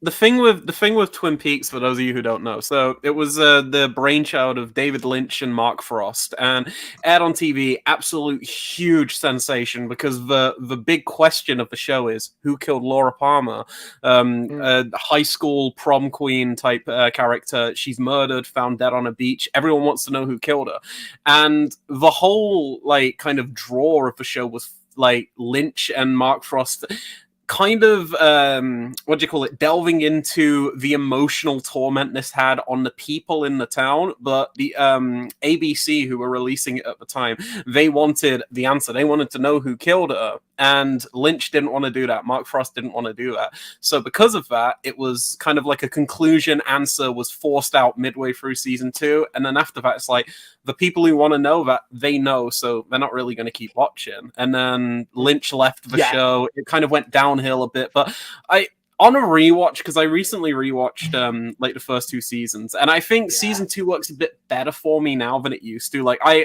love the show dearly, but I'm not gonna deny that it gets really rough about midway through season 2 because there's so many like kind of filler episodes for the most part. There's a subplot involving James, which is just awful. The James subplot is terrible. But yeah, no, Lynch came back to kind of redeem it for those last like 2 episodes, and the final episode of season 2 is just, oh my good lord, it's incredible. It's one of the greatest like 45 minutes or hours of television ever put to screen. And I think to be honest, Leon, I think the pilot episode of Twin Peaks, I think Nigel will agree with this, the pilot episode is one of the greatest TV episodes ever. It's an incredible piece of media. It is really hope to God though, Leon, that is not the end of Twin Peaks though. I do want them to wrap it up properly just after how season 3 ended. It was quite jarring. It wasn't in a bad way, but it was kind of, I don't know where they could take it from here. I love that ending so much. I think the one thing that kind of worries me is just the fact that we've lost so many of the cast members in the past couple of years. Because, like, I know during the time that the return was coming out, it's like they got some people back. They got Catherine Coulson back and everything, but she had cancer and passed away after filming a few scenes. And I know a lot of the cast members have passed away in the past, like, I don't know, 3 or 4 years or so. So it's just, if they did do another season, it's like I'd say how are they going to go about it? But I mean, David Bowie had a small appearance in Fire Walk with Me, which is a film, and he was unwell, so he was unable to return. So David Lynch just recast him as a teapot. I know. I've heard about that. Yeah, so it's like I don't think that any character truly couldn't come back. I mean, if David Bowie can be a teapot. Philip Jeffries, wasn't it? Yes, Philip Jeffries, yeah. I must admit, though, Leon, because I'm a big David Bowie fan, and I really wish they did more with his character when he was in Fire Walk with Me. I felt they kind of missed the trick with his character there, I think. Have you ever seen The Missing Pieces, like the 90 minutes of deleted scene? Oh, you should... do you have the Criterion? I've got the Criterion, yeah. Okay, so on the Criterion, there's a bonus feature called The Missing Pieces, and I think the film Fly Walk With Me came out, 90, I want to say like 92. Yeah, 92. In 2014, Lynch finally got access to all of these deleted scenes, unused footage, because his original cut for the film was like 3.5 hours, almost 4 hours long. So Lynch assembled 90 minutes of deleted scenes or extended scenes from the film and basically edited them together in chronological order. So even though it's just a compilation of deleted scenes, it still kind of has a narrative, and it works really well as a companion piece to Fire Walk With Me. And there's like 3 additional scenes with Philip Jeffries in there, including the full uncut version of his one scene in Fire Walk With Me itself. So if you like that character and want to see a bit more, I'd recommend checking that out, because not only do you get to see more, but it actually makes Twin Peaks: The Return, like the revival series, make a lot more sense, because there's kind of answers in that like compilation that directly link onto season 3. So yeah, highly recommend it. Yeah, thank you, mate. Because I've been told to watch The Missing Pieces, but I've just watched the standard edition. Yeah. But what I'm going to do is, Leon, I'm going to rewatch seasons 1 and 2. Then watch Fire Walk With Me with The Missing Pieces, and then I'm going to rewatch the revival. Oh yeah, I'd highly recommend that. Yeah, that's Definitely. a perfect order to do it in. Yeah. Yeah. How far did you get into Twin Peaks, Pete? Hang on, Sam. Bloody hell, we'll be here for half an hour. If you I watched the first 2 seasons of it. I haven't seen the film, and I haven't seen the 3rd season, but I do have the box set. Yeah. Okay. Is it this one, Pete? I don't think Jamie said anything in about 15 minutes. That's the one, yeah. Okay, nice. Yeah, so the The only thing you're missing there, Pete, if you want to go and you want to have everything, just pick up the Criterion of Fire Walk with me, because I think there's a UK release for that. Because Yeah, there is a Criterion release that. Yeah, it comes with the film, some bonus features, but it also includes those missing pieces, like the deleted scenes and everything, which are really good. It sounds kind of dull. Oh, I'm sitting through an hour and a half of deleted scenes, but they kind of make their own little film. And then after you've seen the film, the missing pieces, then it's season 3. But that's yeah, because I was gonna rewatch it, but I've got to pick up the film. But I'm waiting for the Criterion sound, then probably pick it up because I think it's about 28 quid normally. Yeah, so expensive. Yeah, I've got the US import. Yeah. Have you watched Twin Peaks, Del? And I've actually asked you this time as well. Well, I'm just thinking of Paul J. He hasn't said anything in about 20 minutes. He probably doesn't even like TV programs. He's probably waiting for us to get back to films. Who? Oh, it's not Jamie, is it? Josh. No, I was going to say. Sorry, Josh. I'm terrible with names, but everybody knows that. So I watch TV shows. There's only certain ones though, because my attention span's bad. It's part of my problem. But well, the question was, what's the greatest television show ever made? Yes. And I think it's an unfair question. But anyway, again, I don't watch a lot. Let me reword it. What's your favorite TV show? First If not a the slightly better one, but Can miniseries count? Yeah, anything. Yeah, it's TV. So season 1 of Euphoria, obviously. Okay. Season 1 in particular. Fuck season 2. That season sucks. Damn right, Josh. Damn right. Yeah, season 2 I'm stinky. rewatching season 2 now. It's awful. It's bad. Oh, wow. Why? For a video, which I've been planning for the last year and a half. Oh, sorry, mate. Okay, I get you. Yeah. I'm on episode 5. Episode 5's the best one. The rest of it's just like, what? But apart from that, Normal People is the show I go back to the most. I literally binge watch that like once a month, probably. Yeah. I'm thinking of reading the book of Normal People before I watch the TV series. I've got the book. Yeah. What Scenes from a Marriage? The one with Jessica Chastain and Oscar Isaac's pretty good. The adaptation, like remake thing. Yeah, that was pretty good. Yeah. What else? Big Little Lies wasn't too bad. Again, season 1's great. Season 2 sucks dick. Then... I don't know what it is with HBO. You don't mince your words.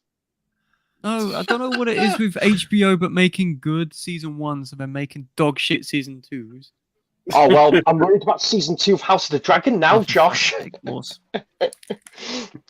My headphones died. Anyway, what other seasons? Pete, did you say what Watchmen? your favourite was? Oh, I don't know what my favourite TV show. When I was younger, I'd say it's Doctor Who, but that's gone down the pan. No, but it might return to form. Russell's coming back. Jury's still out on that one for me. Nah, I'm excited, mate, but each to their own. Yeah. Well, I hope it's good. It'd be nice to go back to the glory days, but I think the time has passed for Doctor Who, and I can't see it'll last no more than 5 more years. But hopefully it does well. I'm really excited for David to come back, yeah. For me, one series I really did enjoy, it was a Fox series called The Americans. It was like set during the Cold War. Oh, yeah, they were Russian spies, spy. weren't they? Yeah, Spies that was and everything. really good. I like that. I haven't seen a lot of seasons, really. I get like 3 episodes in them and I lose interest. Oh, The Idol was definitely up there for... Well, I'll tell you one TV series that I've literally just gone through from about 8 or 9 series in the past 2 or 3 weeks, and that's bloody Cheers. Oh, Nice. I need to watch that, P. I have watched some of Frasier, but Cheers I need to watch as well. Well, kindly by Paramount, I got a month's free subscription, which you can check out all the episodes of Cheers in high definition. And it's just been released on Blu-ray over in the States. You can buy the whole thing in a big box set of 11 seasons. It'll only cost you like 130 quid. Oh, steal. Oh, I'm just Oh. thinking you can buy a very reasonably priced DVD box set from Amazon for only Yeah. £40. So Pete, I don't know what. I'm gonna add a bit of a dad joke here. Cheers for that. Yeah.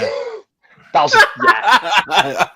Oh, the reaction. Of course, man. Leon's the only one who laughed at it. Thank you.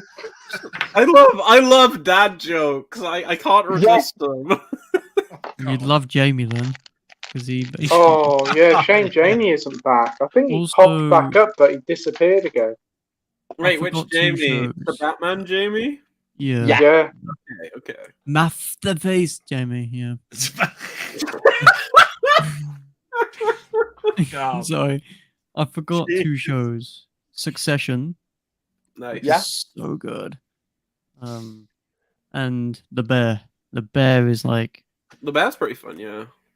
I love The Bear so much. Yeah. Yeah. Cool. Nice. Right, Excellent my stuff. phone's gone weird. I was gonna say, sorry, Pete. I'm just gonna say, I think I'm gonna head off now, mate, because it's getting obviously a bit late. Now. No worries, mate. That is Yeah, because totally fine. I didn't want to tell you what my favourite program was, so you can sod off now. It's all right. Yeah, it's okay. Sorry, that was rude of me. No, that's all right. It was only going to be Trumpton anyway. You can sod off now. Yeah, Oh, no, it was. All right. I approve of that. Trumpton. Oh. No, Yeah. Everybody knows what my favourite TV program is, and it's always The Twilight Zone. Oh, excellent. So, and I could Very nice. probably write you essays and talk for about an hour and a half on The Twilight Zone and the reason why I like it, but I won't. You now know it's The Twilight Zone, and it's been great speaking to you, Sam. Thank you so much. Oh, Yeah, you yeah, too, that's mate. great. Absolutely fantastic. And Leon, great to speak to you for the first time. Awesome. Yeah, I had a it's been great time fantastic. myself. Yeah. It was brilliant. Yeah. Have a Take care, great rest Sam. of your night. Yeah. Yeah, fantastic. And great to speak to Josh again. And as you as always, Pete, I've absolutely loved it, despite my absolute shy internet issues I've had tonight. I've still really had a great time, mate. It's been a wild one tonight. It's been a very roller coaster, unpredictable stream. Yeah. By the Take way, care, guys. See ya. It's been a roller coaster. it's just there. Take Look, care, it's been a Sam. roller coaster tonight. See you, Sam. I was going to say, I thought you were talking about that film earlier, Roller Coaster. Yeah. I love that we both went for that at the same time. Anyway, have a great rest of your night. Take care, guys. Yeah. See you Sam. guys. See you later. Take care. Bye, bro. Bye. Bye. And then there were 4. Take care, Sam. 47. Love you, Sam. See ya. Sammy boy. Where were we with questions? Because I just totally lost it. Heat's frozen, I think. Well, he's we alive. have Marvel He fan froze here in saying real what the time. That's fuck? never happened before. What the fuck? Marvel fan brought the Green Lantern on Blu-ray for £2 with the green my case, so I God. bought it for £2 just for the case. Oh and my gave God, it no. in the sleep to my brother. Can I tell you something funny? So I picked up the Toxic Avenger like quadrilogy from 88 Films, and the only one I was missing was this one here, and it came in a fucking blue case. So I literally bought Green Lantern from CEX and replaced the case, and then I've just got like a copy of the Green Lantern upstairs in like a blue case or something. But that's literally what I did too, so I can have all of these like uniformed with green. That's a cases. cheap way to do it. You can't I grumble thought that's at an that. Xbox at the top there. I thought the cheating bastard, he's gone and bought an Xbox case. I went through my letterbox today and was like, I'm gonna make a list. I told Leon about this. I'm gonna make a list of the worst movies ever. I called it movies that give me brain rot, and I put Green Lantern in it, and I re-reviewed it and said, Ryan I've Reynolds- never seen Green Lantern. I picked it up for a very reasonable price last year for £3.50 with a oh, very that's nice too sleeve. much, bro. I said. I haven't seen it. No. So what I said about it is Ryan Reynolds gives me a migraine anyway, but seeing him caked in gobbledygook CGI made my brain shut down. Whoever thought this was a good idea, get a hobby. It would have been incredibly hard to do give justice to that, because to be quite honest, anybody that believes that you stick a ring on your finger and you can make anything out of shapes and stuff out of it, then basically you're going to need lots and lots of money. And all I know is that I'm not a big DC fan, but I knew that one was going to be a long Plus shot. Taika's in it. Oh. So it makes it better. Taika Waititi's in it, so it makes it better. Taika Waititi's in Green Lantern. Yeah. Wow. I love how if someone said like 3 or 4 years ago Taika Waititi's in it, everyone would be like, "Oh yeah, I can't wait to see that." You say it now, and it's like there's like a death in the room or something. Yeah. The person who put his said toilet, about Casablanca, put his career in the jeez. toilet. Yeah. Yeah. Did you ever hear his comments, Delboy, about Casablanca? No. Oh, my yeah, God. about a month ago he was interviewed and he had this very like nihilistic point of view, and he was like, "Why the fuck should I care about making films? No one even remembers the director of Casablanca's name." And I'm like, Jesus fucking Christ. Wow. I want to pat him on the head very aggressively until it hurts. I find him so funny because he made Next Goal Wins like 6 years ago, and it still keeps getting pushed. Yeah, there was an interview with him at one point where he completely forgot he even made the film. Someone asked him what's upcoming on his slate. He was like, "I don't know." And they were like, "Oh, haven't you had this film in development?" He's like, "Oh, yeah, I've got that." And I'm like, Jesus Christ. You really care about the art of cinema, don't you, Taika? Like, oh, I thought he was too busy directing adverts with Daniel Craig. Oh, God, I keep seeing that everywhere. I can't escape that advert. What? It's the thing that makes him all his money, and he doesn't care about the craft, is what we're saying, aren't we? And He probably might be it's very directing his sad. wife's music videos soon, because isn't he's he married to literally in Rita it. He's Oral? Oral, shit, whatever her name is. Rita Oral. What was I was watching? I was watching either the Brits or the MTV Music Awards. He was fucking presenting because Rita Ora was presenting, and of course they're like that. And I'm like, I can't escape the man. He's everywhere.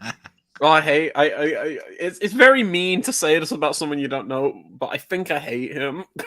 Yeah, he's a bit of a twat. And Oh, he's so annoying. He's so insufferable. And like he used to be really fascinating. Like his like stuff from like a decade ago, really interesting. What We Do in the Shadows, that was a great film. So funny. Hunt for the Wilder People, great. His film Boy, amazing. And then you've got like everything that he's put out in the past couple of years. Like Jojo Rabbit's fine, like it's decent, but oh my God, I can't stand these kind of directors who just he's on coke. That's it. He's a coke. No, He's I know what it addicted to is. coke. It's because Disney got hold of him and was like, his ego just switched. Probably. Ego switched. I was like, I'm making the big bucks now. You know? Yeah. I mean, his Free Guy performance is embarrassing, and I think the main reason for that is because he didn't have a screenplay to work with. He was just ad-libbing on everything, so they just let him go wild. And sometimes you need to restrain. Oh, it's bad, and then he appears, and it's hell. It's hell on earth. Oh, Free Guy was a lot of fun. I really liked it. He was annoying in it, though. Lightsabers and Captain America shield for the little man children who are going to come in their little pants. Fucking dickhead director. What? I don't like Sean Levy. If you like it, I'm not trying to like purposely shit on a film you like or anything. Like I hope it doesn't come across as like rude or anything. I don't give a shit. I fucking hate him. Well, to be honest, Taika Waititi can piss off after Thor: Love and Blunder. What a pile of shit! Terrible, awful. The screaming goats. Whatever was he thinking? Is it like 2009 again or something? Like what the fuck? Oh my God! Yeah, Taika Waititi in like #1 candidate, award winner for most insufferable director working today. It's like he thought, oh, I saw a TV ad with some screaming goats. That's gonna be funny. Well, let's bring that on Thor: Love and Thunder. I can't wait for Thor 5, directed by him with fucking meerkats.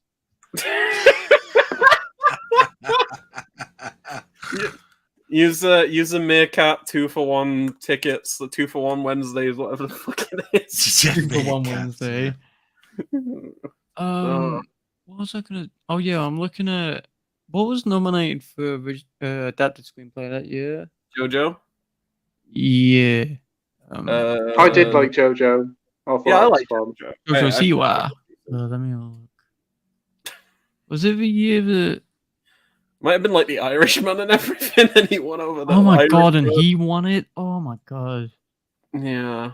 When was Yeah, I it? think he's got a 2019 or bit of something, an right? arrogance problem, probably. Taika Waititi. Oh my god! I'm struggling to find a year. it was. I think the worst thing he's done for me, that like it kind of signified like my loss of respect for him, was when Thor: Love and Thunder came out. Like I really don't like that film, but if you've made a film, if you've spent years of your life crafting a film, the one thing you want to do during the opening weekend for that film is kind of get people to go and see it.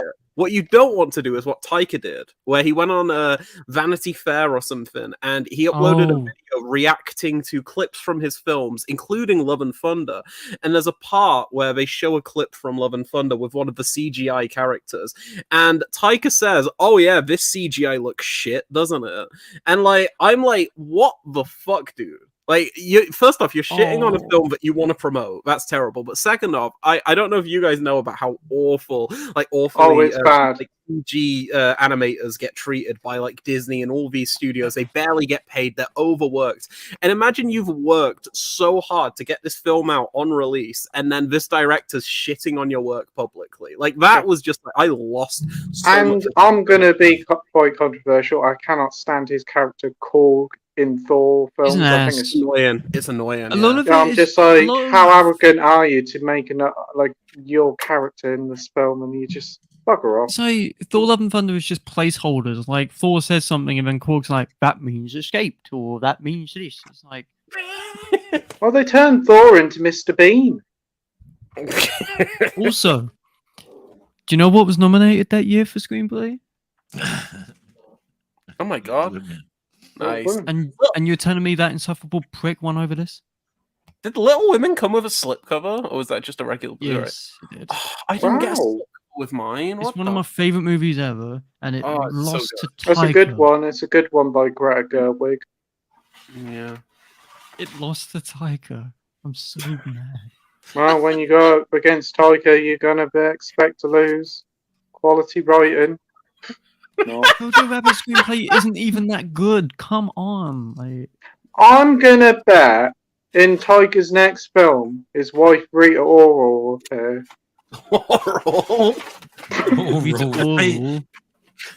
Nigel, He's used to that, isn't he? He's From him. destroying you with what What? you just said. Nigel, One he's sec, destroying one sec. you. I'll be right back. I'll be right back. Rita Oral. That's probably what he does to her anyway. Oh shit! Rita O.B. Followed by Oral C. But I'm I've so seen them pissed like that- advertising this like music thing, and I'm just like, oh god, they're both insufferable. I've got to turn this off Oh, and she mute did it. a music video for one of her songs where they literally get married. They're married, and I'm thinking, you recorded your marriage for your shitty song, Rita. Your song's not even good. Like, come on. Like the whole tempo's off. It's like, Oh boy! We've only just got Oh, It's Bobo. Say hi, it's Bobo. a dog. Bobo! Hey. Yeah, that is- It's Leo's Bobo. dog is Hello? Bobo. Hello, little man. Oh, he's cute. Yeah, he's Where's Bobo. He's my sister's Where's dog, but he Cooper? stays down here. Cooper. with us. She can't have him in look. her room.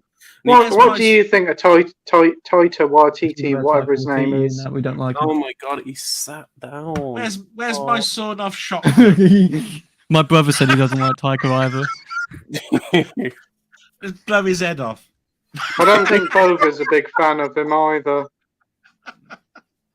Oh, bless him. I'm only joking. Ah, look. Oh, he's so cute. He is. Oh. Yeah. What sort is he? He's He's a a dog. chihuahua. There we go. Yeah. He's a What sort of flavour of dog? What sort of flavour? chihuahua, Doggy huh? flavour. Look. Doggy flavour. What's your other breed? Can you tell me? I forgot his other breed, but I know it's something with a chihuahua. Oh, he's going, I think. Are you going? Yeah, he's going. Had enough. Yeah, he's had enough. He spends like a second on stream. He's like, yeah, this is too much for me. But yeah, no. Oh, it's some pincer, mini pincer, maybe, mixed with a God. chihuahua or something. cool. He's adorable, but he's also a fucking pain in the ass. Oh, my dog's a pain in the ass as well. He's so He's Oh, it's Cooper. oh, he's so cute. You asshole. I love him. I love him to death, but He's great. So Winslow has followed you, Leon. Oh, awesome, Oh, awesome! thanks I for- didn't know that was you, Winslow. Thank you so much. Yeah, no, I followed You you Hurt back. My Feelings is good. I like Yeah, it. I really like that. Yeah. Gary says the Pope Exorcist was funny, like a buddy cop film. The Pope's Exorcist. Oh, it's so a- funny. It's a priest on a Vespa, wasn't it? The love. Oh, I guess. it's so funny. Doesn't It's he just moan about his coffee or something? Yeah, he moans about like not having coffee too early, and without spoiling it, because I want everyone to experience it for the first time themselves. The third act is it's apparently based or inspired on the true files of this chief exorcist that was like chief exorcist at the Vatican, and without even researching it, some of the creative liberties they take in that third act are something. Honestly, like I could not stop laughing because I was like, you're rewriting history right now, and it's kind of nuts. It's so funny. Like The Pope's Exorcist is a film I think everybody needs to watch. It's kind of bad, but then it's really well made from like a filmmaking perspective. Like it looks amazing, the cinematography is great. It's not scary at all. It's got really funny performances and kind of funny like visual effects and stuff. But the plot is so nuts, so bananas that you've kind of got to see it to believe it. It's amazing. It looks It's very like funny. if I had to compare it to anything, it's like it's like they tried to make a Marvel movie about this exorcist. Lovely. It's so stupid. The more I hear about this film, the more I want to say it sounds so absolutely daft and ludicrous. It's like they put a load of Dave Allen clips together all about Isn't church. Russell Crowe given his like dodgy Italian accent again, like in Thor: Love and Thunder? He's doing a full-on Italian accent. And So he's Mario, is he? He's like Mario. Yeah, but the thing that made my viewing experience so funny is I watched it on call with my friend Brady, and we both rented it through different services. I rented it through like Amazon or something. He rented it through the Microsoft Store on his Xbox. And for the segments where Russell Crowe was speaking Italian, his had hard-coded subtitles, so they were on the screen. They just showed up whenever Russell Crowe speaks Italian, which is probably about 40% of his dialogue in the film. My subtitles weren't hard coded, and whenever there were subtitles on screen, it said speaking Italian. So for almost the whole film, I didn't know what the fuck Russell Crowe was saying. So it got to the point where Brady, on call, because we were watching it at the same time, had to read out the dialogue that Russell Crowe was saying, and it just added to the like hilarity of the film. Honestly, it was like if I watched that on my own, I wouldn't have been able to understand half of what was fucking going on because it just said speaking Italian. I was like, what is this? It's like half of the film. Oh, it was so funny. Oh, wow. The Pope's I might have Exorcist. Oh, you've got to see it. I'm gonna have to check out the Pope's Exercise. Just don't rent it on Amazon. I want to watch it tomorrow. It seems funny. Watch it. It's so entertaining. And also, they're making a sequel. They've announced they've greenlit a sequel. They're gonna make like a cinematic universe of Pope's Exorcist films, and I'll be there day one for that. That's the silliest You're universe. kidding me? It must have done well at the box office then. I think it did pretty well because it had a tiny budget, like 15 million or something, and I think it made like almost 100 or something. So it made a good profit. It hits Netflix like tomorrow in America because they have that Sony deal where the Sony films hit Netflix immediately. So I imagine it will do great on the Adam Sandler. Yeah, because don't forget he was Sony and then he moved over to. Oh yeah. No, he's. Can we have a spin-off Exorcist film with Adam Sandler? I mean, I would watch that. I would watch that just out of curiosity. Yeah, I mean, you can I have want to his see Italian Howard Ratner accent as become well. a fucking priest. Oh yeah. So we have Andy here from Forgotten World of Movies. Hey fellas, hey Andy. This was probably about 3 hours ago, but I hope you're doing well, mate. Yeah, hi and bye. Everybody saying hi to Andy. We have Ian here saying, what are your top 5 sci-fi films of the 60s? There's a lot of classics. Oh, Jesus. I don't know. Planet of the Apes. The Doctor Who ones. Planet of the Apes. There's Planet of the Apes. What is the Day of the Triffids? Yeah. I'm gonna have a look now. Actually, I'm gonna look at the '60s as a decade and see what I've logged on Letterboxd for this decade. I've seen hardly any. I've seen like 10 '60s films. Okay, because you see, the trouble is that most of the stuff that I liked as science fiction was like the 50s. You know, like War of the Worlds, and it came from, you know, whatever. Invasion of the Body Snatchers was 50s, wasn't it? That's 50s, you see. I mean, there's one that I think everyone's missing right now. It came out right at the tail end, 2001: A Space Odyssey. That was the only one I've seen, I think. Yeah, that's a good one. That was a classic.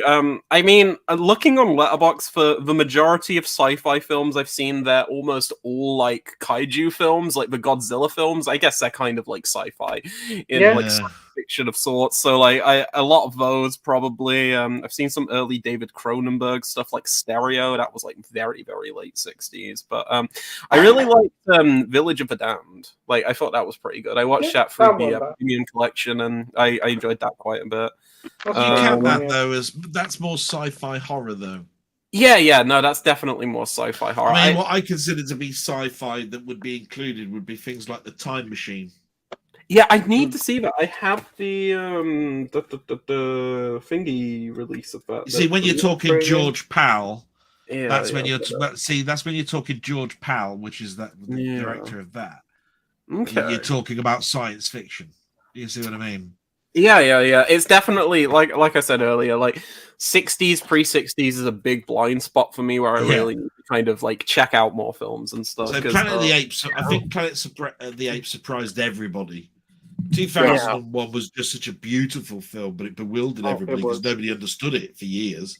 In fact, it probably was in every film class going, saying, "Can anybody dissect this film and tell us what it's about?" Right? Because we know everything, every trick that's going on in the film, but we just don't understand it. Yeah. So so it is a beautiful film. Oh yeah. But there are good science fiction films. You know, like. I mean, I mentioned Day of the Triffids, and you could turn around and say that's horror, but it's Quatermass and the Pit. That's science fiction. But they're all old school, and it was that turn. You remember we had this question last week, Pete? I think, or 2 weeks ago it might have been, where there was this thing that said, "What was the stark, influential film for horror?" And I turned around and said, "I'm going to give you the boring answer, which is The Exorcist." Because there was a moment in time where I would have said, there's the Universal monsters, and then we went to the Hammer monsters, and then when The Exorcist came out, which is just the beginning of the 70s, that was so realistic. It was like, that's just frightened the shit out of me. Because all the rest was big teeth, blood coming down the cheeks, boobs out. Do you know what I mean? It was start of the new era of horror. And then all of a sudden you've got realistic priests going upstairs and children turning around and saying, "Fuck me, Jesus," with a cross and all this sort of stuff, right? And you're going, no, that's stark. That's in your face. Yeah, no, definitely. Yeah. None of that cheesy Hammer dialogue. Well, that's where I said that's the turning point. That's where I'm going, right, there is a stark now difference between what goes on after here and what was going on before. Oh yeah, no, definitely, yeah. For me, like, I was going to say, all I was going to say was just to end. There aren't many genres that you can actually turn around and say that in. Comedy must be the hardest one to turn around and say everything after this point was like this, everything before that was like this. That must be really difficult. You know what I mean? Yeah, no. I think horror is one of those genres that, like, even to this day, it's constantly changing. Like I guarantee, like, 20 time. Yeah, in 20 years, we'll go through another kind of like completely new genre that we probably didn't even know existed. That'll take the world by storm, and then people will be nostalgic for like the spooky paranormal activity films of this era. Like people like 30 years from now, they're gonna look at all those films that people thought were like really shit and everything, and they're gonna be like, these were some of my favorite films back then. We're gonna get other genres and stuff. I think horror's just fascinating. It's my favorite genre by far, just because, like you were saying, like there's certain periods where it just kind of completely transforms the landscape of cinema as a whole. The Exorcist being a great example. Psycho a little bit before as well. That was 1960. I think that was like a big one for like seeing Hitchcock make something that at the time was considered very like lowbrow almost from like my knowledge and everything, like making a horror film at that period, and then that just like completely dominated. Everyone was talking about it. I'm not surprised though Hitchcock went the way he did, because if you think about it, when he had his first 5 films rejected, which were masterpieces, you know, they just didn't want his stuff out there, and then he did his work over a really big long period of time, and then he fell out of favor. And he started, and he started to bring out films that were so similar to what he'd already done, but now out of favor because they're 10 years out of date. Yeah. You got to turn around and say, you got to turn around and feel sorry for him, but it earned his money. Yeah, at the point. Oh, sorry. No, I was just going to say it's almost like cinema gave up on him. Yeah. It feels like, because like Hitchcock inspired so many filmmakers, and it almost feels like I've not seen every Hitchcock film. I think I've seen about 7 or 8 of his films, but I know that he was a huge influence on Brian De Palma, who's like almost like Psycho with Dress to Kill, for example. But like at the time that Hitchcock kind of got into that more like R-rated adult, like very kind of violent stuff, like Frenzy, for example, it was like De Palma's already doing that, you know, so it kind of felt like you were saying, it was like he was almost out of touch. And that's not like shitting on Frenzy. I really like Frenzy as a film, but it feels like at that point Frenzy's in the 70s, isn't it, with the bloke going around strangling people with ties, isn't it? Yeah, I think it was like mid-70s or something. And it's just, it feels like for Hitchcock, this is like really kind of pushing the boundaries. But at that point, I'm pretty sure we had like The Exorcist. We had this kind of new era of cinema, and it's like it's a really solid Hitchcock film, but it's not really reinventing stuff or surprising the masses in the same way. There was nothing new. Yeah. Or should I say, so shockingly new that it inspired for other people to do other things. It was more a regurgitation, or that's slightly clever but not out there clever. Yes. You know what I mean? Yeah. No, I completely get that. Yeah. I'd agree with that. Yeah.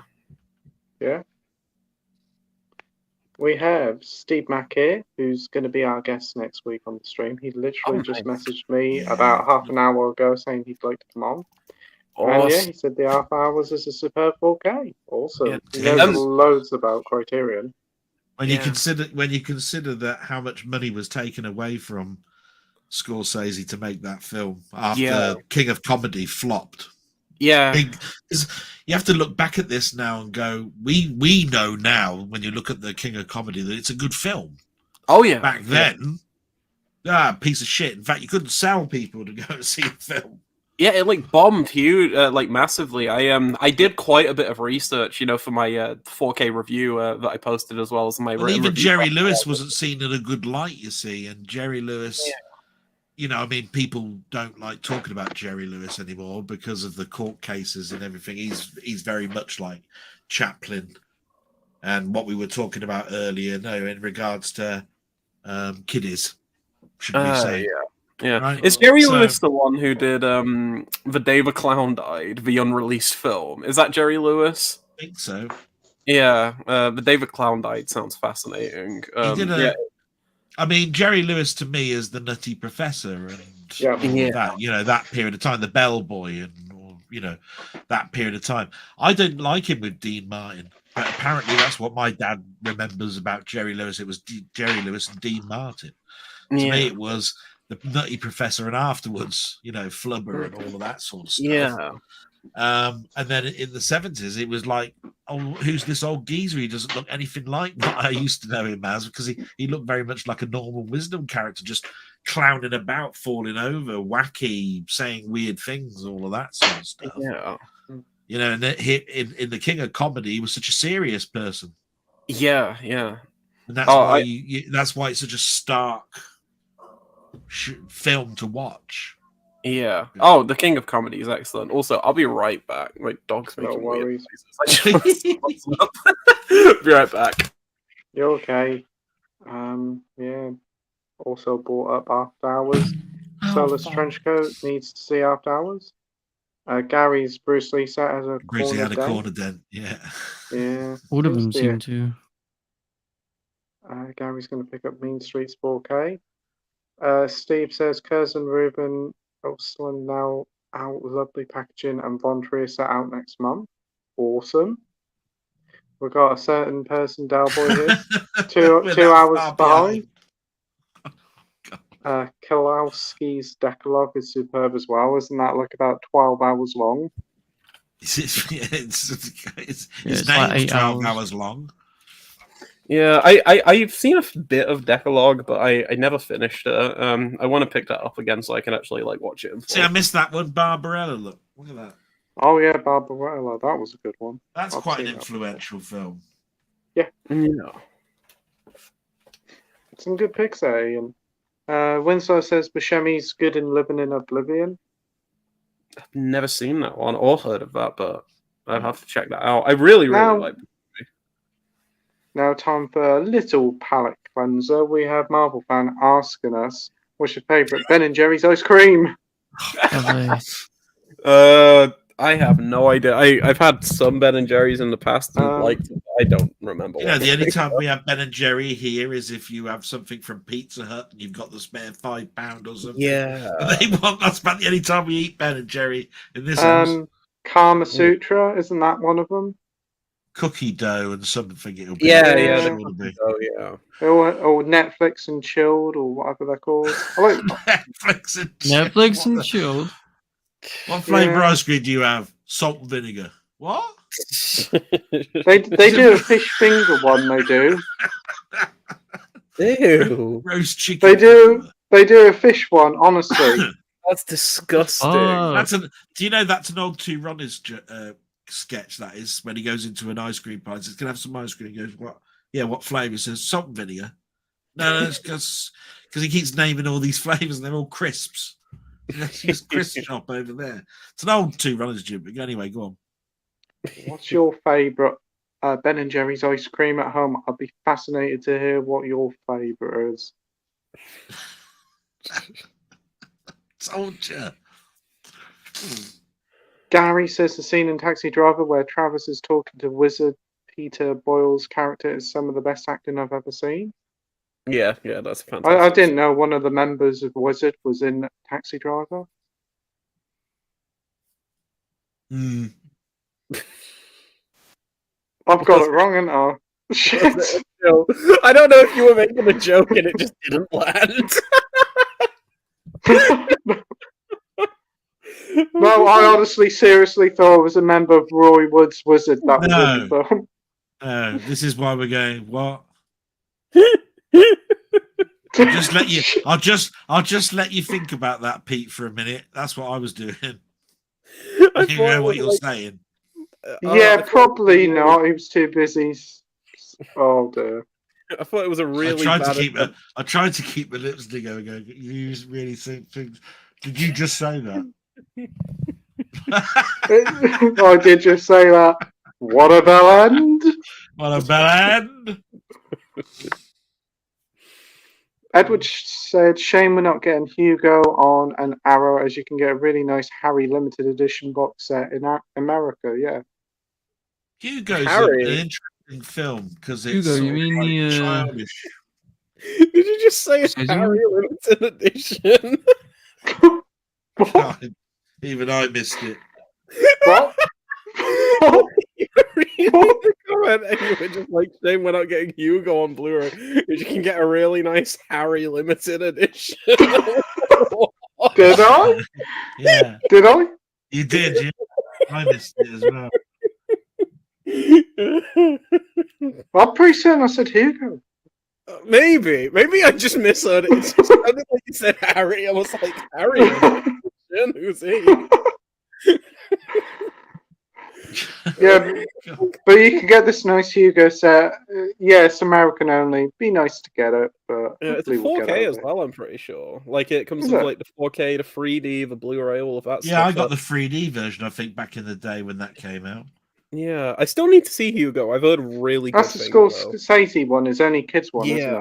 it? That's what I said. It's a kiddies thing, but it's like a mouse or something. I don't know, something Well, weird going on. It's all set in a railway station type thing, isn't Yeah, it? that's Is it? Scorsese, I think.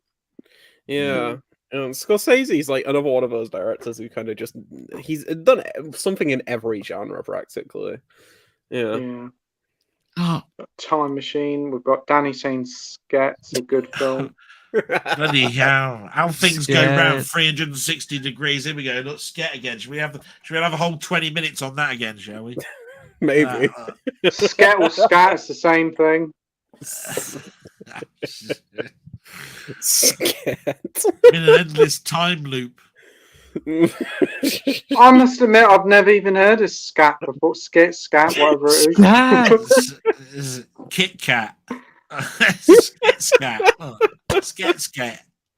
Yeah, I've never even heard of Skittles before. The film or Skets, whatever. Sket It's Scat.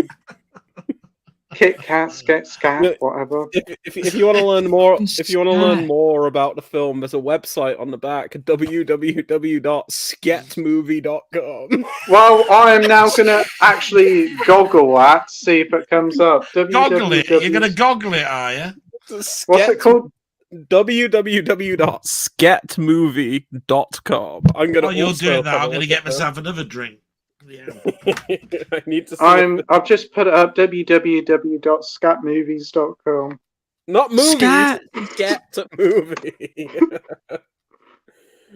I'm now What? googling it. It's loading up. Here it comes. Oh my god! It's still a thing. It's still there. Still there. It's still there. I can't believe it.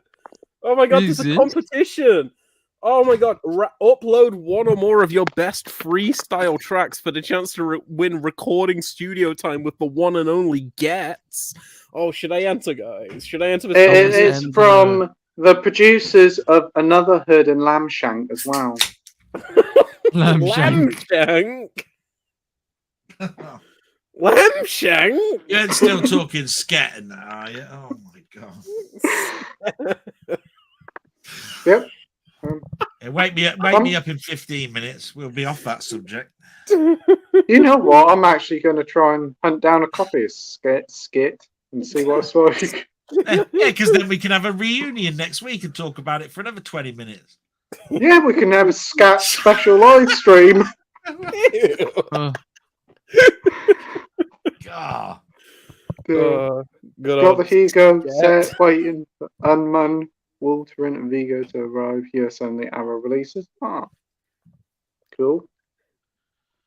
Sai's going to go. I think it's right, isn't it? The Last Starfighter is also an Arrow release, not over here, isn't it? Yeah. The States one, yeah. Isn't there the Tom Cruise one, Legend, as well? That's American. Yeah, only. I really wanted to get that. I missed out on it. I've got a handful of US Arrow that's releases, but not too many. That's the Ridley Scott, isn't it? Yeah, with Tim That's Curry. got two. Have they done two different scores to that one as well? On the Yeah, same there release? was Have they done Tangerine the Dream. Tangerine Dream and Jerry Goldsmith? Yeah, Have they done them as two different scores on the actual audio track? it's. I believe it's two different cuts. I believe you've got the international cut and then the US cut, and each one has like the different score on it.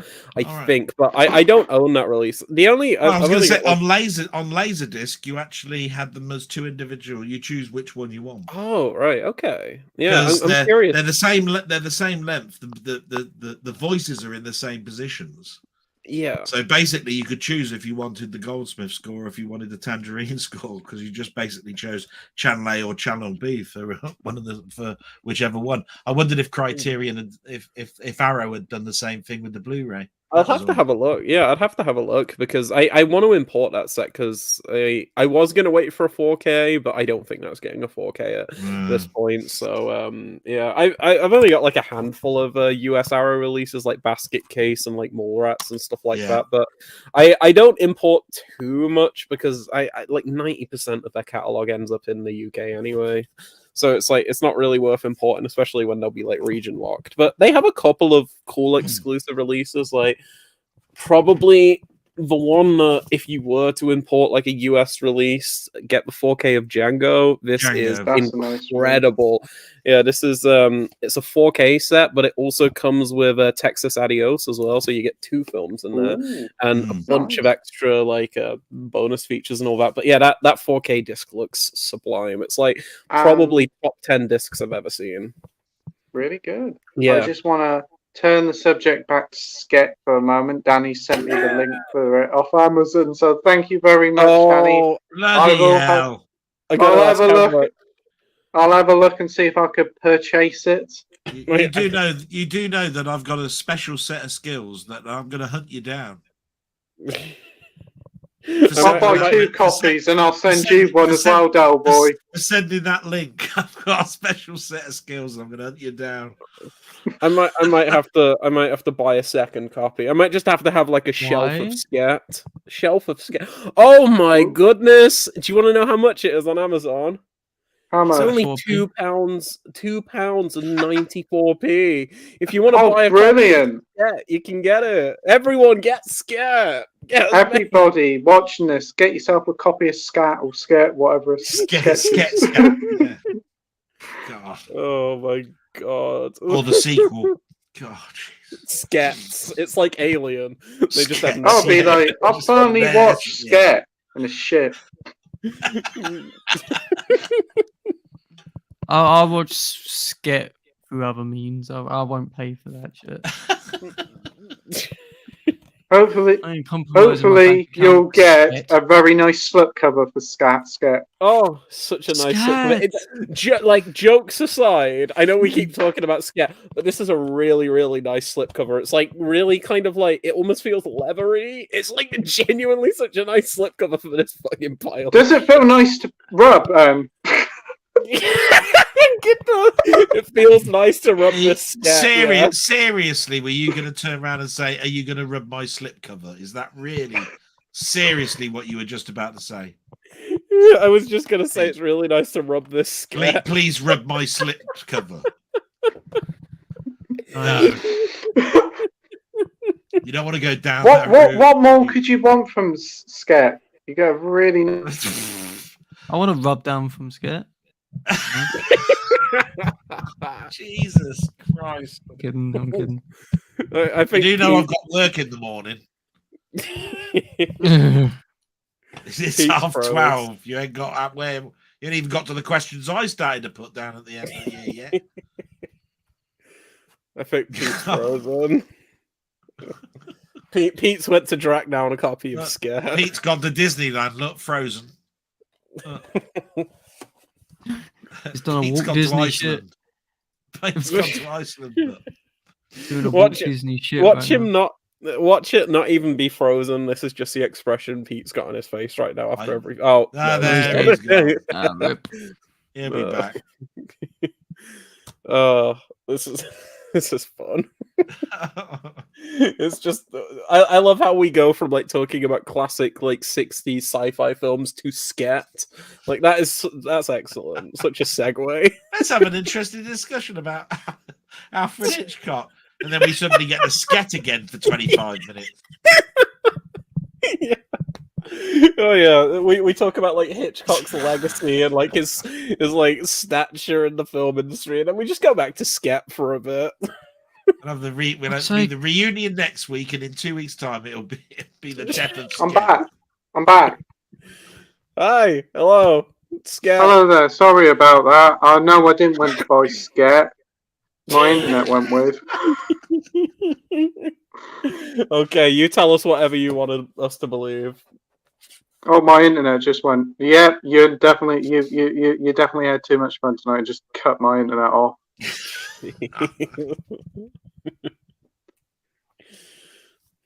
Well, So I hope this- you enjoy watching Enter the Dragon at your local Odeon next week, Si.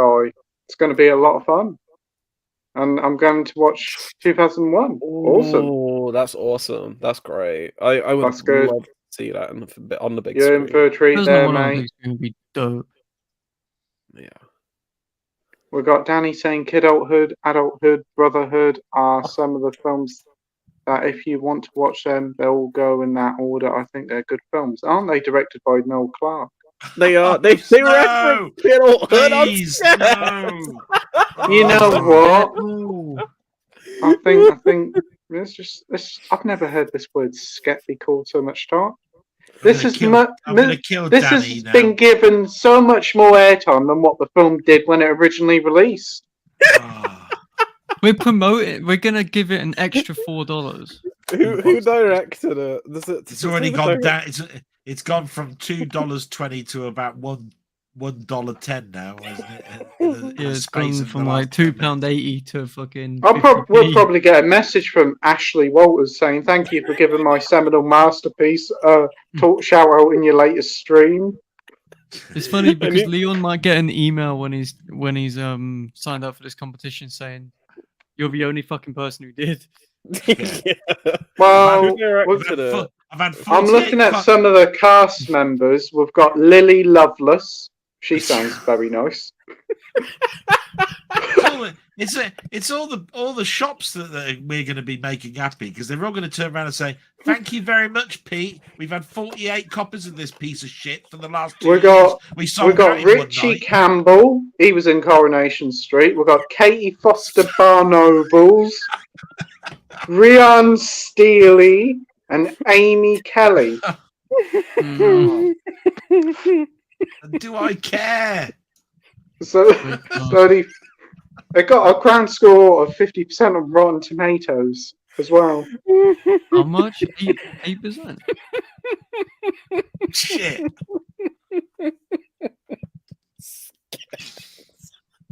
I still don't care, Pete. Are we moving on?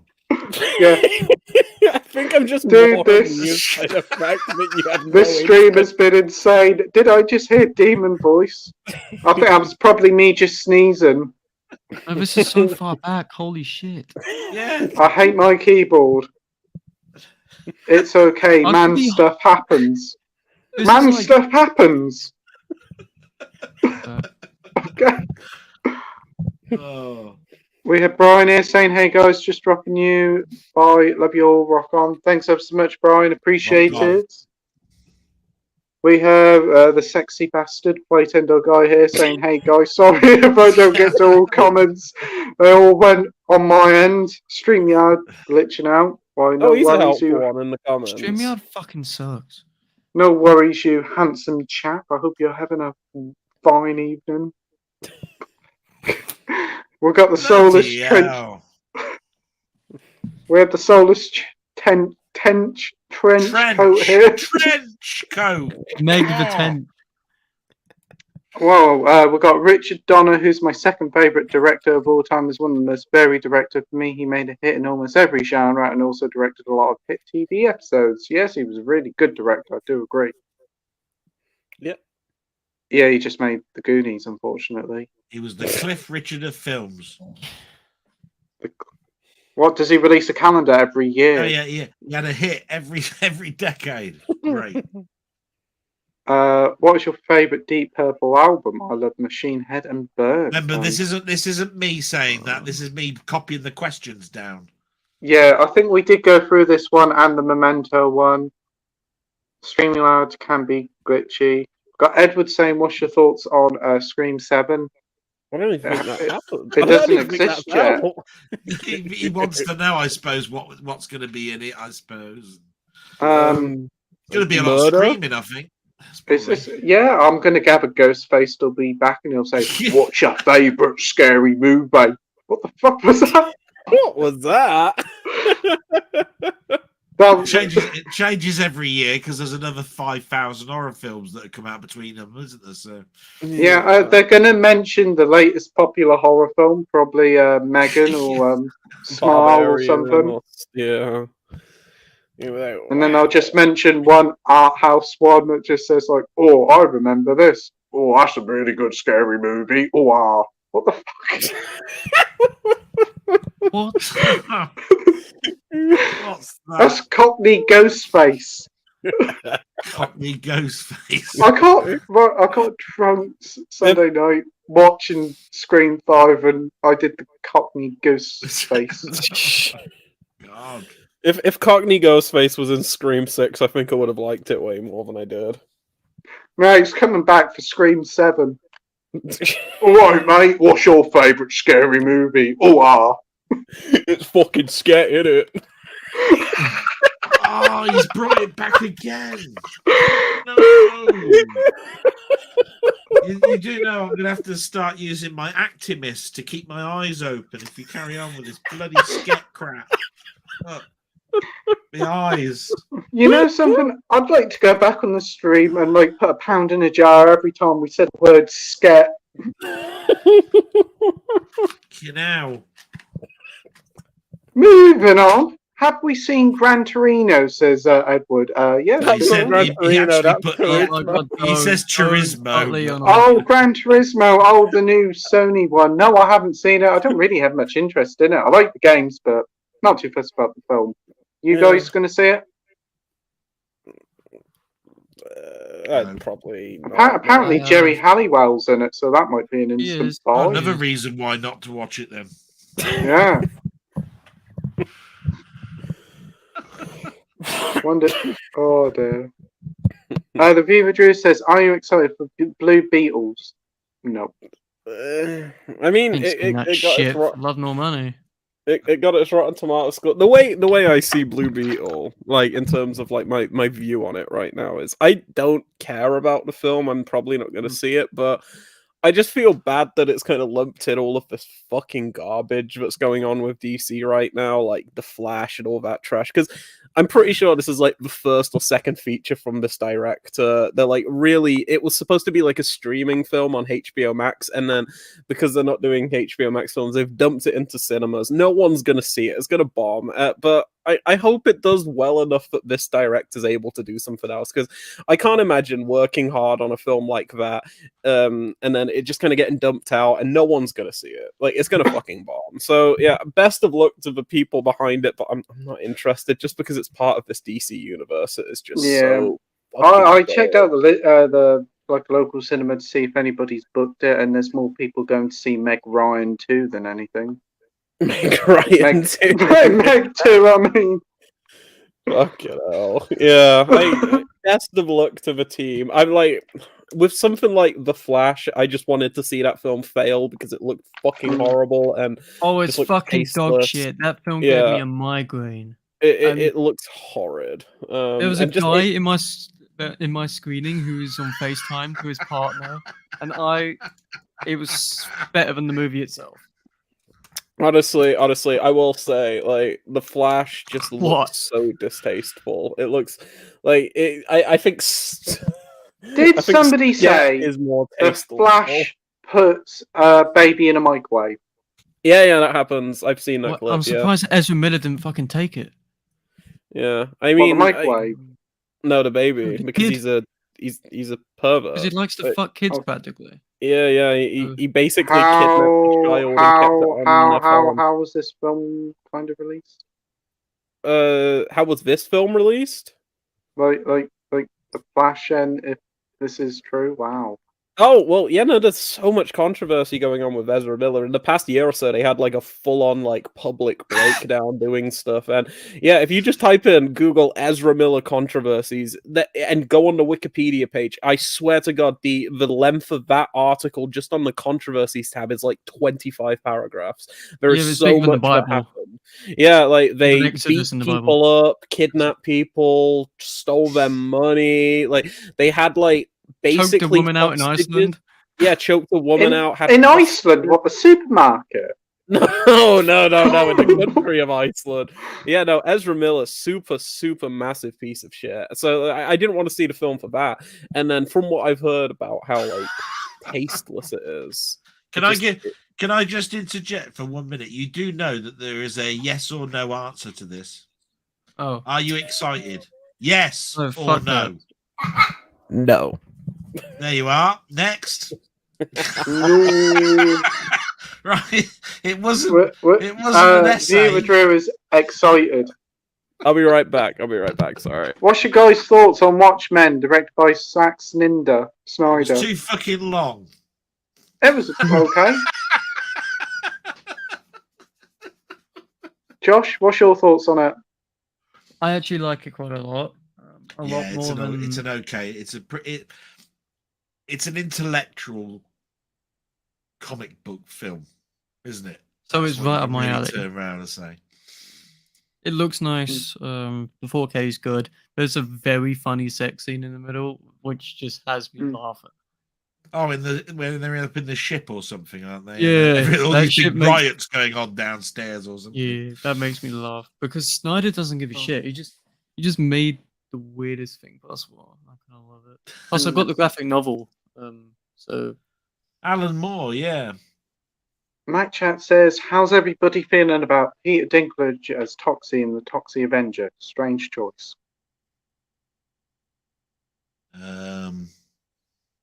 I don't know. I haven't seen it. So I haven't seen the original, so I can't comment. Josh? I've seen the images and it just looks. I haven't seen the others, so I don't know. You see, what might be a strange choice might turn out to be absolute gold.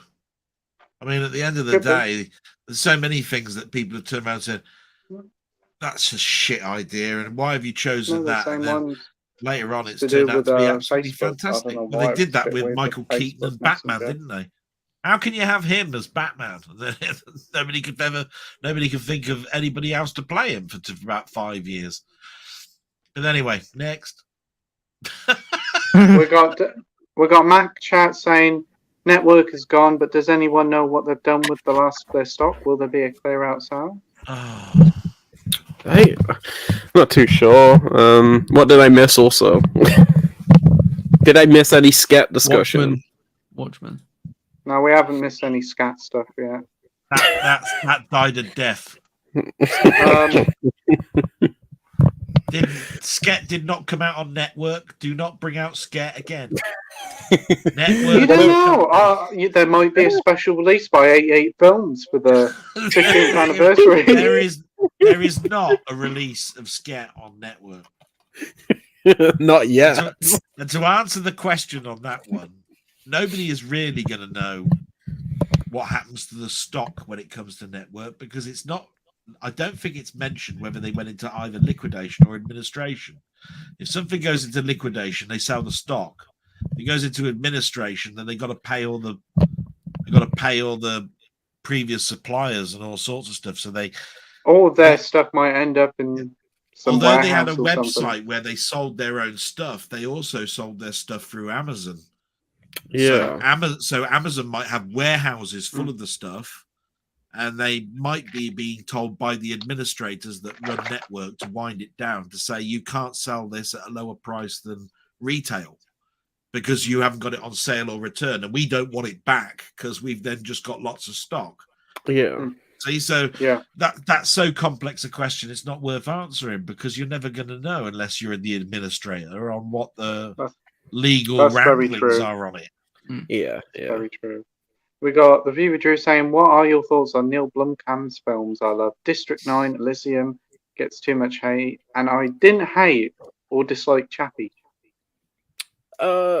I really love District 9. Haven't seen Elysium, and Chappie is okay. I didn't see the film he made the other year, Demonic, but I heard that was terrible, and Gran Turismo doesn't seem very interesting. Well, Elysium is an interesting idea, isn't it? That's where they live in the sky and they're bloody all living in slums. Yeah. But that's what all of his films tend to be. District 9 is in slums. Yeah. Elysium slums. And I'm just going, and seems to Chappie, be like robot, going around in slums. Yeah. It's They like, like All of his slums films a lot, seem to don't be they? about fucking the slums of Johannesburg, and that's all. Yeah. to be quite honest, Elysium is an old Star Trek episode, you know, where we live in the sky and you live in the rocks, and the people who live in the sky are intelligent. The people in the rocks are all Neanderthals. That's Elysium. Yeah, I still Nothing haven't seen it new. yet, but I'd like to check it out at some point. But I'm not going in expecting like a masterpiece or anything. Yeah, Uh, I saw it I, on the Gran Turismo. I like District 9. It's pretty good. I like Elysium quite a bit. I was quite surprised by that. And Chappie just kind of exists. Yeah, yeah. The editing in Gran Turismo is awful. I'm just gonna say now, the editing is awful. Okay. Yep. Yep. Is it like a teenager hooked on Monster Energy drink? It's the biggest fucking ad I've ever. Literally, it. I'm just gonna say it opens with like someone driving a Gran Turismo simulator, and it just zooms in on the logo of it, and it's like PlayStation and all this. It's like, oh my Let me guess, a lot of product placement for PlayStation 5 and Gran Turismo 7. Yep. Probably, yeah. Solar's Trenchcoat thinks the strength of the A-Team is not the plot, but Can the you come up chemistry. with a song on the spot about Scat? I'm not Song doing on- sket again. I don't know. In A sket. skit to the head, to the skit, to the skit, Scott. I don't know. I'm back again. It's all right. I just thought I'd try that one out. Is that going to be like a permanent fixture on the behind your fixture now? It's just going to be a copy of Sket. For the time being, I think so. Yeah. It'll be just like, yeah, that was the time when I mentioned it about 50 million times on a stream. And Amazon messaged, and then I had a message from Amazon saying it's now jumped up to like the top 500 selling Blu-rays at number 500, thanks to 2 people buying it. You better buy Scat after this stream.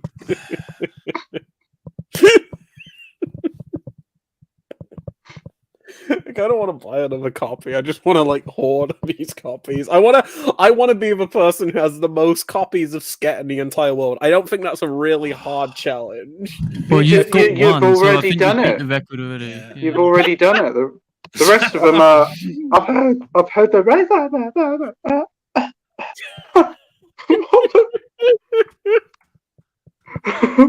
What the fuck? My voice just went. I heard the rest of the copies of Sket are all sitting in landfill somewhere, along with all the ET copies from the Atari. Oh. Let's see the song. Here we go. What's this one? Delboy says, Edward says, what's your thoughts on the new trailer for The Nun 2? I haven't seen The Nun 1, so... Oh, that trailer is so loud. I have no interest. Yeah, it was a poor trailer. Shall I tell you how many trailers I've seen of that? None. I see what you did there. I uploaded getting late. I uploaded a very short video where I was like reacting to the Nun 2 trailer until there was a loud noise. It ended in like 5 seconds. Because it opens with a I was like, fuck, I'm gonna just end it. Right, we have Solus Trencher saying, yeah, if you're going to release the show, put out the whole show. How hard is that? I agree with what he says here. Delboy definitely needs a raise, give him $5 or whatever that equals in British money instead of not getting paid. I'm now checking. We have 19 people still watching us at nearly 1 o'clock. So thank you ever so much for watching. I seriously got about 5 minutes more in me, I have to say, because I've got to get to bed. But keep going. 5 minutes. I'm all right. I'm alive. Let's see if we can make the most of this 5 minutes with Delboy. 5 minutes with Delboy. Is that a film? Oh. Edward says, "What you guys think of Fabulous Films? They're the ones that put out Bagpuss and Trump and share." Good on them. I wish them well. Next. Fabulous, like hit or miss. Yeah. Gary said we need to go all night. What the hell, StreamYards? Solus Trenchcoat says, yeah, I found you guys through Mike and love the assortment of guests he gets and the assortments of people on all your guys' stream. They're very entertaining and learn a lot. of great films from you guys. Why? Thanks ever so much. Yeah, Mike's a Awesome. brilliant guy. Yeah. Yeah, here he is. Brilliant guy. Fantastic streams. Danny has Automan on DVD. Awesome.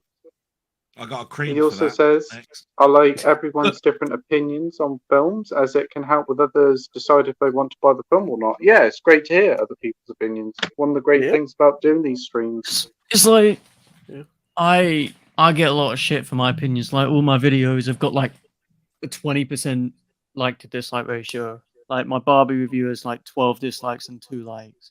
I get shat on a lot. For like what I You get scat on, do you? no, what I get shit for what I like. I also get shit for how I talk about film as well because I'm not one of these millennials who's like, "Oh, The Flash is the best movie of all time," kind of thing. You know, like most people are. Like I'm fucking like, what 20-year-old do you know stick who's to watched your- Three Colors Red? You stick to your principles and opinions, and hell to anybody else is what you're saying, yeah? Yeah. Like what 20-year-old do you know who's watched fucking Three Colors trilogy? Like hardly any. Don't know Yeah. any 20-year-olds. You keep watching what you like Me, bro. watching, Josh, and it's great to hear your Who are you? opinion. Who are you? Told you I'm useless with names. You keep on doing you, Josh. You keep liking what you Yeah. like. At the end of the Yeah. day, it's great to hear your opinion on different films because everybody talks about all the latest blockbusters. A lot of films like the lesser known. I don't like people that look at watch a film briefly, go to another person's website to see what they're saying about it, get a sort of like understanding about the 5 different meanings of it, put all those 5 together, and then come out with a 6th view on it. You know, which is generally therefore along the lines of it's good or it's bad.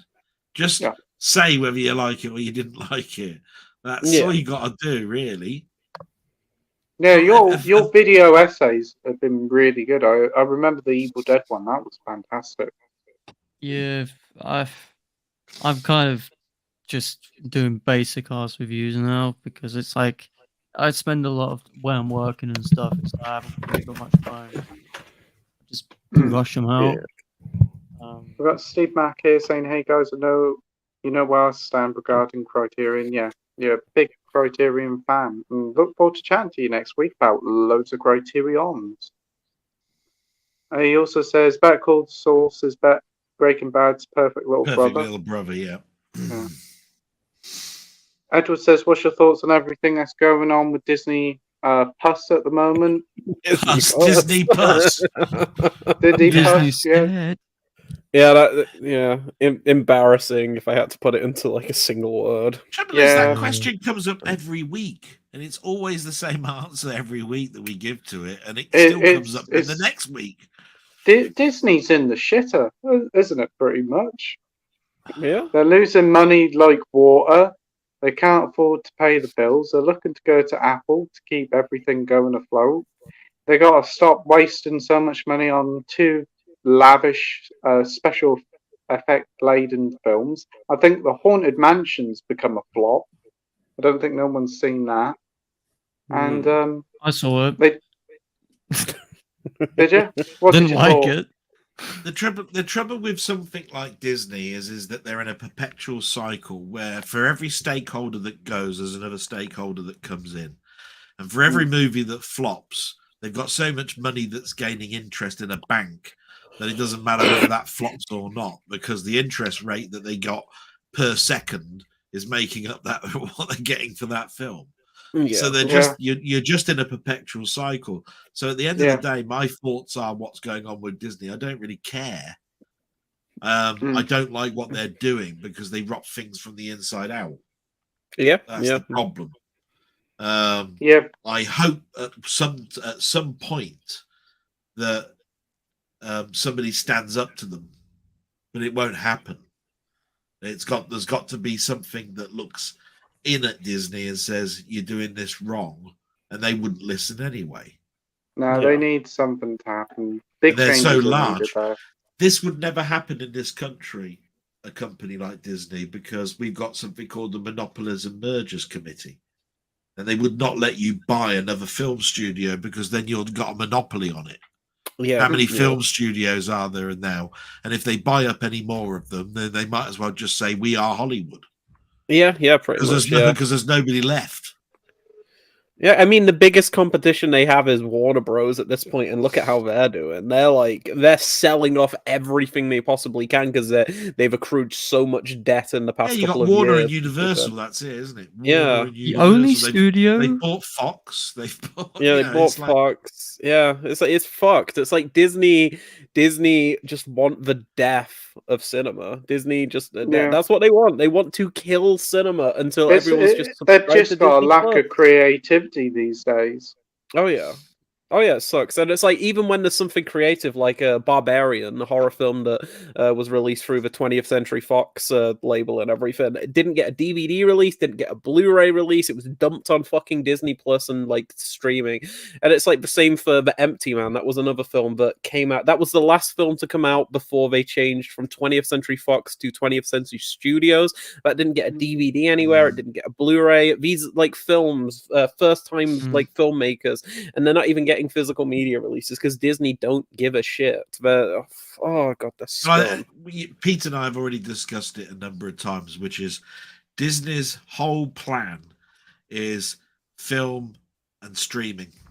Oh yeah, physical media has got nothing in it, so it will go down that line. When a film is finished at the cinema, it then gets to streaming. When it then gets to streaming, if they want, they'll do it to physical media. Otherwise, the revenue that they get from streaming goes back into the film industry to make another film for which their only platform is to stream it out there. And that's what they want to do because they want monthly money. Oh yeah, 100%. Perpetual money that comes in. If you buy a film and you sell it on, they get no money. Yeah, you get the money for selling your own disc on.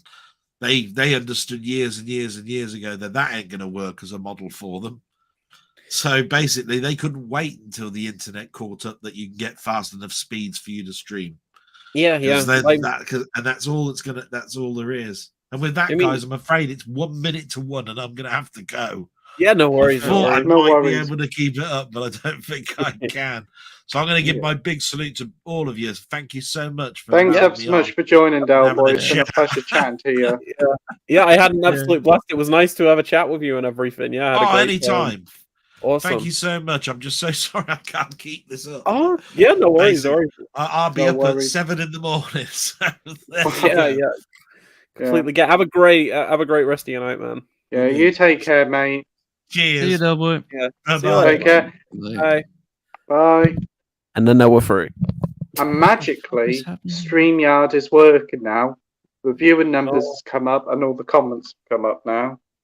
What the fuck? So we've got Solar Trenchcoat saying, I haven't seen all of it, but what I've seen so far, like Better Call Saul, slightly better than Breaking Bad. Ooh. Okay.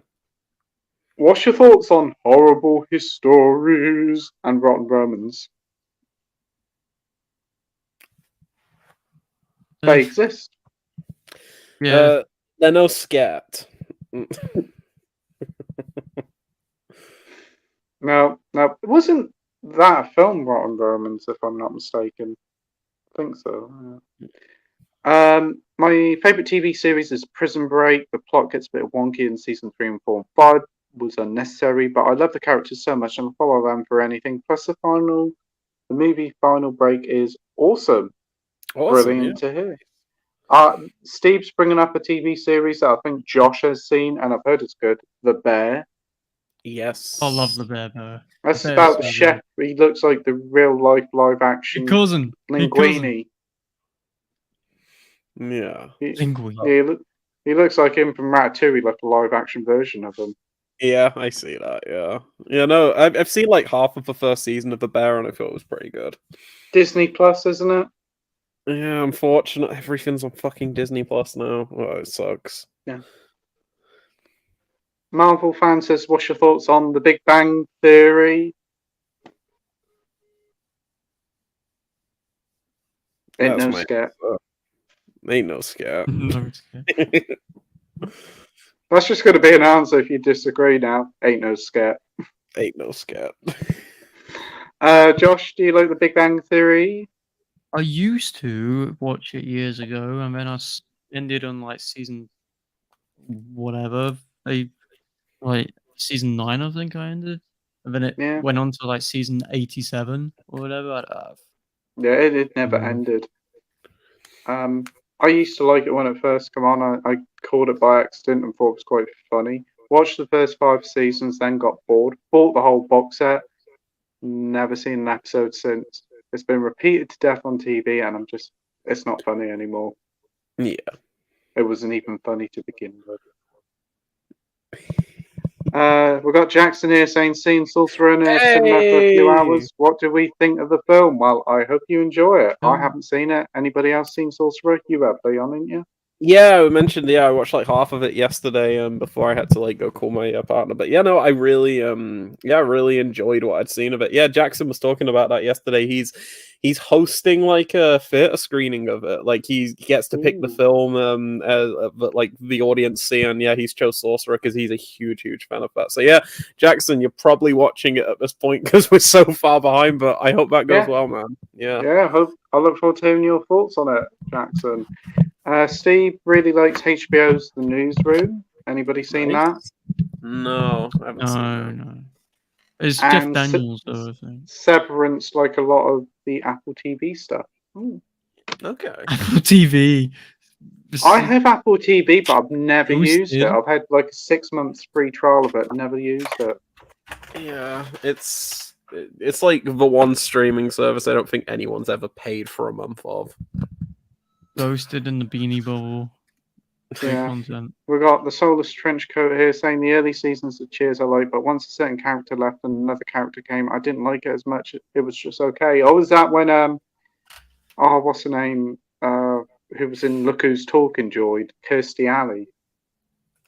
I think she joined partway through it. But yeah, I do agree. Later seasons aren't so much fun, but still really funny. And Kelsey Grammer's great in it. Nice. Sorry says, Josh, how did you feel about the Succession finale? No spoilers. Oh, it was a great ending.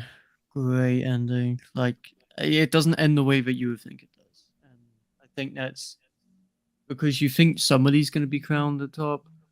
But it ends up being something completely like 180. So good. Nice. Yeah, I've heard it's very good. So we've got Steve Max saying Michael Curtis directed Casablanca. Yep. He did. Fantastic film. Watched that for the first time a few months ago. Absolutely adored it. I love that more of us know the director of Casablanca than Taika Waititi. Than Taika Waititi. Yeah. Yeah. Poor old Taika Waititi. Will people remember my movies? Yeah, but they won't remember Casablanca. I only want to see Thor Love and Blunder for the Screaming Goats. I don't know if that's an ironic comment or not. I hope it is. I don't know. It's like, unless you're 5 years old, then. Well, his icon is a goat, so. Oh yeah, maybe. You could check it out on YouTube. It's only like 10 seconds, I think. There you go. 5 minutes past midnight. This sounds amazing. You must be talking about Sket. Sket. Moonhaldry says, has anybody seen The Jacket with Adrian Brody, and have you seen Forgotten with Julianne Moore? Both mysterious thrillers. Pass the remote here. Just press this. What? That there. What's that? That one there. That one. Yeah, just point at the TV and that. Has it gone? Yeah, there you go. Yeah. Oh, you this sort is of funny. wiggle it about and it should shove in. Okay, yeah. Right. What? This is Press it funny. harder. Christopher Nolan calls Talladega Nights one of the best comedies ever. Oh yeah, he calls it one of the great. Oh yeah, Talladega Nights. Yeah. Talladega.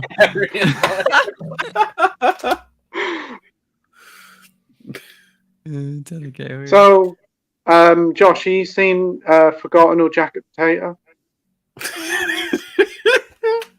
No. Leon, have you seen them? Jacket Potato, no. Ain't I had no jacket potatoes for dinner. Ain't no scat. Ain't no scat. No scat.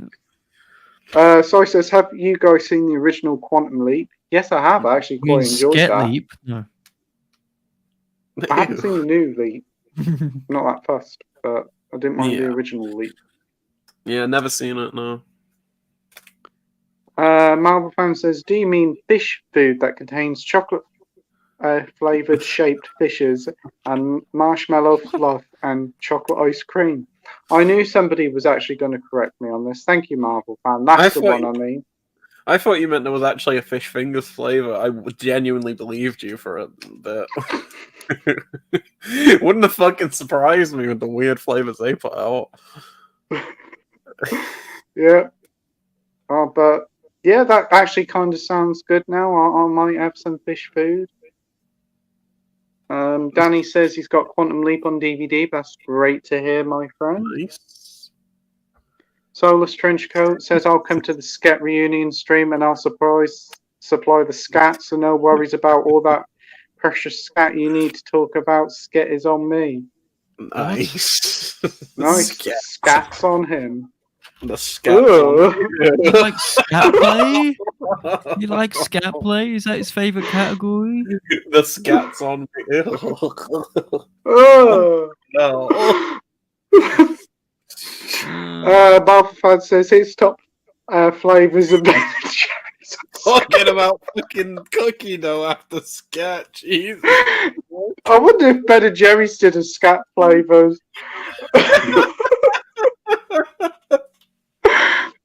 Cookie dough or cookie dough sandwich or Netflix and chilled or chocolate fudge brownie. That's probably the scat flavor. My top three weakest flavor are gingerbread and fish food.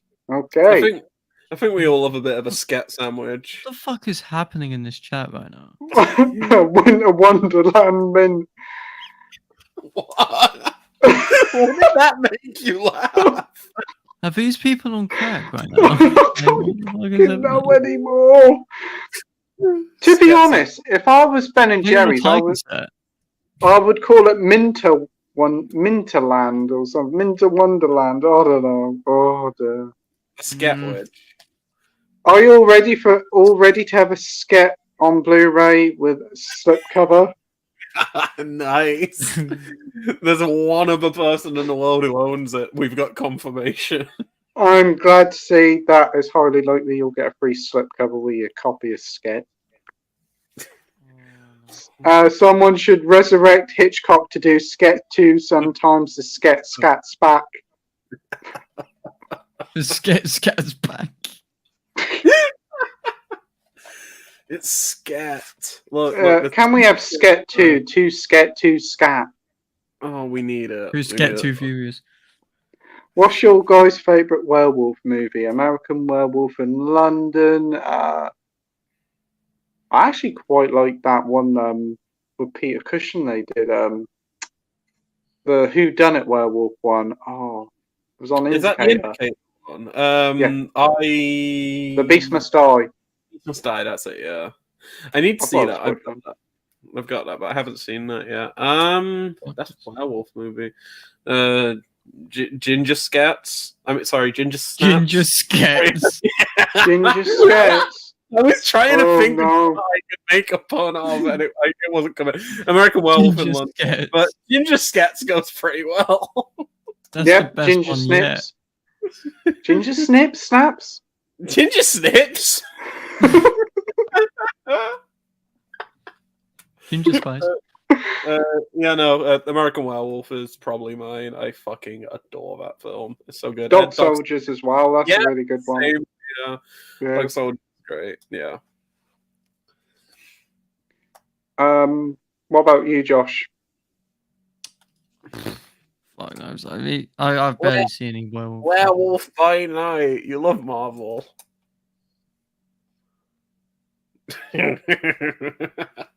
That says it all. That's not actually the worst thing, because Michael Giacchino directed it. It's not awful. It's just there's like a 20-minute segment where I just zoned out. Oh. Yeah, Solus Trenchcoat says, don't buy a Del Boy, embrace the scat. Let the scat inside of you and let it consume your soul. I'm talking about fucking scat. Live, eat, and breathe, scat and skip. Love the Watchmen. Yeah, great film. Great film. Yeah, it's great. Meg Ryan too. Her mouth is as big as Megalodon's now, so you're not far off. Yeah.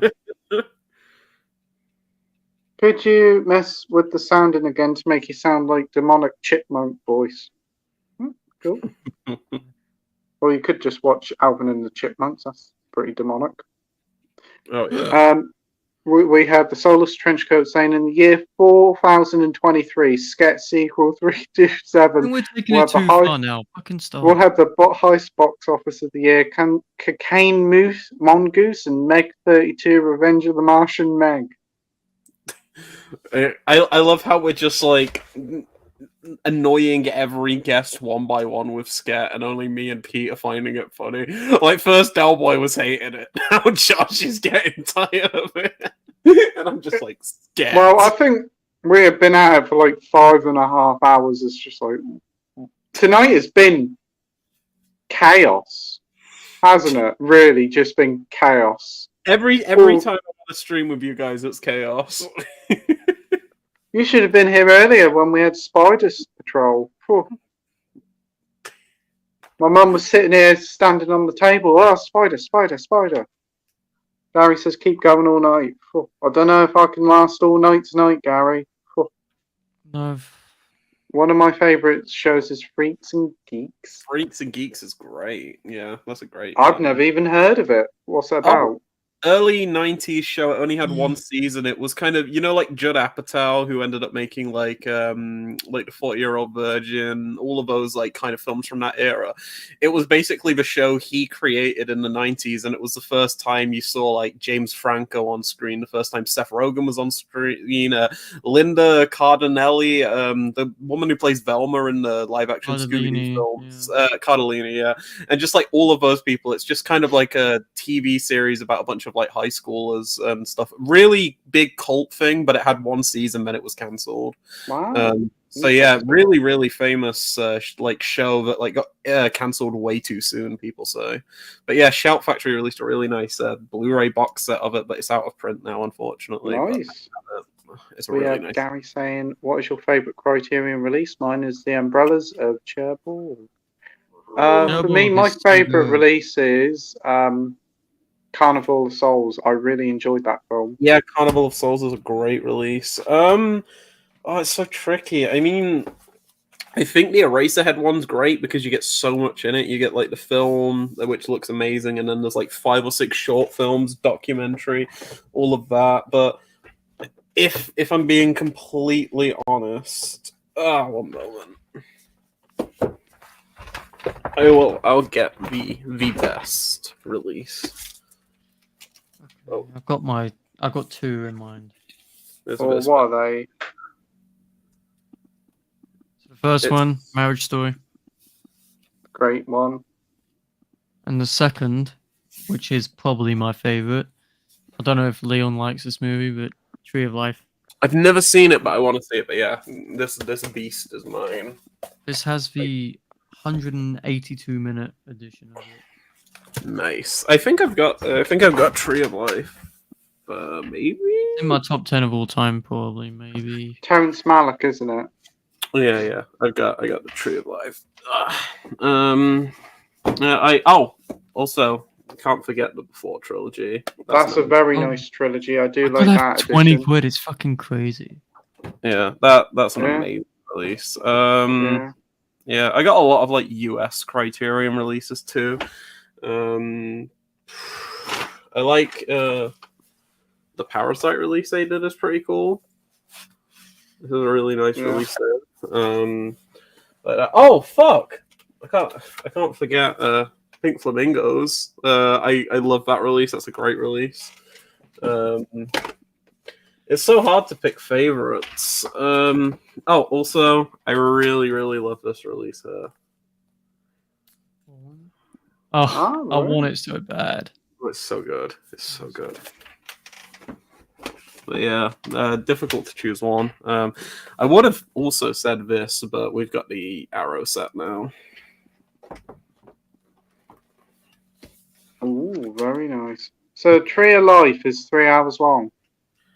The extended is. Is And it it doesn't a feel it. very good film? What would your opinions of it? Top. It's in my top 10, maybe 20 ever. Okay. I love watched the trailer of experimental it. shit It like that. really did nothing for me. It didn't. Yeah. It's I haven't just pretty shots of like the world. That's kind of my thing. Ah, cool. Winslow used to watch The Big Bang Theory all the time when I was younger. If I ever see it on TV now, it's quite painful to watch. Okay. I never. Wow. When I see it on TV, it's the quickest time I press the remote to change the channel. I hate The Big Bang Theory, says Marvel. And good point, Pete. I quit because how annoying Penny is in each episode. Oh, Penny weren't too bad. I don't know. For me, it was Howard's girlfriend and Sheldon's girlfriend. Oh my days! I had to turn it off when they joined. Solus Trenchcoat says you guys should start a band called the Scatmen. Isn't there a song called the Scatman? Oh or my god, can Scatman? you fucking stop with the scat stuff now? Scat, It's scat, getting old. There is a song, the Scatman. Yeah, There is. it's true. We make There the is. scat. That's the one. Yep. Yeah. But mind you, I've heard they might bring back the Big Bang Theory revival. No. They can keep that in the past. I don't think we need a revival series of that. Sket Fever now. Scat. I don't smoke crack. The crack smokes me. Okay. Okay. That's nice. You have fun with that geezer.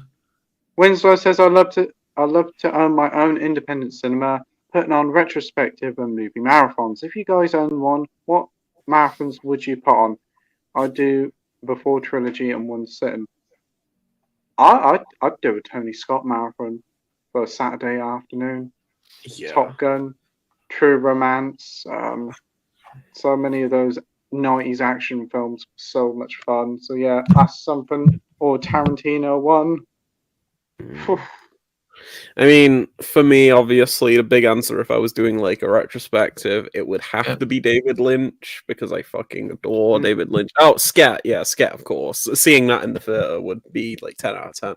But yeah, I'd love to do like a Lynch retrospective, but I'd also just love to curate something of just I don't know, like maybe like the few good films that are shot digitally, like especially when digital cinematography was becoming like the norm. So something like Lars von Trier's Dancer in the Dark, Michael Mann's Miami Vice, Crank High Voltage. I'd love to do like a series or like David Lynch's Inland Empire, stuff that was shot digitally, and just do a retrospective on that, or just something really funny. Like I have this tag for certain films that I review on Letterboxd, which I call New Metal Cinema, and New Metal Cinema is just like Mission Impossible 2, where it feels really like it's trying to be really cool, like, and it wants Linkin Park on the soundtrack and stuff like that. Like, I'd love to do like a series based on like films. Well, Mission like Impossible 2 was essentially a Lynx aftershave advert. It felt like at the time.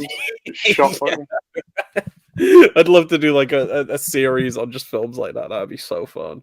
Like see that and Punisher Warzone in the cinema. I loved your tag for your tags for Ghosted earlier. Oh, bowel movement. Yeah, bowel movement. Bowel movement. If anyone's following me on Letterboxd, bowel movement's a Pink Flamingos reference to when someone gets sent a box with a Elmer core. Yeah, Elmer core. That one's easier to explain. So, Elmer core means Suicide Squad is under it. Elmer core. So let me explain for those who are uninitiated. So the classic Frank. Good night, Heller Marvel fan. Oh, good night, Marvel fan. This film's about a parasite that's attached to somebody's head, and the parasite brain damage is called Elmer. So whenever a film gives me a headache or makes me have brain damage from how stupid it is, I'm calling it Elmer core. That's part of that like tag. But yeah, yeah. I love the Beast Moustache as Solus Trenchcoat. That's awesome. Hey, mate, we definitely need to get you on the stream. If you're on Instagram, just contact me, Playtendoguy, and we'll get you on the stream. Yeah. My favourite werewolf film is Ginger Snaps. Hey, Awesome. Ginger Snaps is good. Yeah, I like Freaks Ginger and Snaps. Geeks is fantastic. Oh, it's so And good. do you have a favourite George C. Scott performance? I think The Exorcist 3 is my favorite film with him in, and he's great in it. But if I had to give my favorite performance, it's probably Hardcore, like Paul Schrader's Hardcore. That is an amazing film, and he's very entertaining in that. He's Isn't also that really. on Indicator? It is, yeah. I've got the Indicator release for it. It's such a good film. Yeah, Hardcore is probably like my favorite performance, and obviously you've got to shout out. Doctor Strangelove, isn't he in that? Oh yeah, he's in Doctor Strangelove too. Shit, yeah. No, I was gonna say The Changeling. The Changeling. Yeah, that's another one too. Yeah, George C. Scott was great. Yeah, he's been in some great stuff. What about you, Josh? What's your favourite George C. Scott performance? I haven't seen any, I don't think. No worries, mate. We're nearing the end of the stream. It's been a wild night. This stream has been chaotically awesome. He doesn't even have to say it now. He just has to show it. What's your name on Letterboxd? Who? Me? All of us. Leon Vegas. I will show you my profile. So yeah, if you it's just letterbox for www.letterbox.com/Leon Vegas. But here is my profile. I have Showgirls in my top 10, top 4 right now. I'm actually gonna quickly just change my top 4. 1 minute. Oh. Oh. 1 minute. I'm Playtendoguy on Letterboxd, and you're, what is it, just Josh on Letterboxd? Hold on, let me find it. What do you guys think of my new favorites on Letterboxd? What's that? Scared. Oh, Scared. It's just scat 4 times. Mine's You need to review it and say masterpiece, 10 out of 10, best film of all time. Oh, yeah, mine's just joshing. Just joshing. So yeah, okay, be sure to follow us all Joshing's on with an S. Joshing. But it's linked in my YouTube channel. So awesome. Gary says trying to collect Jess Franco's entire filmography is hard. Over 100 films. Wow. I have this double feature from Vinegar Syndrome that I ordered in my recent order, which had 2 of his films, 2 Undercover Angels and Kiss Me Monster, but I haven't seen them yet. But I'd like to check out some of Jess Franco's stuff. Yeah, Vinegar Syndrome do amazing releases. I love them. Yep. We've got Solus Trenchcoat saying, I love Brain Damage. I've heard it's a good film. Yeah. I know Jason's a big fan of it as well. Yeah, Jason loves it, yeah.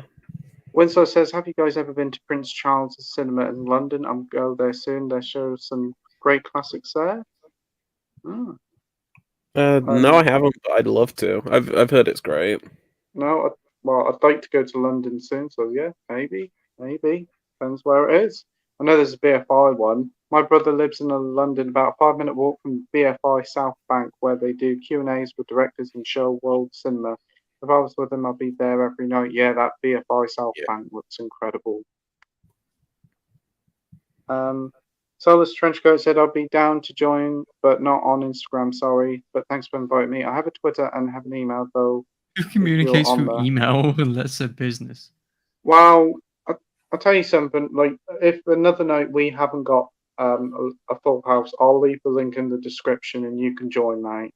That'd be great to have you on. I mean, if you have you been on the stream with Mike from Did You See That? Because I know you know him. Like, I'll ask Mike to get in contact with you because unfortunately I don't have Twitter. But it'd be great to have you on. Cool. I'll check out all you guys like boxing channels. Really enjoyed the stream. Awesome. Thanks ever so much, mate. Appreciate that. Thank you. Winslow says, great stream, guys.